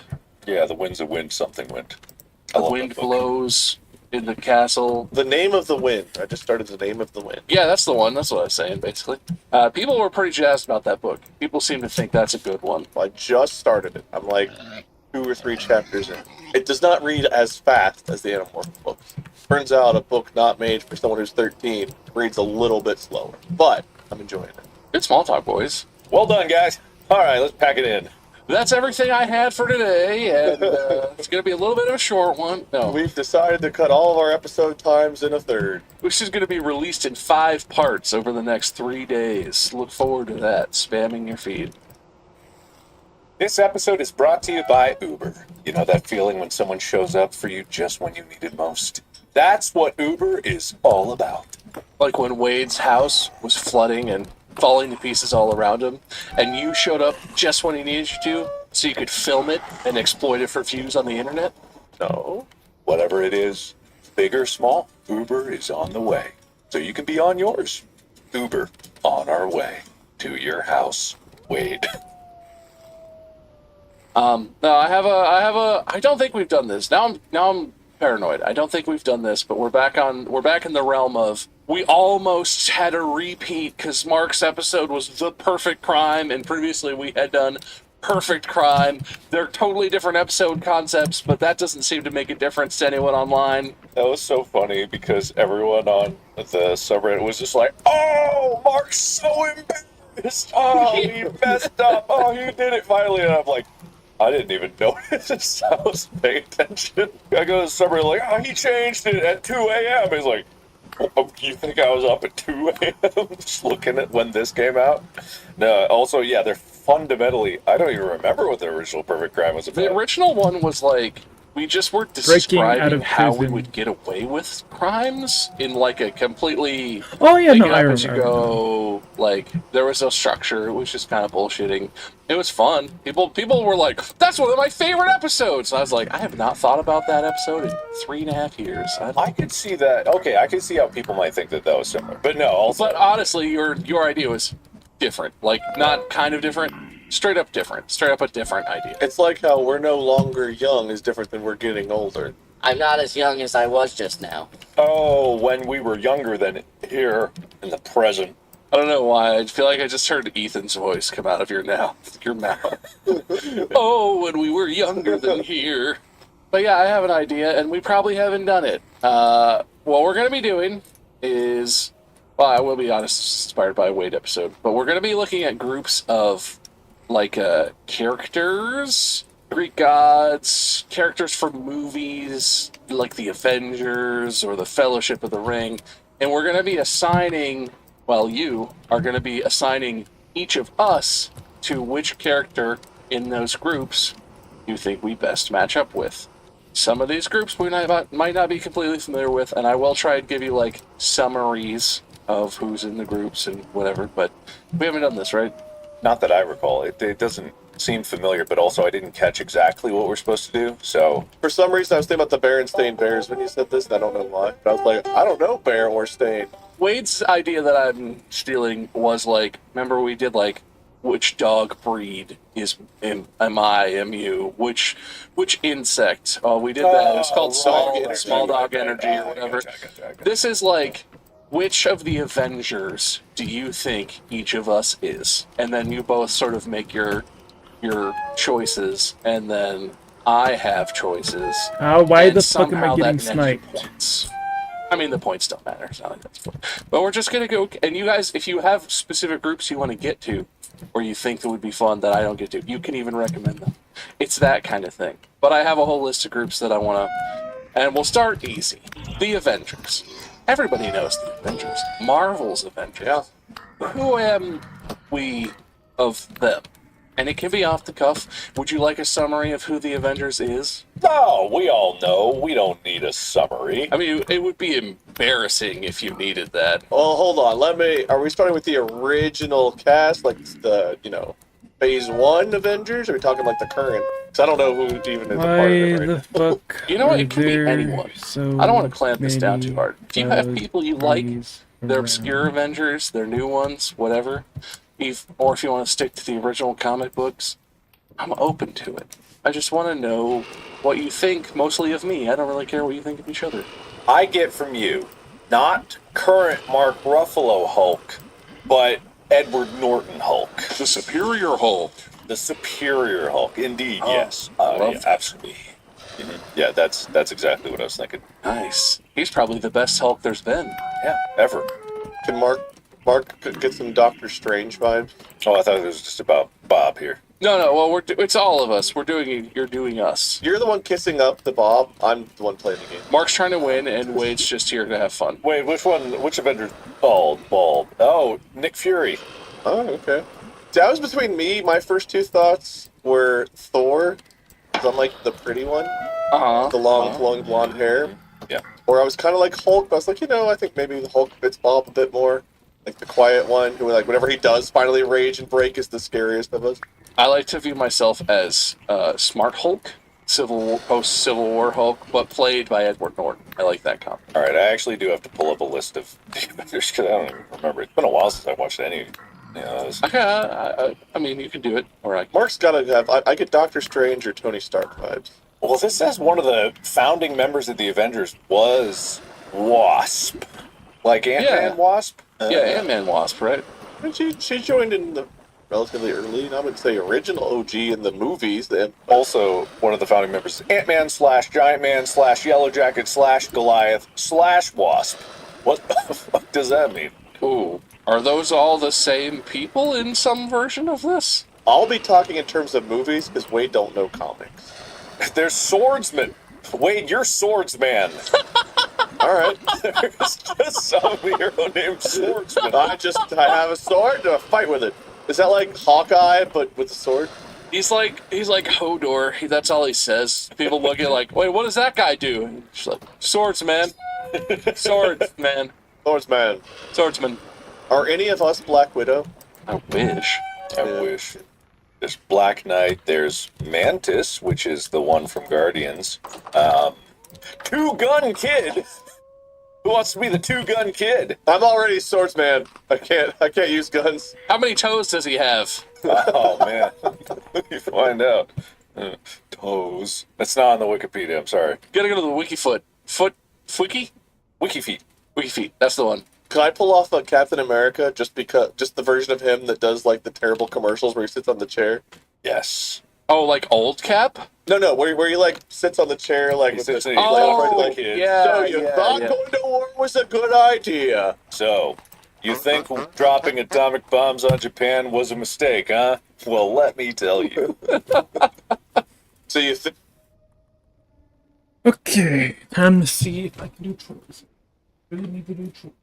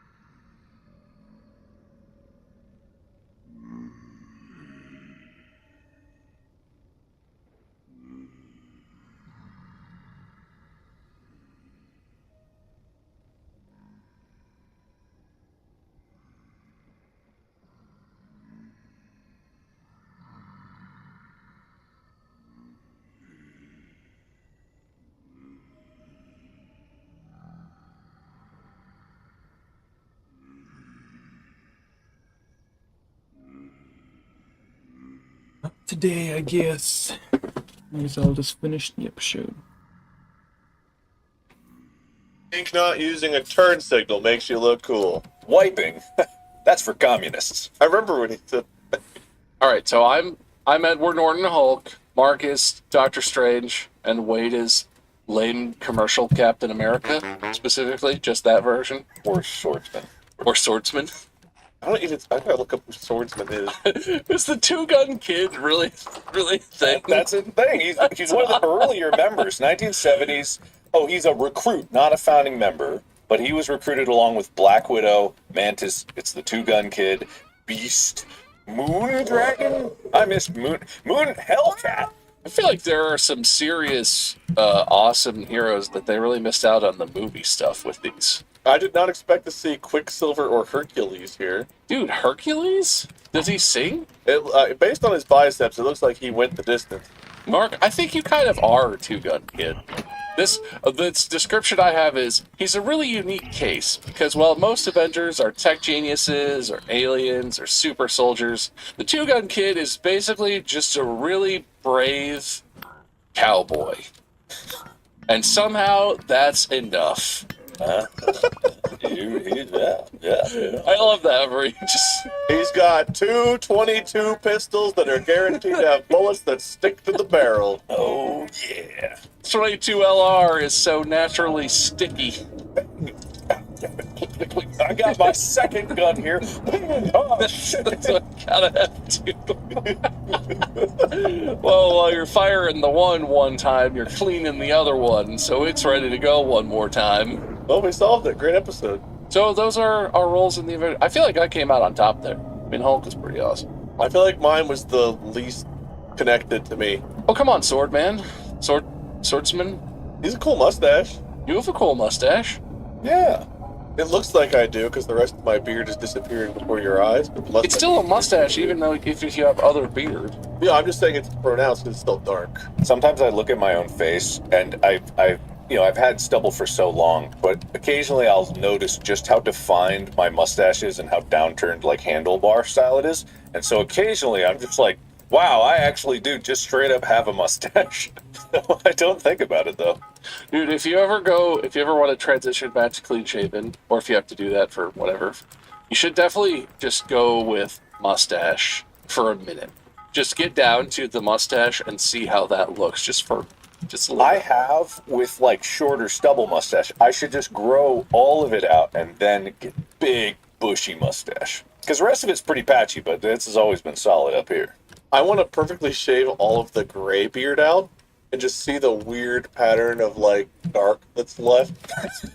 You get some gray dissolving fluid and only leaves the dark hair. I like it. Flashes of hair here and there. It's like, there's a dark one. That's a keeper. It's like gold member. That's a keeper. Oh, yes, that's nice, yes. Weren't they going to make another one of those? I don't know. I've had a weird... YouTube's algorithm has decided that Austin Powers is what I want in my life right now. I've had a weird amount of Austin Powers recommendations in the last, 2 or 3 weeks. Yeah, those recommendations are sticky as hell. It just really latches on. I don't know why, but Austin Powers has been all over my timeline lately.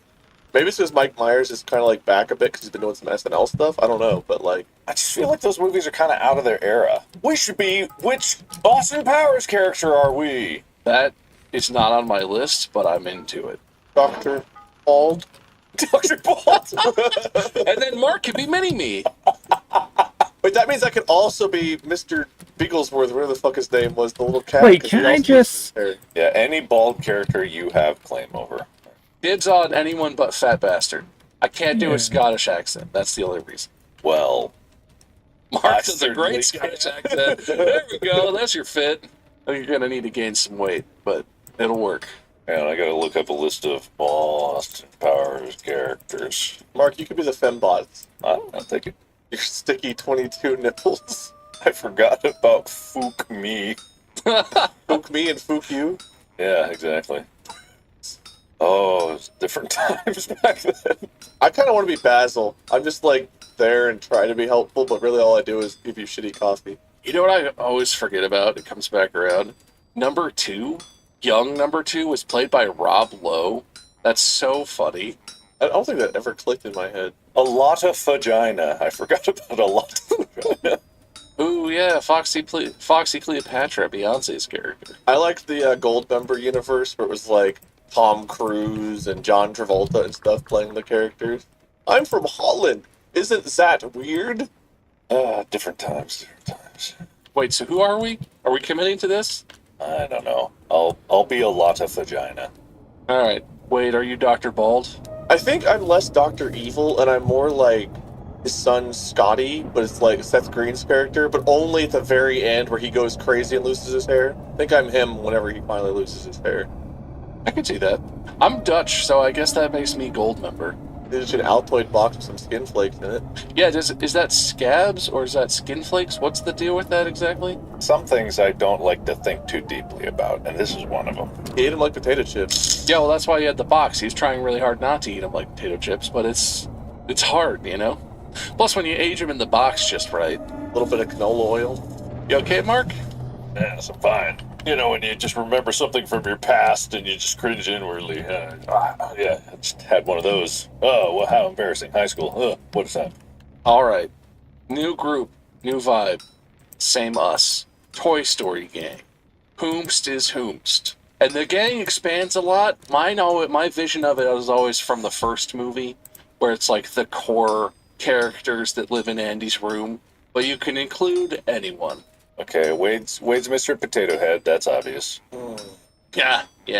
That or the T-Rex. It could be Ham. Which one's Ham? Is Ham the wiener dog? The piggy bank. Ham. Oh, okay. I want to be the wiener dog or the T-Rex, but I might be more Ham or... That's and that's the one that's voiced by John Radcliffe, right? Who's in every Disney movie in existence or whatever. You got a friend. Not that guy. Bob, you're Andy. Wade, you're Andy's mom. Why is Wade my mom? Yeah. He's older. By like 6 months. He's older. I like that. It's good. Simple, straight to the point. Wait, does that make Mark the, what's the kid that, like, tortures the toys? Sid? Sid. Mm-hmm. Yeah, I'll be Sid. I'd be Sid. I was gonna say you were Buzz. Yeah. I forget that Slinky Dog was played by Jim Varney. You remember Jim Varney? Oh, yeah. Not by name. Malk? Ernest seems 100% like a thing you would love and remember so fondly. Oh, is that who that is? Jim Varney is Ernest, yeah. Okay. I know the movie's Ernest, like Ernest goes to camp and Ernest changes the trash or whatever, but I'm not... Ernest gets a haircut. Yeah, all that stuff. I'll be Slinky Dog. I'll be the wiener dog. That honestly fits pretty good. It does. If you want to know all the Ernest movies, it's Ernest Goes to Camp, Ernest Saves Christmas, Ernest Goes to Jail, Ernest Scared Stupid, Ernest Greatest Hits, Ernest Rides Again, Ernest Goes to School, Ernest Goes to Africa, didn't know about that one, and then, unfortunately, he passed away. I can only imagine the kind of culturally sensitive and very appropriate jokes that are in the movie Ernest Goes to Africa. Actually, I don't know that much about those movies. I just have this vision of them making generally really off-colored jokes that wouldn't hold up. Is that fair or is that unfair? I have no idea. It's also like in the same era when they made Jungle to Jungle or like Ace Ventura When Nature Calls. There was this era of movies in the 90s where they were in... Were Africa funny? that for some reason. Everyone was like, "Hey, you guys seen Africa?" Mark is Stinky Pete. I'm changing my vote. Stinky Feet, Stinky Pete. It's like the prospector guy from like Toy Story 2. the one that's voiced by the guy who plays Frasier. What's his name? Kelsey Grammer. That's the guy. Oh, here's some Ernest history for anyone that cares. Ernest was in 10 movies, 9 of which were Ernest movies. And the full list that I didn't list was in order. Goes to Camp Save Christmas, goes to jail, Scared Stupid, Rides Again, goes to school, Slam Dunk Ernest. Drunk. Drunk Ernest goes to school. I remember that one. Goes to Africa. Ernest in the Army was the last one before he passed away. But he started off in a unnamed cameo in the movie Dr. Otto and the Riddle of the Gloom Beam. Oh, Beam riddle. I remember that. It's a classic riddle. I love that movie. It apparently is one of his disguises or something like that. I have no idea. I don't know. That's about as well thought out and pre-planned as some of the SNL movies that took place. The image, if you look up the movie, Dr. Otto and the Riddle of the Gloom Beam, like the cover art, looks like a Jim Carrey face. Oh, that is a Jim Carrey face. Wait a minute now. Like, I feel like without makeup, Jim Carrey could make that face. Oh, I was looking at a completely different thing. Oh, were you the one where he's just sort of smiling real big? No, yeah, I was looking at the film reel. No, that's just a Jim Carrey face. Did Jim Carrey rip that off from him or vice versa? I don't know. Also, could I just say that it only has a 5 out of 10 on IMDb, but the Google ratings for Dr. Otto and the Riddle of the Gloom Beam is 76% positive. That's really something. And that was almost $1 million film. $800,000 to make Dr. Otto. Have you read the description of the movie? I'm trying not to. Oh, okay, I won't read it out loud then. Wait, what?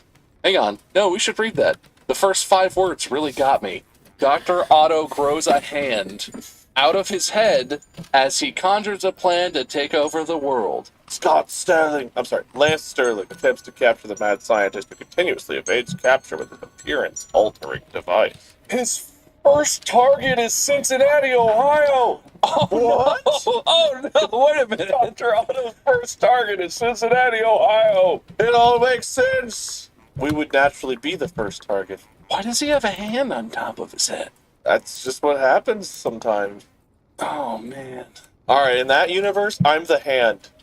I'd like to be the changing coffin. It wasn't even shot in Cincinnati. His first target was Cincinnati, but it was mainly shot in Tennessee. Come on. That's ridiculous. Tennessee has about the same amount of letters as Cincinnati, probably. Can I be Laughing Jack O'Cockney, the pirate captain? Is that a thing in the movie? That's a thing in the movie, yeah.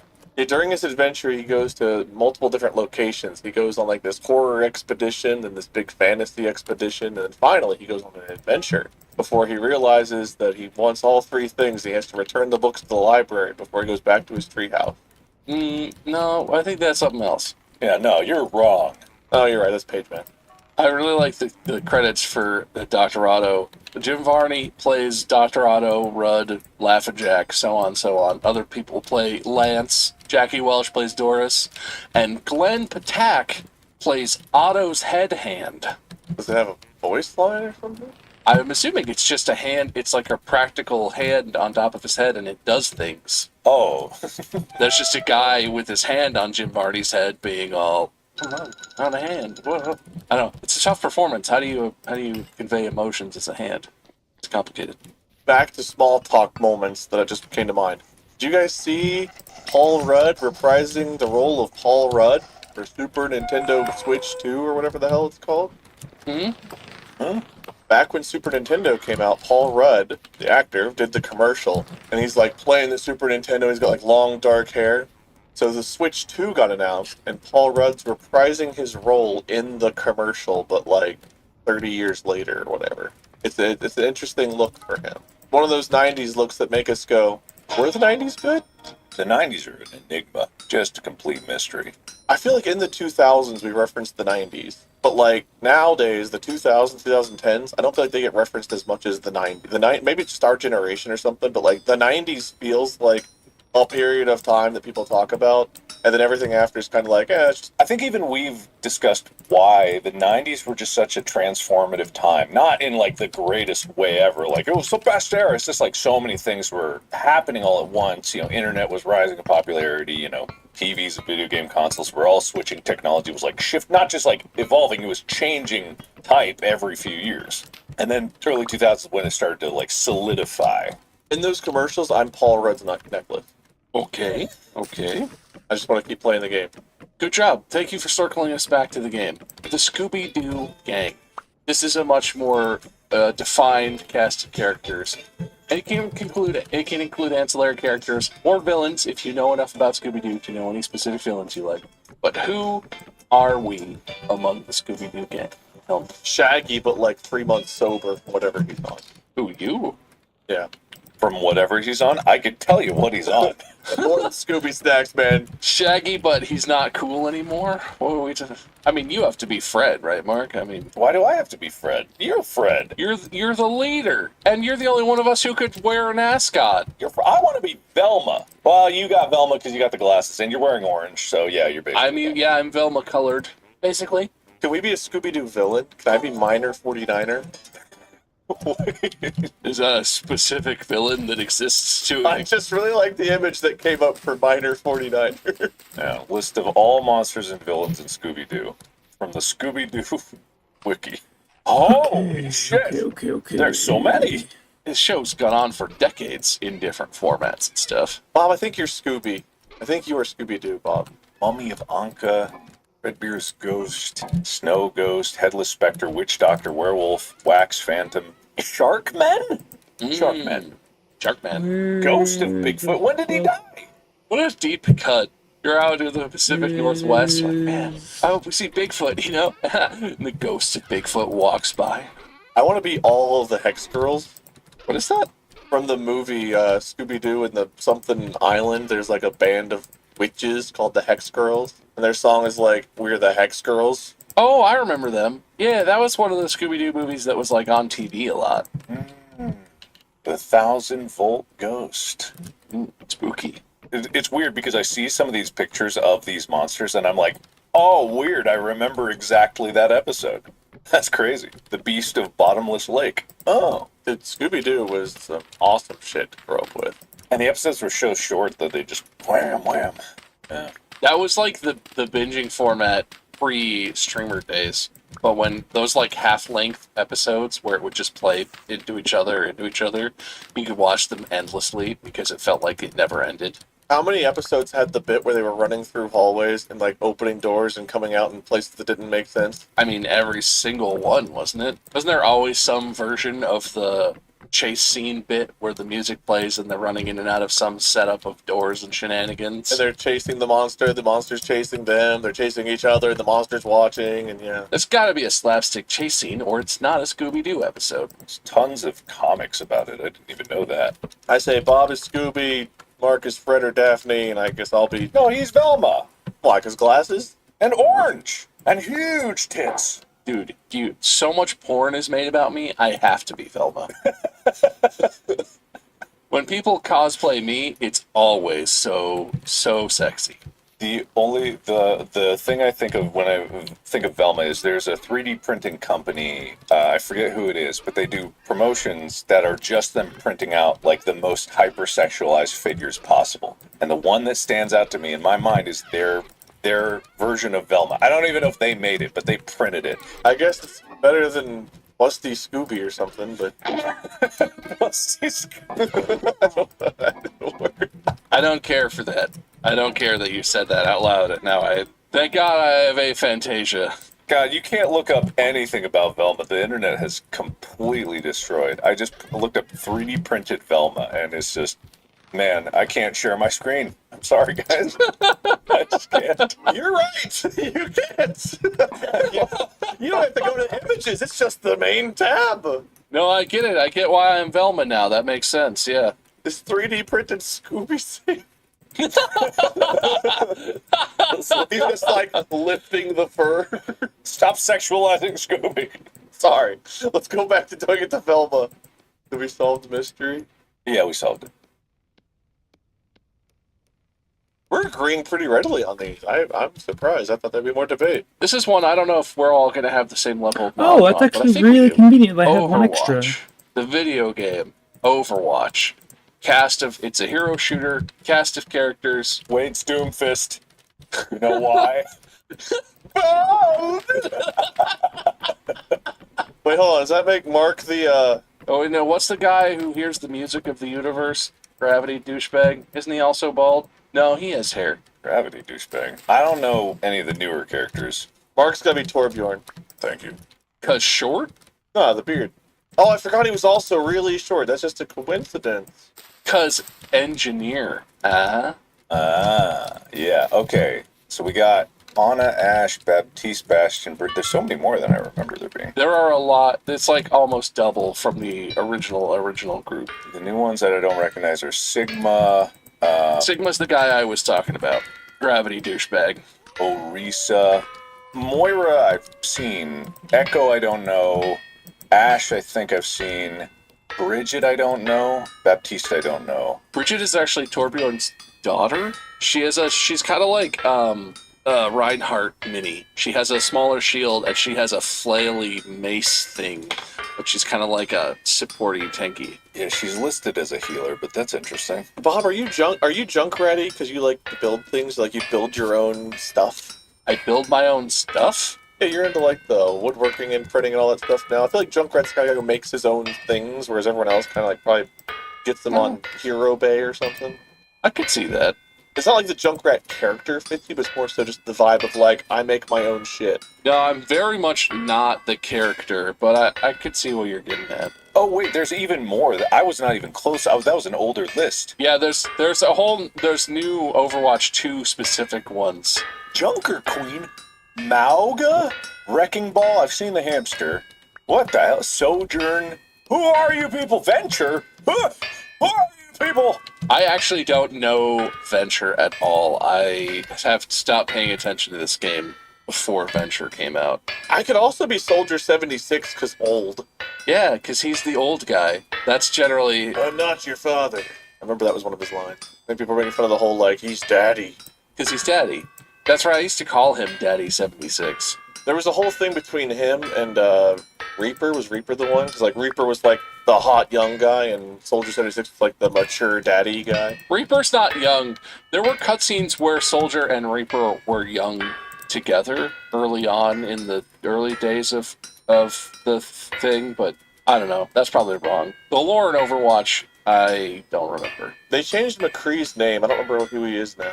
Cassidy, apparently. That's strange. Why is he changed? He was named for a person who worked at Blizzard, who turned out, I think, to be a creep. He was named for a real-life person who turned out to, I forget exactly, but it might have been sexual allegations, or something happened where the person McCree was originally named for, they were just kind of like, never mind, he's somebody else. That sounds correct. I could see Marcus being May.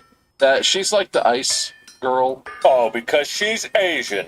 I get it. Yeah, obviously, but also she's a tinkerer. She has like her little robot buddy. She tinkers. She has a server farm. There's a very long May specific cutscene where she's alone in an isolated base, like in the Arctic, and she like hacks the tech. Everything's broken, and she wakes up from cryo sleep, and she like hacks the tech, and then climbs up onto the antenna in a blizzard, and like she's like a technological tinkerer. May definitely has a server farm somewhere that she uses for her. Okay, all right, that's fair.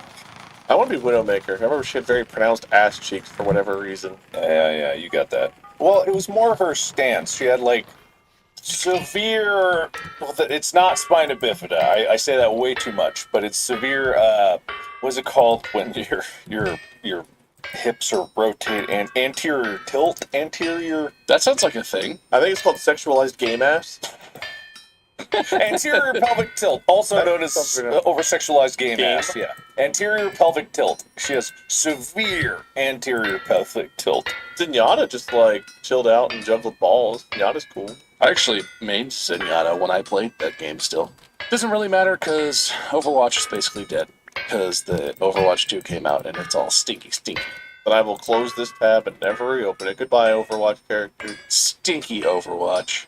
I played a lot of that game. That was the game we played with Mandy's family for a long time. And then Overwatch 2 came out and it went from 6v6 to 5v5. And we were like, well, and then just never touched it ever again. Why'd it go to 5v5? Because it's hard to get 6 people together, but when you have a game out for years and everyone gets used to playing 6v6, then you have your 6-person group that you always play Overwatch with, and then suddenly one of you is no longer invited. It's fucking awful. 5v5 is like the standard in like popular, especially competitive shooters. 5v5 is like the standard, right? Counter-Strike's always been 5v5. Rainbow Six Siege is 5v5. Like most team games is 5v5. It's very common. Which is strange because it's got 6 right in the name. That's true. Rainbow 5 Siege does sound really stupid, though. What about Rainbow 5.5? How do you get a half person? What's a half person? You just cut them. You don't really need your legs to play, so you just cut them at the belly button and you keep the top half. What if you cut down the middle? Would it just be 2 functional halves of a person if you cut them long ways? Is that your idea? Yeah, I guess so. It's called the bicameral mind. Or what if you keep the middle intact, then you like cut shoulder and then a certain amount of leg? It's like a gerrymandered voting district in American politics. Just cut random shapes out of a person until they're split. Cut to keep all the useful parts on one side, the less useful parts on the other. One side is just a part that can shit into a toilet, and the other side gets everything else that's useful, but somehow it's 50-50. You guys know Game of Thrones? Oh, yeah. I know some of the characters, I don't know it. Do you know the characters enough that you could say which ones we are? No, but that makes it more fun. Dibs on... Not gonna lie. I don't think the names are going to help Weak me because episode, I just Bob. did that and I'm looking at the names. I'm like, I don't know any of these guys. You could have said you I'm gonna don't finish know watching, but Game just of Thrones. generally We weak could- episodes. It's fine. No, this is gonna be good. People are gonna love it. Mark, you could be Viserys Targaryen. Oh my My, god. si- Oh my my serious God. Come on. Targaryen. God, the Viserys Targaryen. Jeez, it's like the main family in the show. You can't pronounce it. They say it all the time. What is it, Targaryen? Targaryen. The Targaryens were. It's a pretty important name of anyone in the show. Wade, you're Grandmaster Pycelle, and he's old, but it's not an insult because he's just faking being old. That's really good. He pretends to be dumb, but everyone knows he's actually competent and smart. He uses it as a smokescreen. That's you, 100%. There's a really good deleted scene between Tywin Lannister and Pycelle where they're on the beach, and Tywin is straight up just like, why the fuck you lie about that? Well, just talk to me like you're normal. And Pycelle is just like, well, okay. And they just have a conversation. It's a really good scene. I see why they deleted it. It was interesting and developed the characters. We can't have that. Bob, you are the Hound. Ooh, I'll take that. Is that good? That's a good one. I don't know if good is an accurate enough description, but he's a very interesting character. Honestly, it's kind of a shit arc in the whole thing, but Oh. he does some. He is one of the characters that has a big transformation and goes through a lot of shit. He has a really good storyline. Or what was his name? It was the free folk guy with the big beard, really like the toe. Oh, what was his name? Hang on.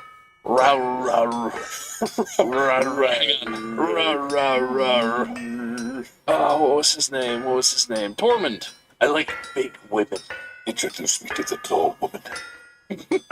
You don't know women, Jon Snow. Remember that classic line? I know Game of Thrones. No? Yeah, everybody knows Game of Thrones, clearly. Ignore season 8, Jon Snow. Right? That's what the people are saying. What if there was a dub of the show where it said winter's coming? They just said season 8's coming. I like to think that was like a bit on set. I like the name Greyjoy. Oh, the Greyjoys. They're hard to like set of characters, but Yeah, but their name's just like an oxymoron. Because you think of gray as like the meh days outside. 'Cause it's like, oh, it's cloudy, it's a gray day. But you have to compare that with joy, and it's kind of like, what's his name? Liara? Not his name, her name. Liara Greyjoy? Is that one of the characters? She's cool. She's a good character. that's not on my list, I don't think. I see Euron Greyjoy and Theon Greyjoy. Euron and Theon. Well, Theon doesn't suck. Euron sucks. Wait, that list... No, they have a sister. I mean, I believe you. Just the list of the cast I have is like a lot of the characters, but I don't see that. All right, whatever. All right, Wade is Pycelle. I am the Hound. Who's Mark? I kind of want to make him John Aaron because he's upside down, but no, I said Viserys Targaryen. Mark is the guy who dies before. No! John Aaron's the guy, the hand of the king, who dies before the show begins. John Aaron dies. That's why Baratheon goes north to get Stark to be the new hand of the king.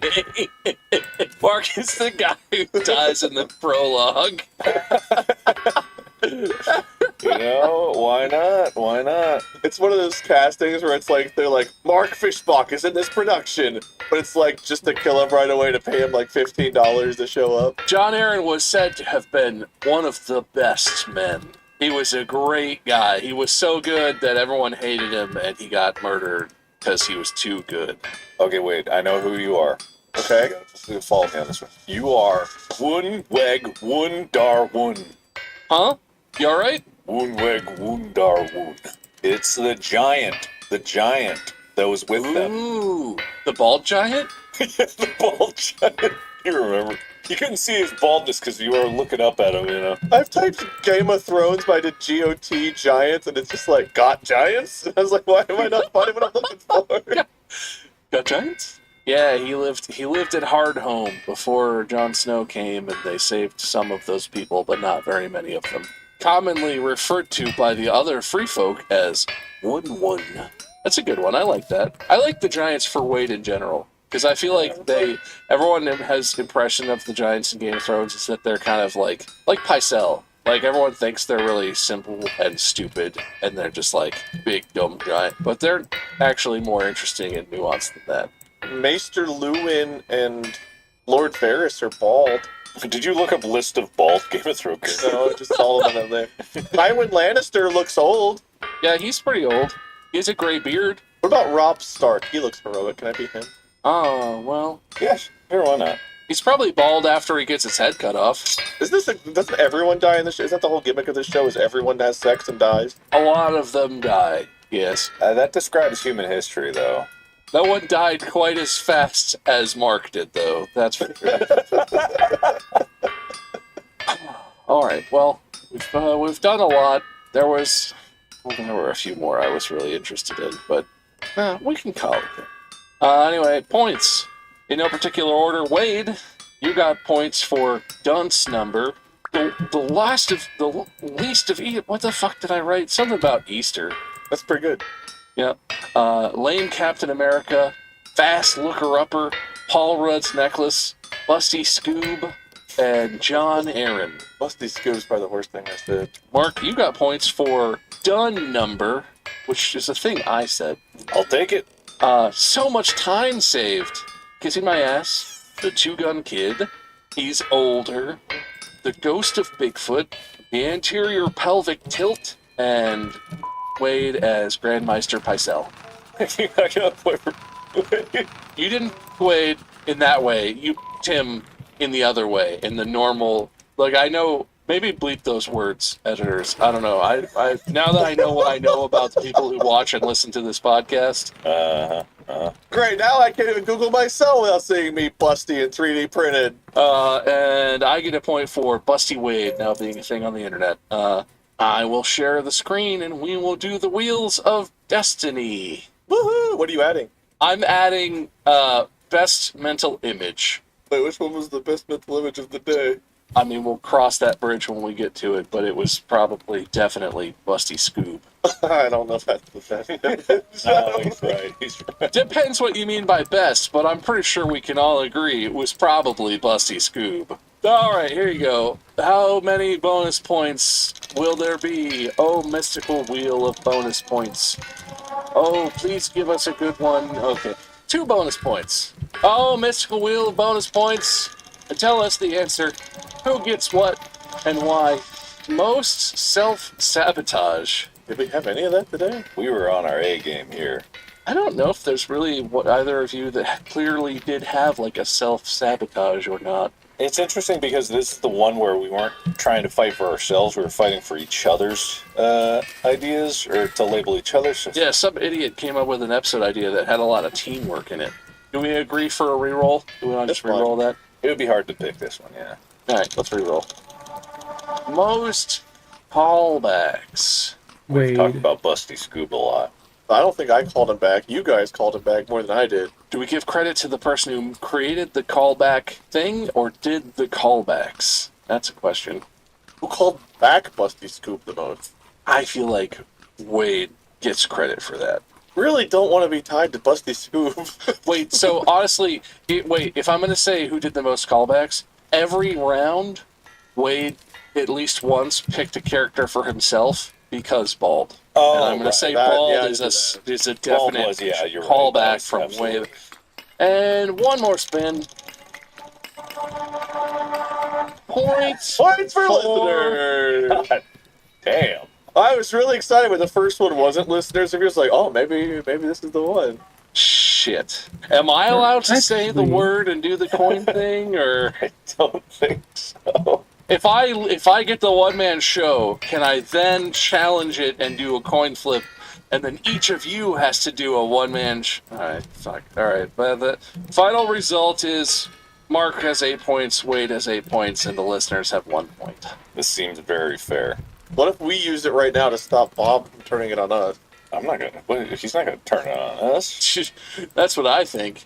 It's a really big chunk. Also, I should probably make it so that I'm not one of the winners, I guess.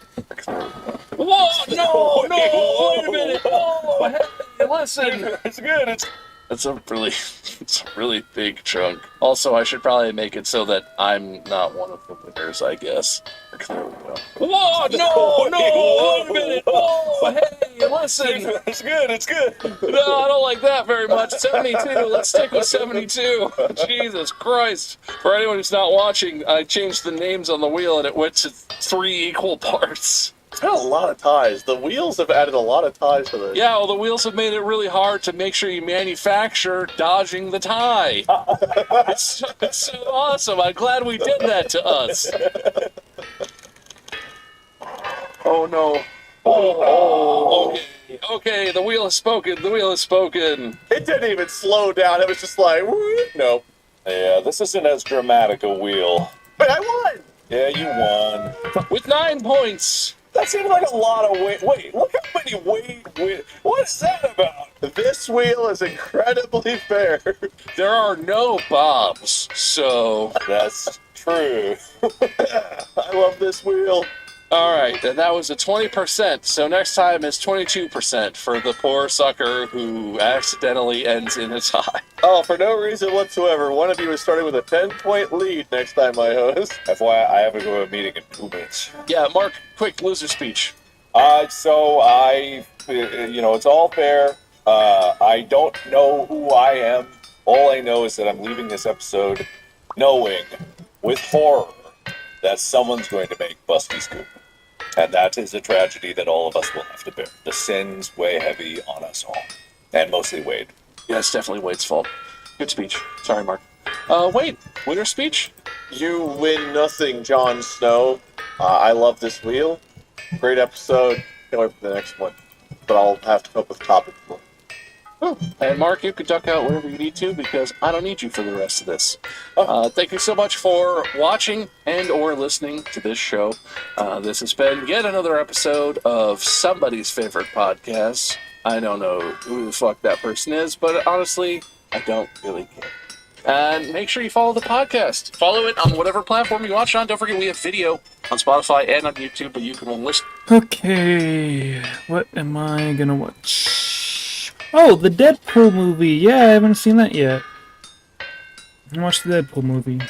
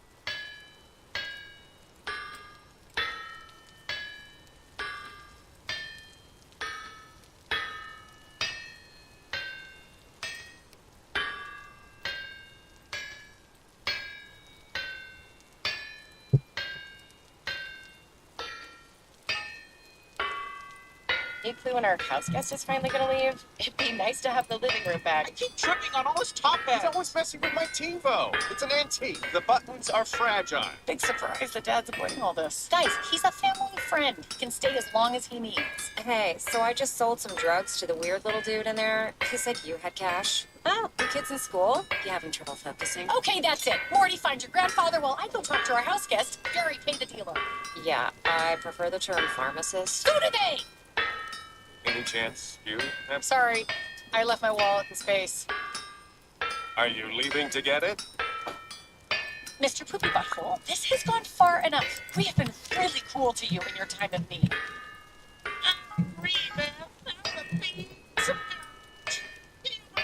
So I can hook my belt to the ceiling fan. We don't have a ceiling fan. Is that why it's so high? Not expensive. Bet you didn't expect to see me in a cold open heart. Looks like I'm taking another turn for the worse. It all started when Beth shot me. I said I was sorry. It tore you up inside like a bullet. It was an accident. Anyway, fired from my job. My wife left me. Broke both my legs. Failed the bar exam. Oh, went downhill from there. So I crashed into the street for a while. Oh, I'm Mr. Poopy Butthole. This is Rick and Morty season 7. Oh, I forgot how. I'm gonna turn this down.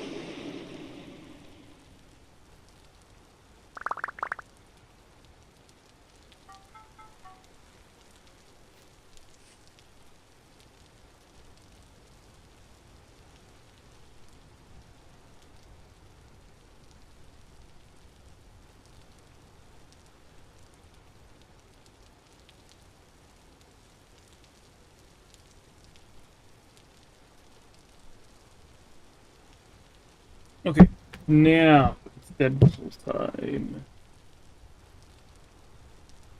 I just had to play something while that was stuff cooking because I don't want to have it cook while I'm looking. Anyway, Deadpool time.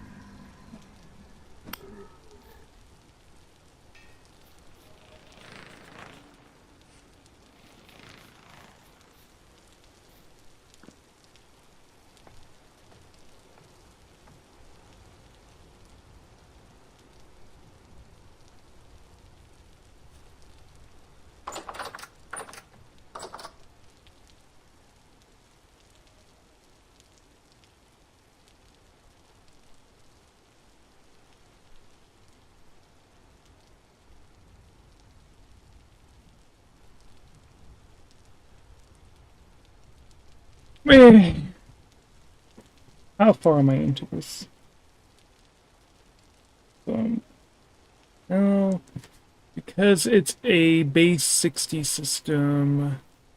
1/3, 1/6 of the way through it.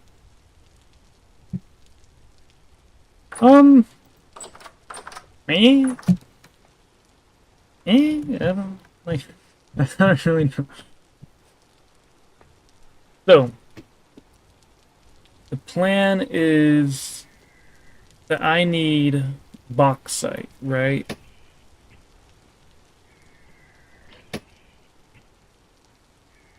So, I need bauxite and I need clay.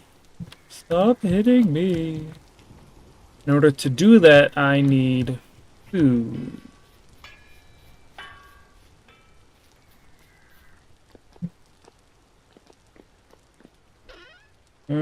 Do, 240. Let's do it like that. That should be, theoretically, that should be enough food. I need food and I need my tools. Somewhere. Nope, I could just leave.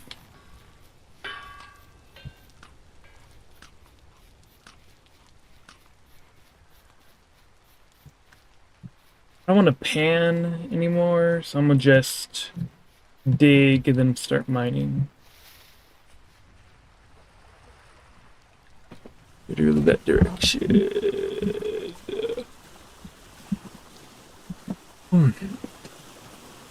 Oh.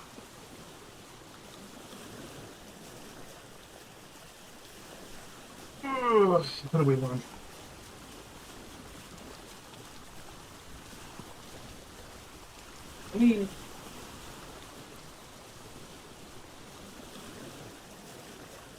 Maybe it's the opening scene where it's like, bruh, those are people, you're just murdering a bunch of people.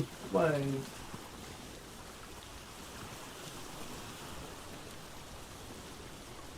And also the lore of the TEA or whatever it was called. I liked it in Loki. I really liked Loki. But as it stands now, it's just different vibes. The vibes are off and the vibes are just not good. It's like, You're telling me that the TVA, yeah, I remember. The TVA, it can't take down one dude who's just using bones as a weapon? They don't have any guns or anything? They have stuff that can literally disintegrate people with no guns. Or anything close to it.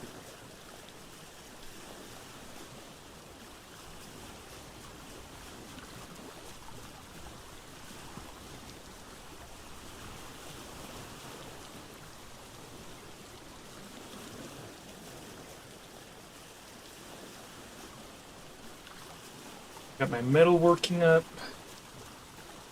I've spent more time here than I have the other places, so that's already good.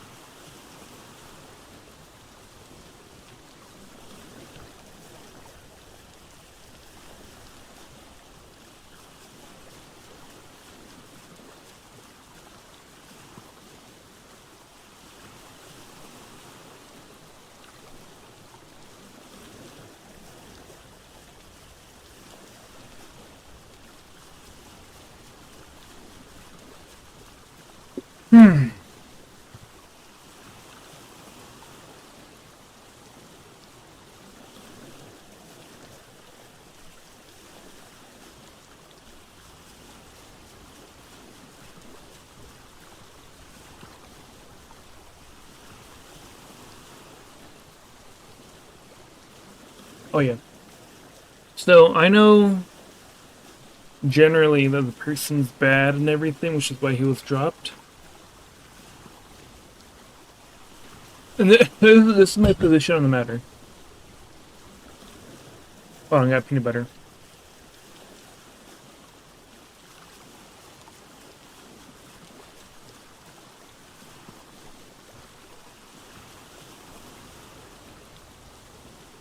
My position on the matter goes like this. Separate the art from the artist unless it's art I don't like.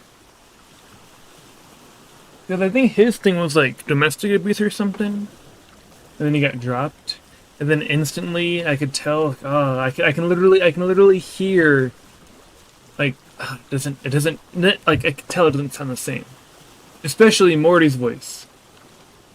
Like with Rick's, it's like, yeah, I can tell, but Morty's, it's like, okay, now it's just like abhorrent.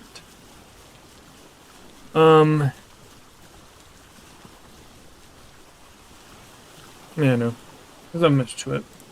I'm still watching the Deadpool thing. I'm still like 1/6 of the way through it. But I was just thinking of Rick and Morty, and I saw that, like, the season 7 episode 1. I've already seen it. But I was just thinking, and I was like, man, why did that guy have to be a bad person? Like, they just dropped everything. Ugh.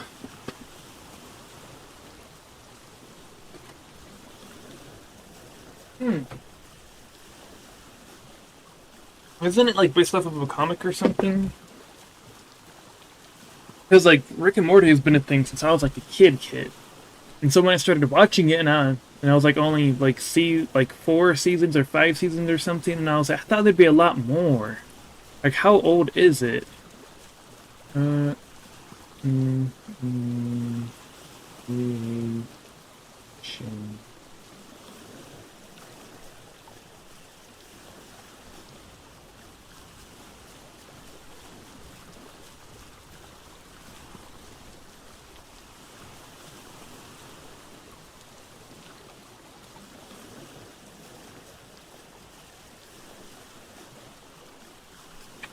2013.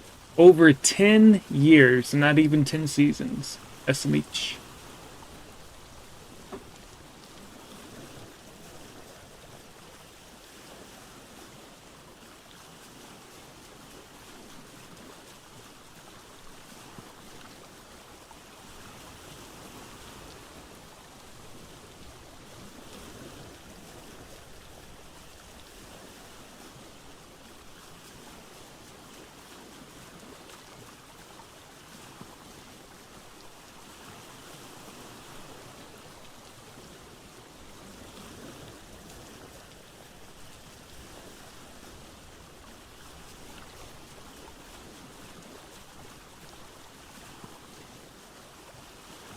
I mean, the box site is...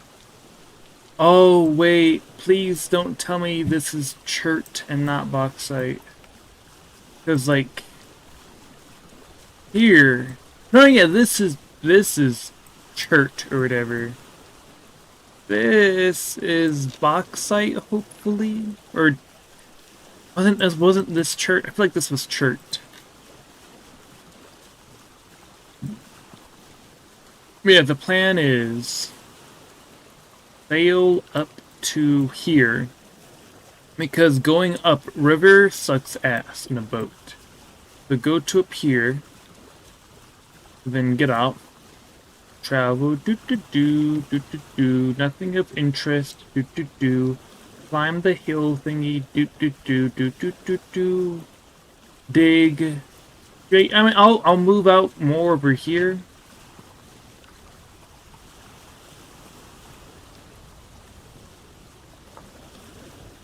I'll move out more over here, because I need like a really big biome of bauxite to like not make it worth my time, just so that I can like not have to worry about running out in like this super small area, and then having to go here, then mining out that, and then going here. Like, that's doing too much.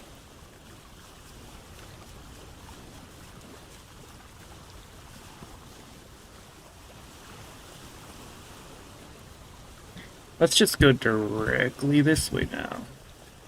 Takes fucking forever. I'm gonna continue watching the movie.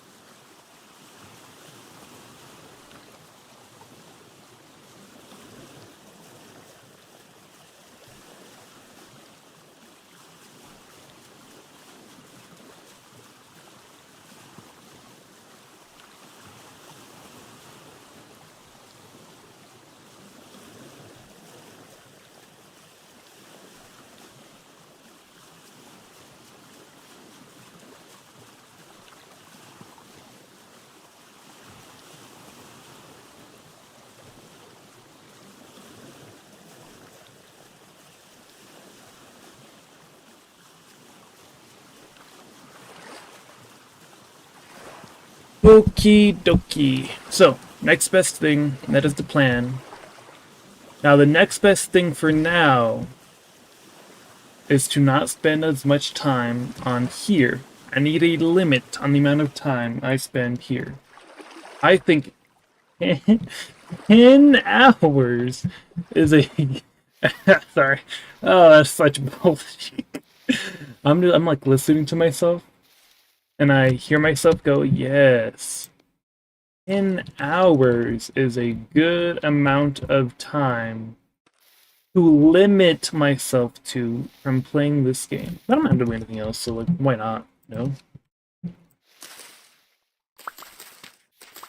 I get a lot of progress done, and that's always nice. Everyone loves progress. Cancer progresses, everyone loves it. Because now you know it's getting worse instead of just chert. Okay, yeah. So that stuff over there should be bauxite.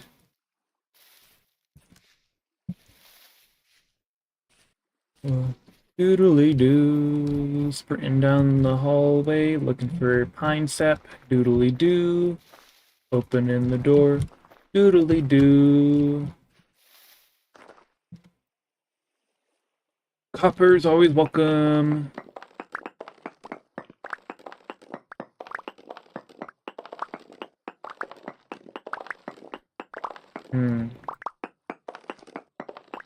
There is no way that was all the copper.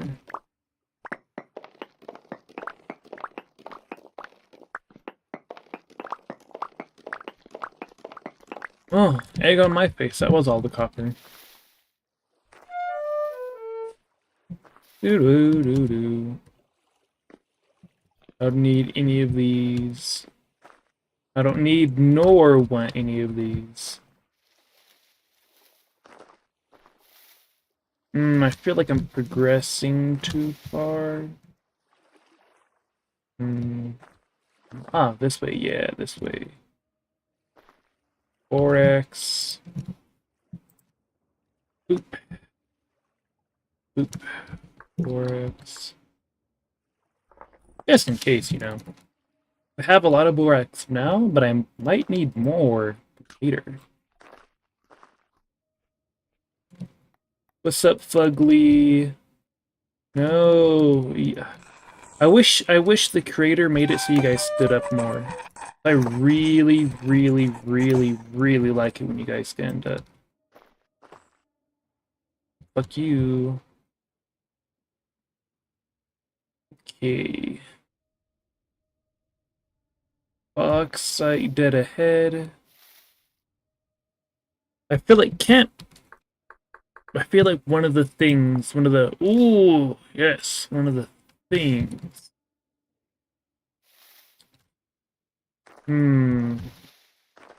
Bauxite. But not enough for me to stick around. But there's more over here. But there's also dumbass terrain. Oh, yuck. Okay. Copper is always needed. Oh.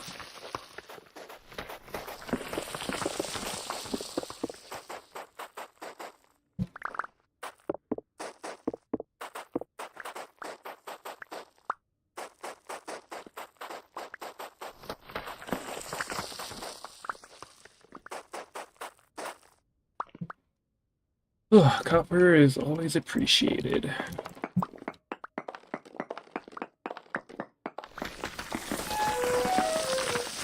You're a fucking one, brother.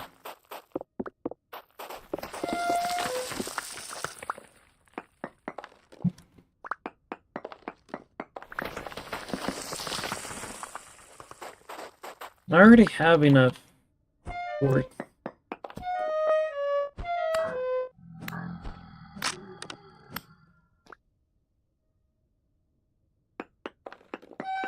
Oh my...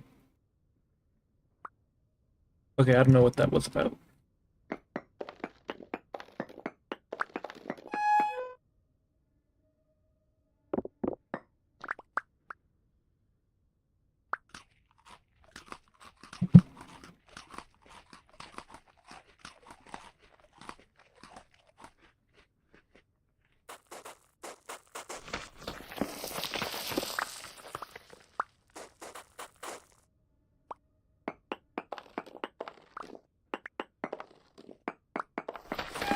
Oh, I gotta do this.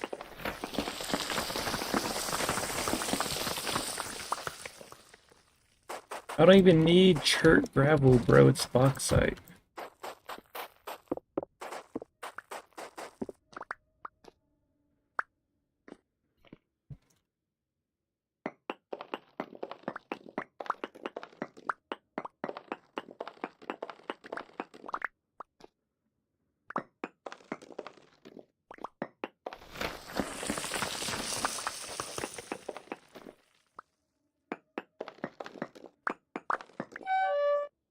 Ugh.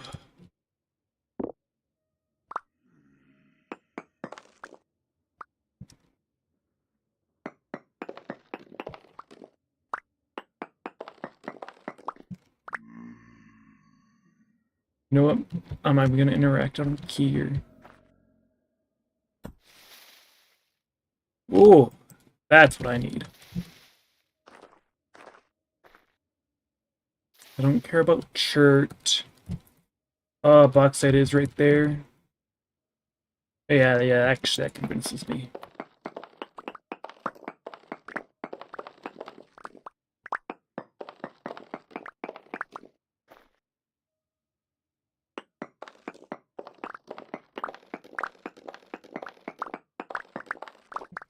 That does not convince me anymore. It's too much, too small. The layer's too thin.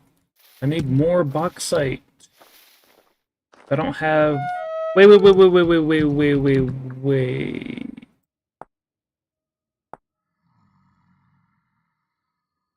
Oh no, yeah, no, it's not titanium. I thought chromite came from titanium. Egg on my face. Chromite clearly comes from chromium. Oh yeah, it's a lot. Any traders? No? Okay.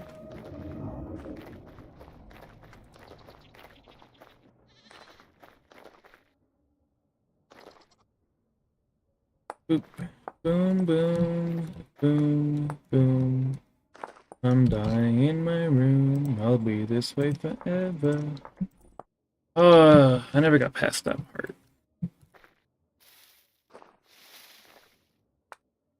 But at least we'll be together, I guess that works.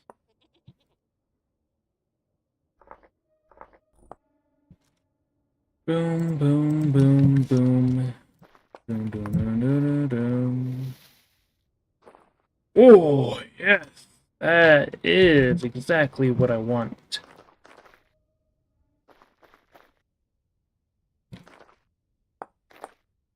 I get a bunch of bauxite, I go home. Let me get more stuff, because if it's just gonna, yeah, I'm gonna mine some more. Yeah. Now I'm like right by the mining place, so that's also good. Yeah, I could just go straight. Oh, I don't want to go straight. That's like a hill thingy. Oh, a bunch of uggos.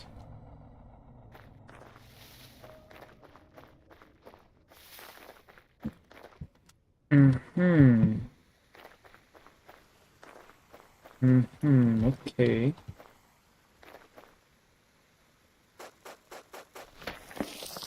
Oh, so that's how it is. It's just thin.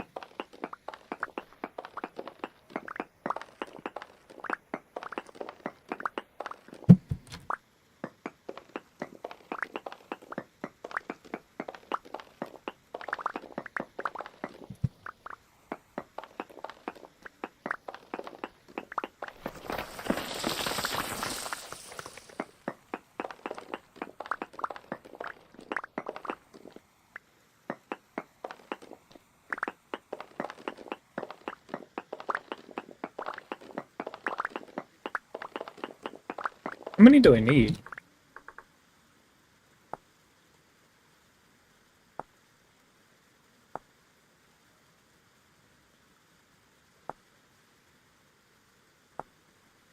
Actually, I need more than I would like. Oh!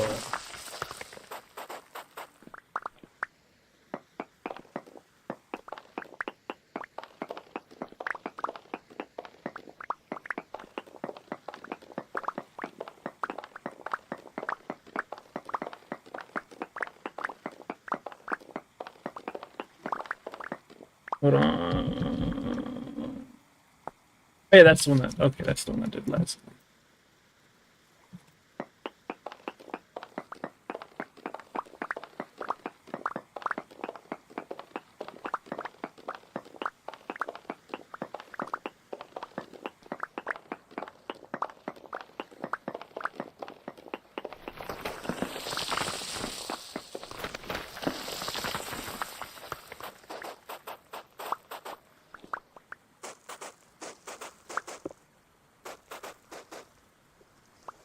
Oh, that's a bad sign.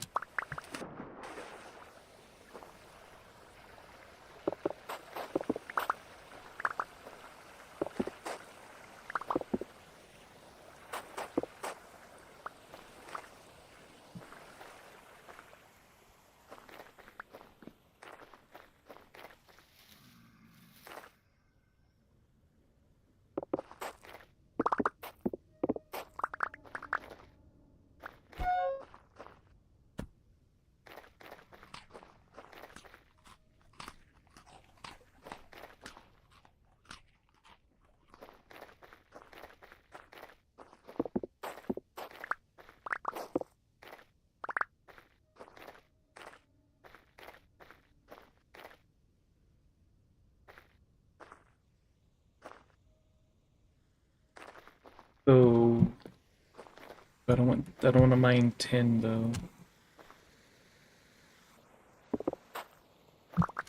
Here. Right here.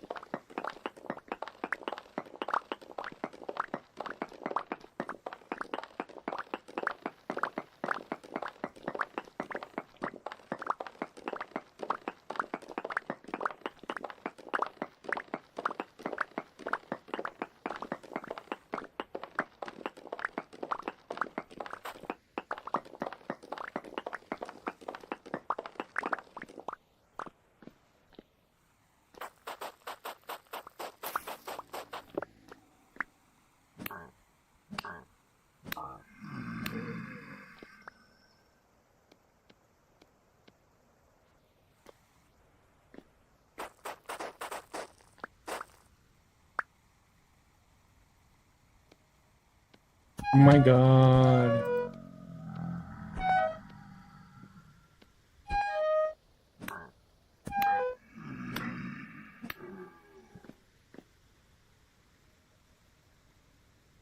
Oh, that's Borax, that's why.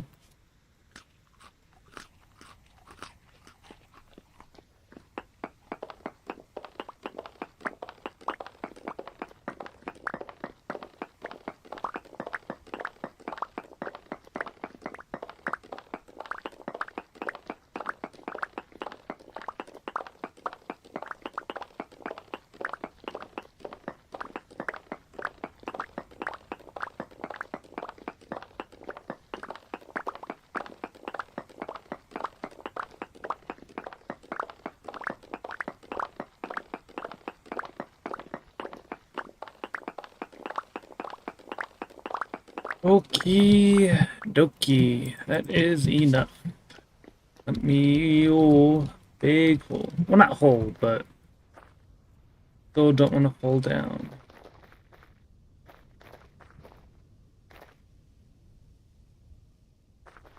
I need to do is go to the boat, deposit all this stuff, and then mine a bunch.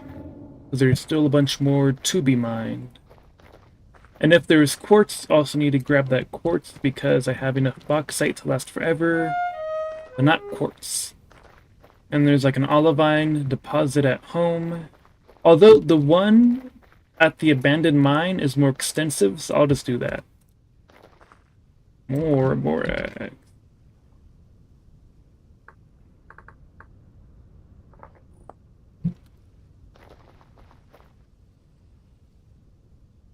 Yeah, I can follow the river. And while I'm at it, I'm gonna look for... Actually, I want to see what's inside of these, because I've seen those a handful of times. And they look like the thing that would have something inside of it.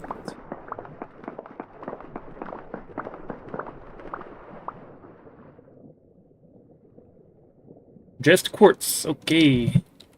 Get me... No, let me out. I will use the water to speed me up.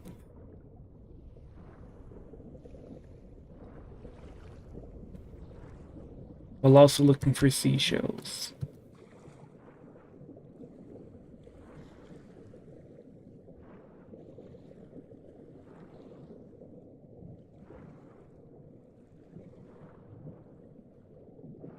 Boom, boom, boom, boom, boom,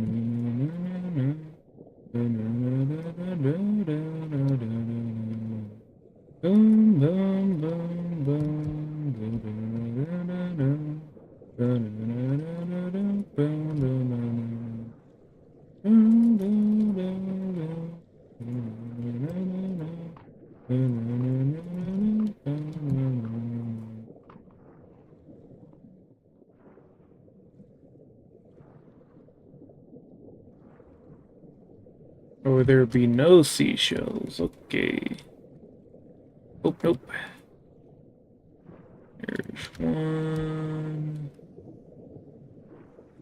I think I already have this one, but the more the merrier.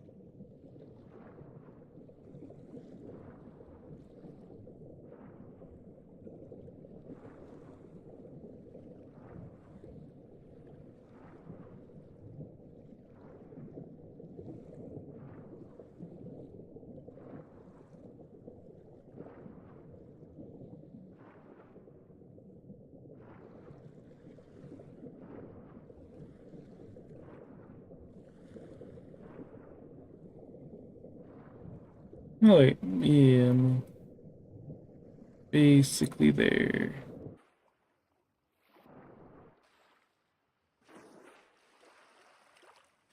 Boom, boom, boom, boom, boom, boom, boom. My boat should be over here.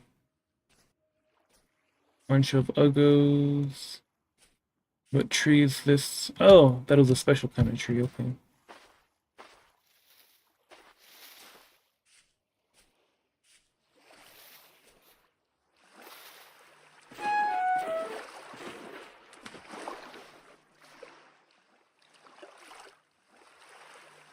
There we go.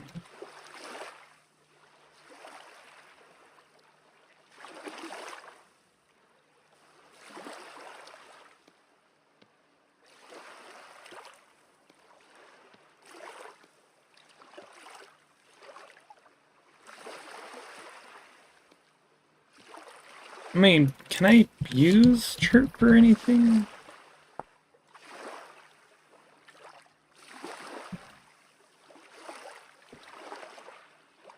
Doesn't really look like it. Man.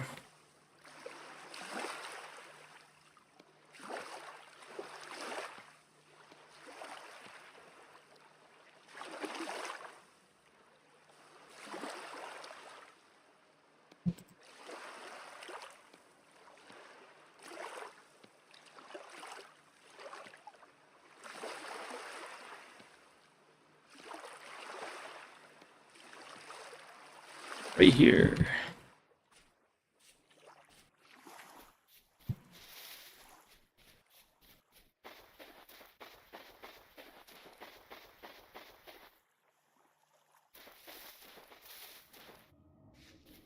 This, oh, I was about to say this looks like the spot a meteor would be.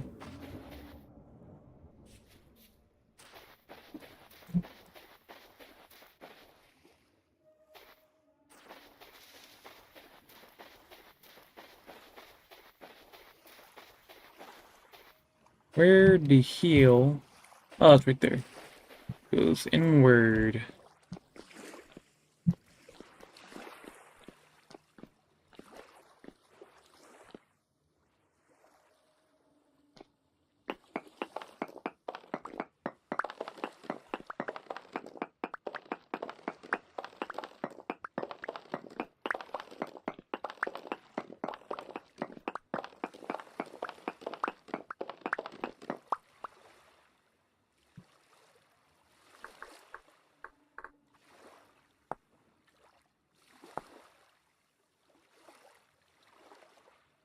Guess that.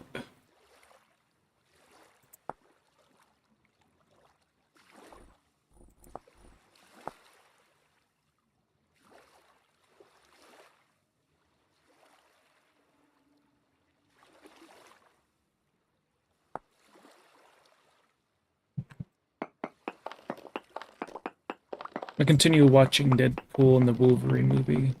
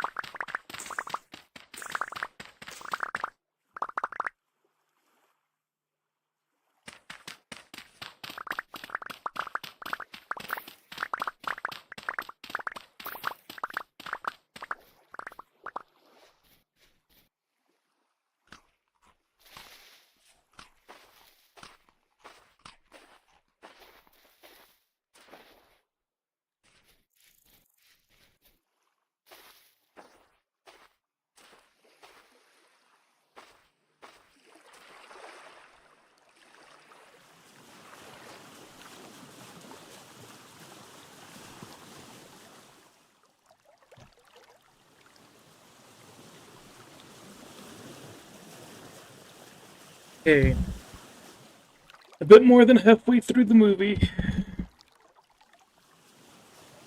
And then less than an hour because I set a limit. I mean, here's the thing. Sometimes 16 hours I play on this game. Great. So setting the limit to 10 hours, although I can recognize, like, come on, 10 hours is way too much time to play a game.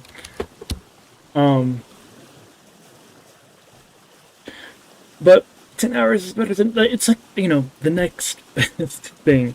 Because the best thing would be to either play for only, like, 2 hours or something, or not at all. The next best thing is to almost cut it in half, you know.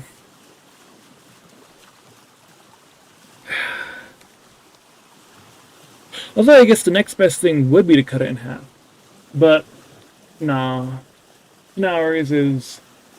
Like, I'm already an hour over. My plan is just to go home. Yeah, I have enough for the refractory thing, so do that. And then start making steel. I have a shit ton of iron. I need a bunch of fire clay bricks for one, so I'm gonna have to do that. I have the anvil thing, I have the heavy hitter thing, like... Things are going good. Things are progressing. Sure, basically the only thing I built was a hole in the ground, which is not really building. You know, but it's whatever. I think having an adjective would be the best thing. I have a bunch of flax now. I could do a bunch of lanterns. I have a bunch of bismuth, a bunch of silver. Do that. I have a bunch of lead. I don't know what to do with it. Like signs and stuff, but no, it's not even the good kind of sign. I can make stuff.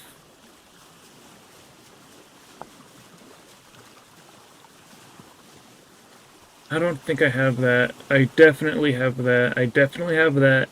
I might have that. I don't. No. I think I. I definitely don't have copper nickel though.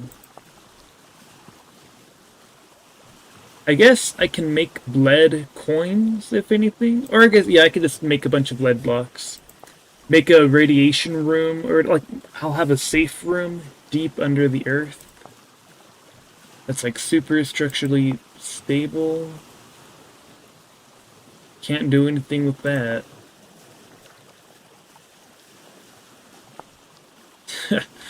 Why would I want to do that? Oh! Clayworks, okay. So it's actually not lead, but like lead that's called clay. Hold on. Lead and clay.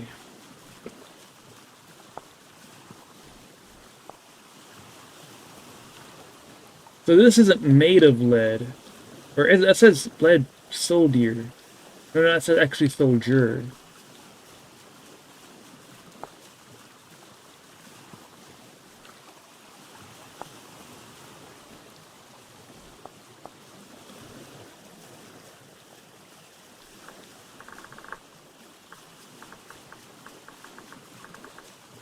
Okay. Black dye makes not any of the things I thought.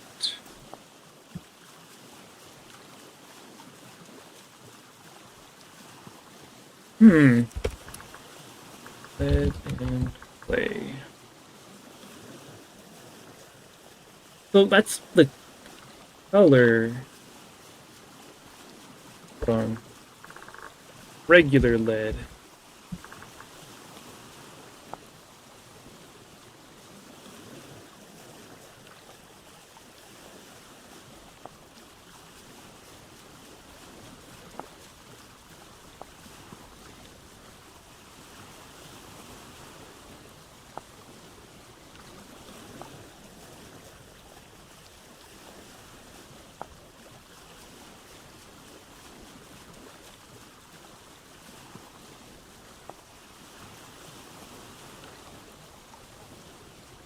A square version and a circle version.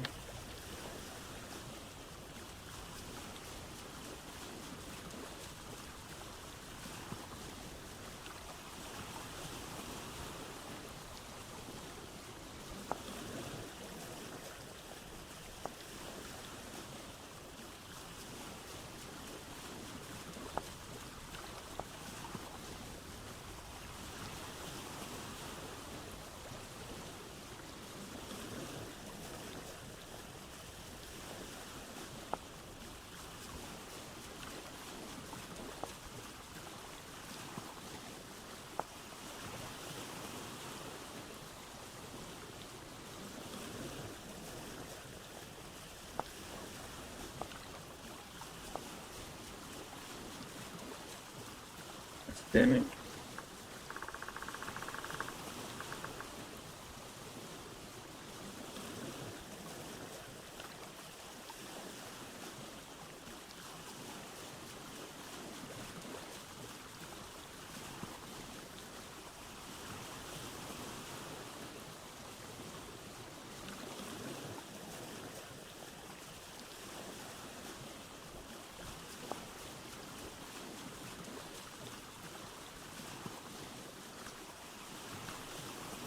Yep, halfway through the movie, so gonna continue.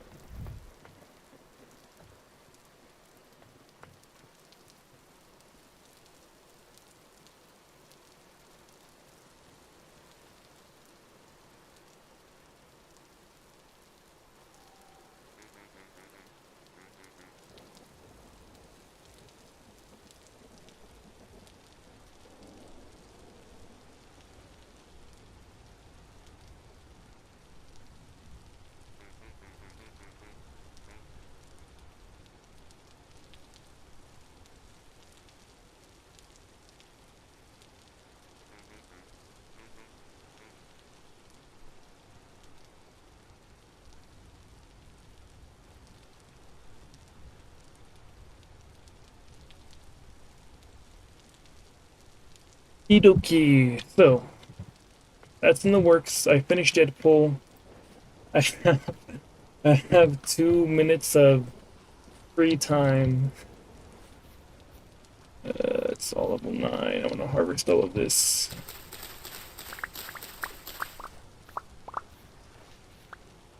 And this is also awesome.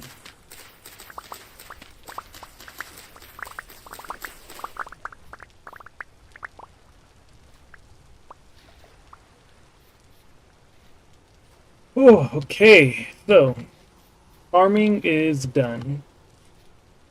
That's gonna be done. I'm gonna make steel tomorrow, and yeah, gonna have to be under 10 hours. Has to be under 10 hours because I spend too much time on this game. And it'd be best for me just to not play, but I can't do the best. I can only do the next best thing, which is shave like 6 hours off of my playtime. Which is actually a good amount. It'd be better to shave like cut it in half, still shave 8 hours off, but 10 rings points. Yeah.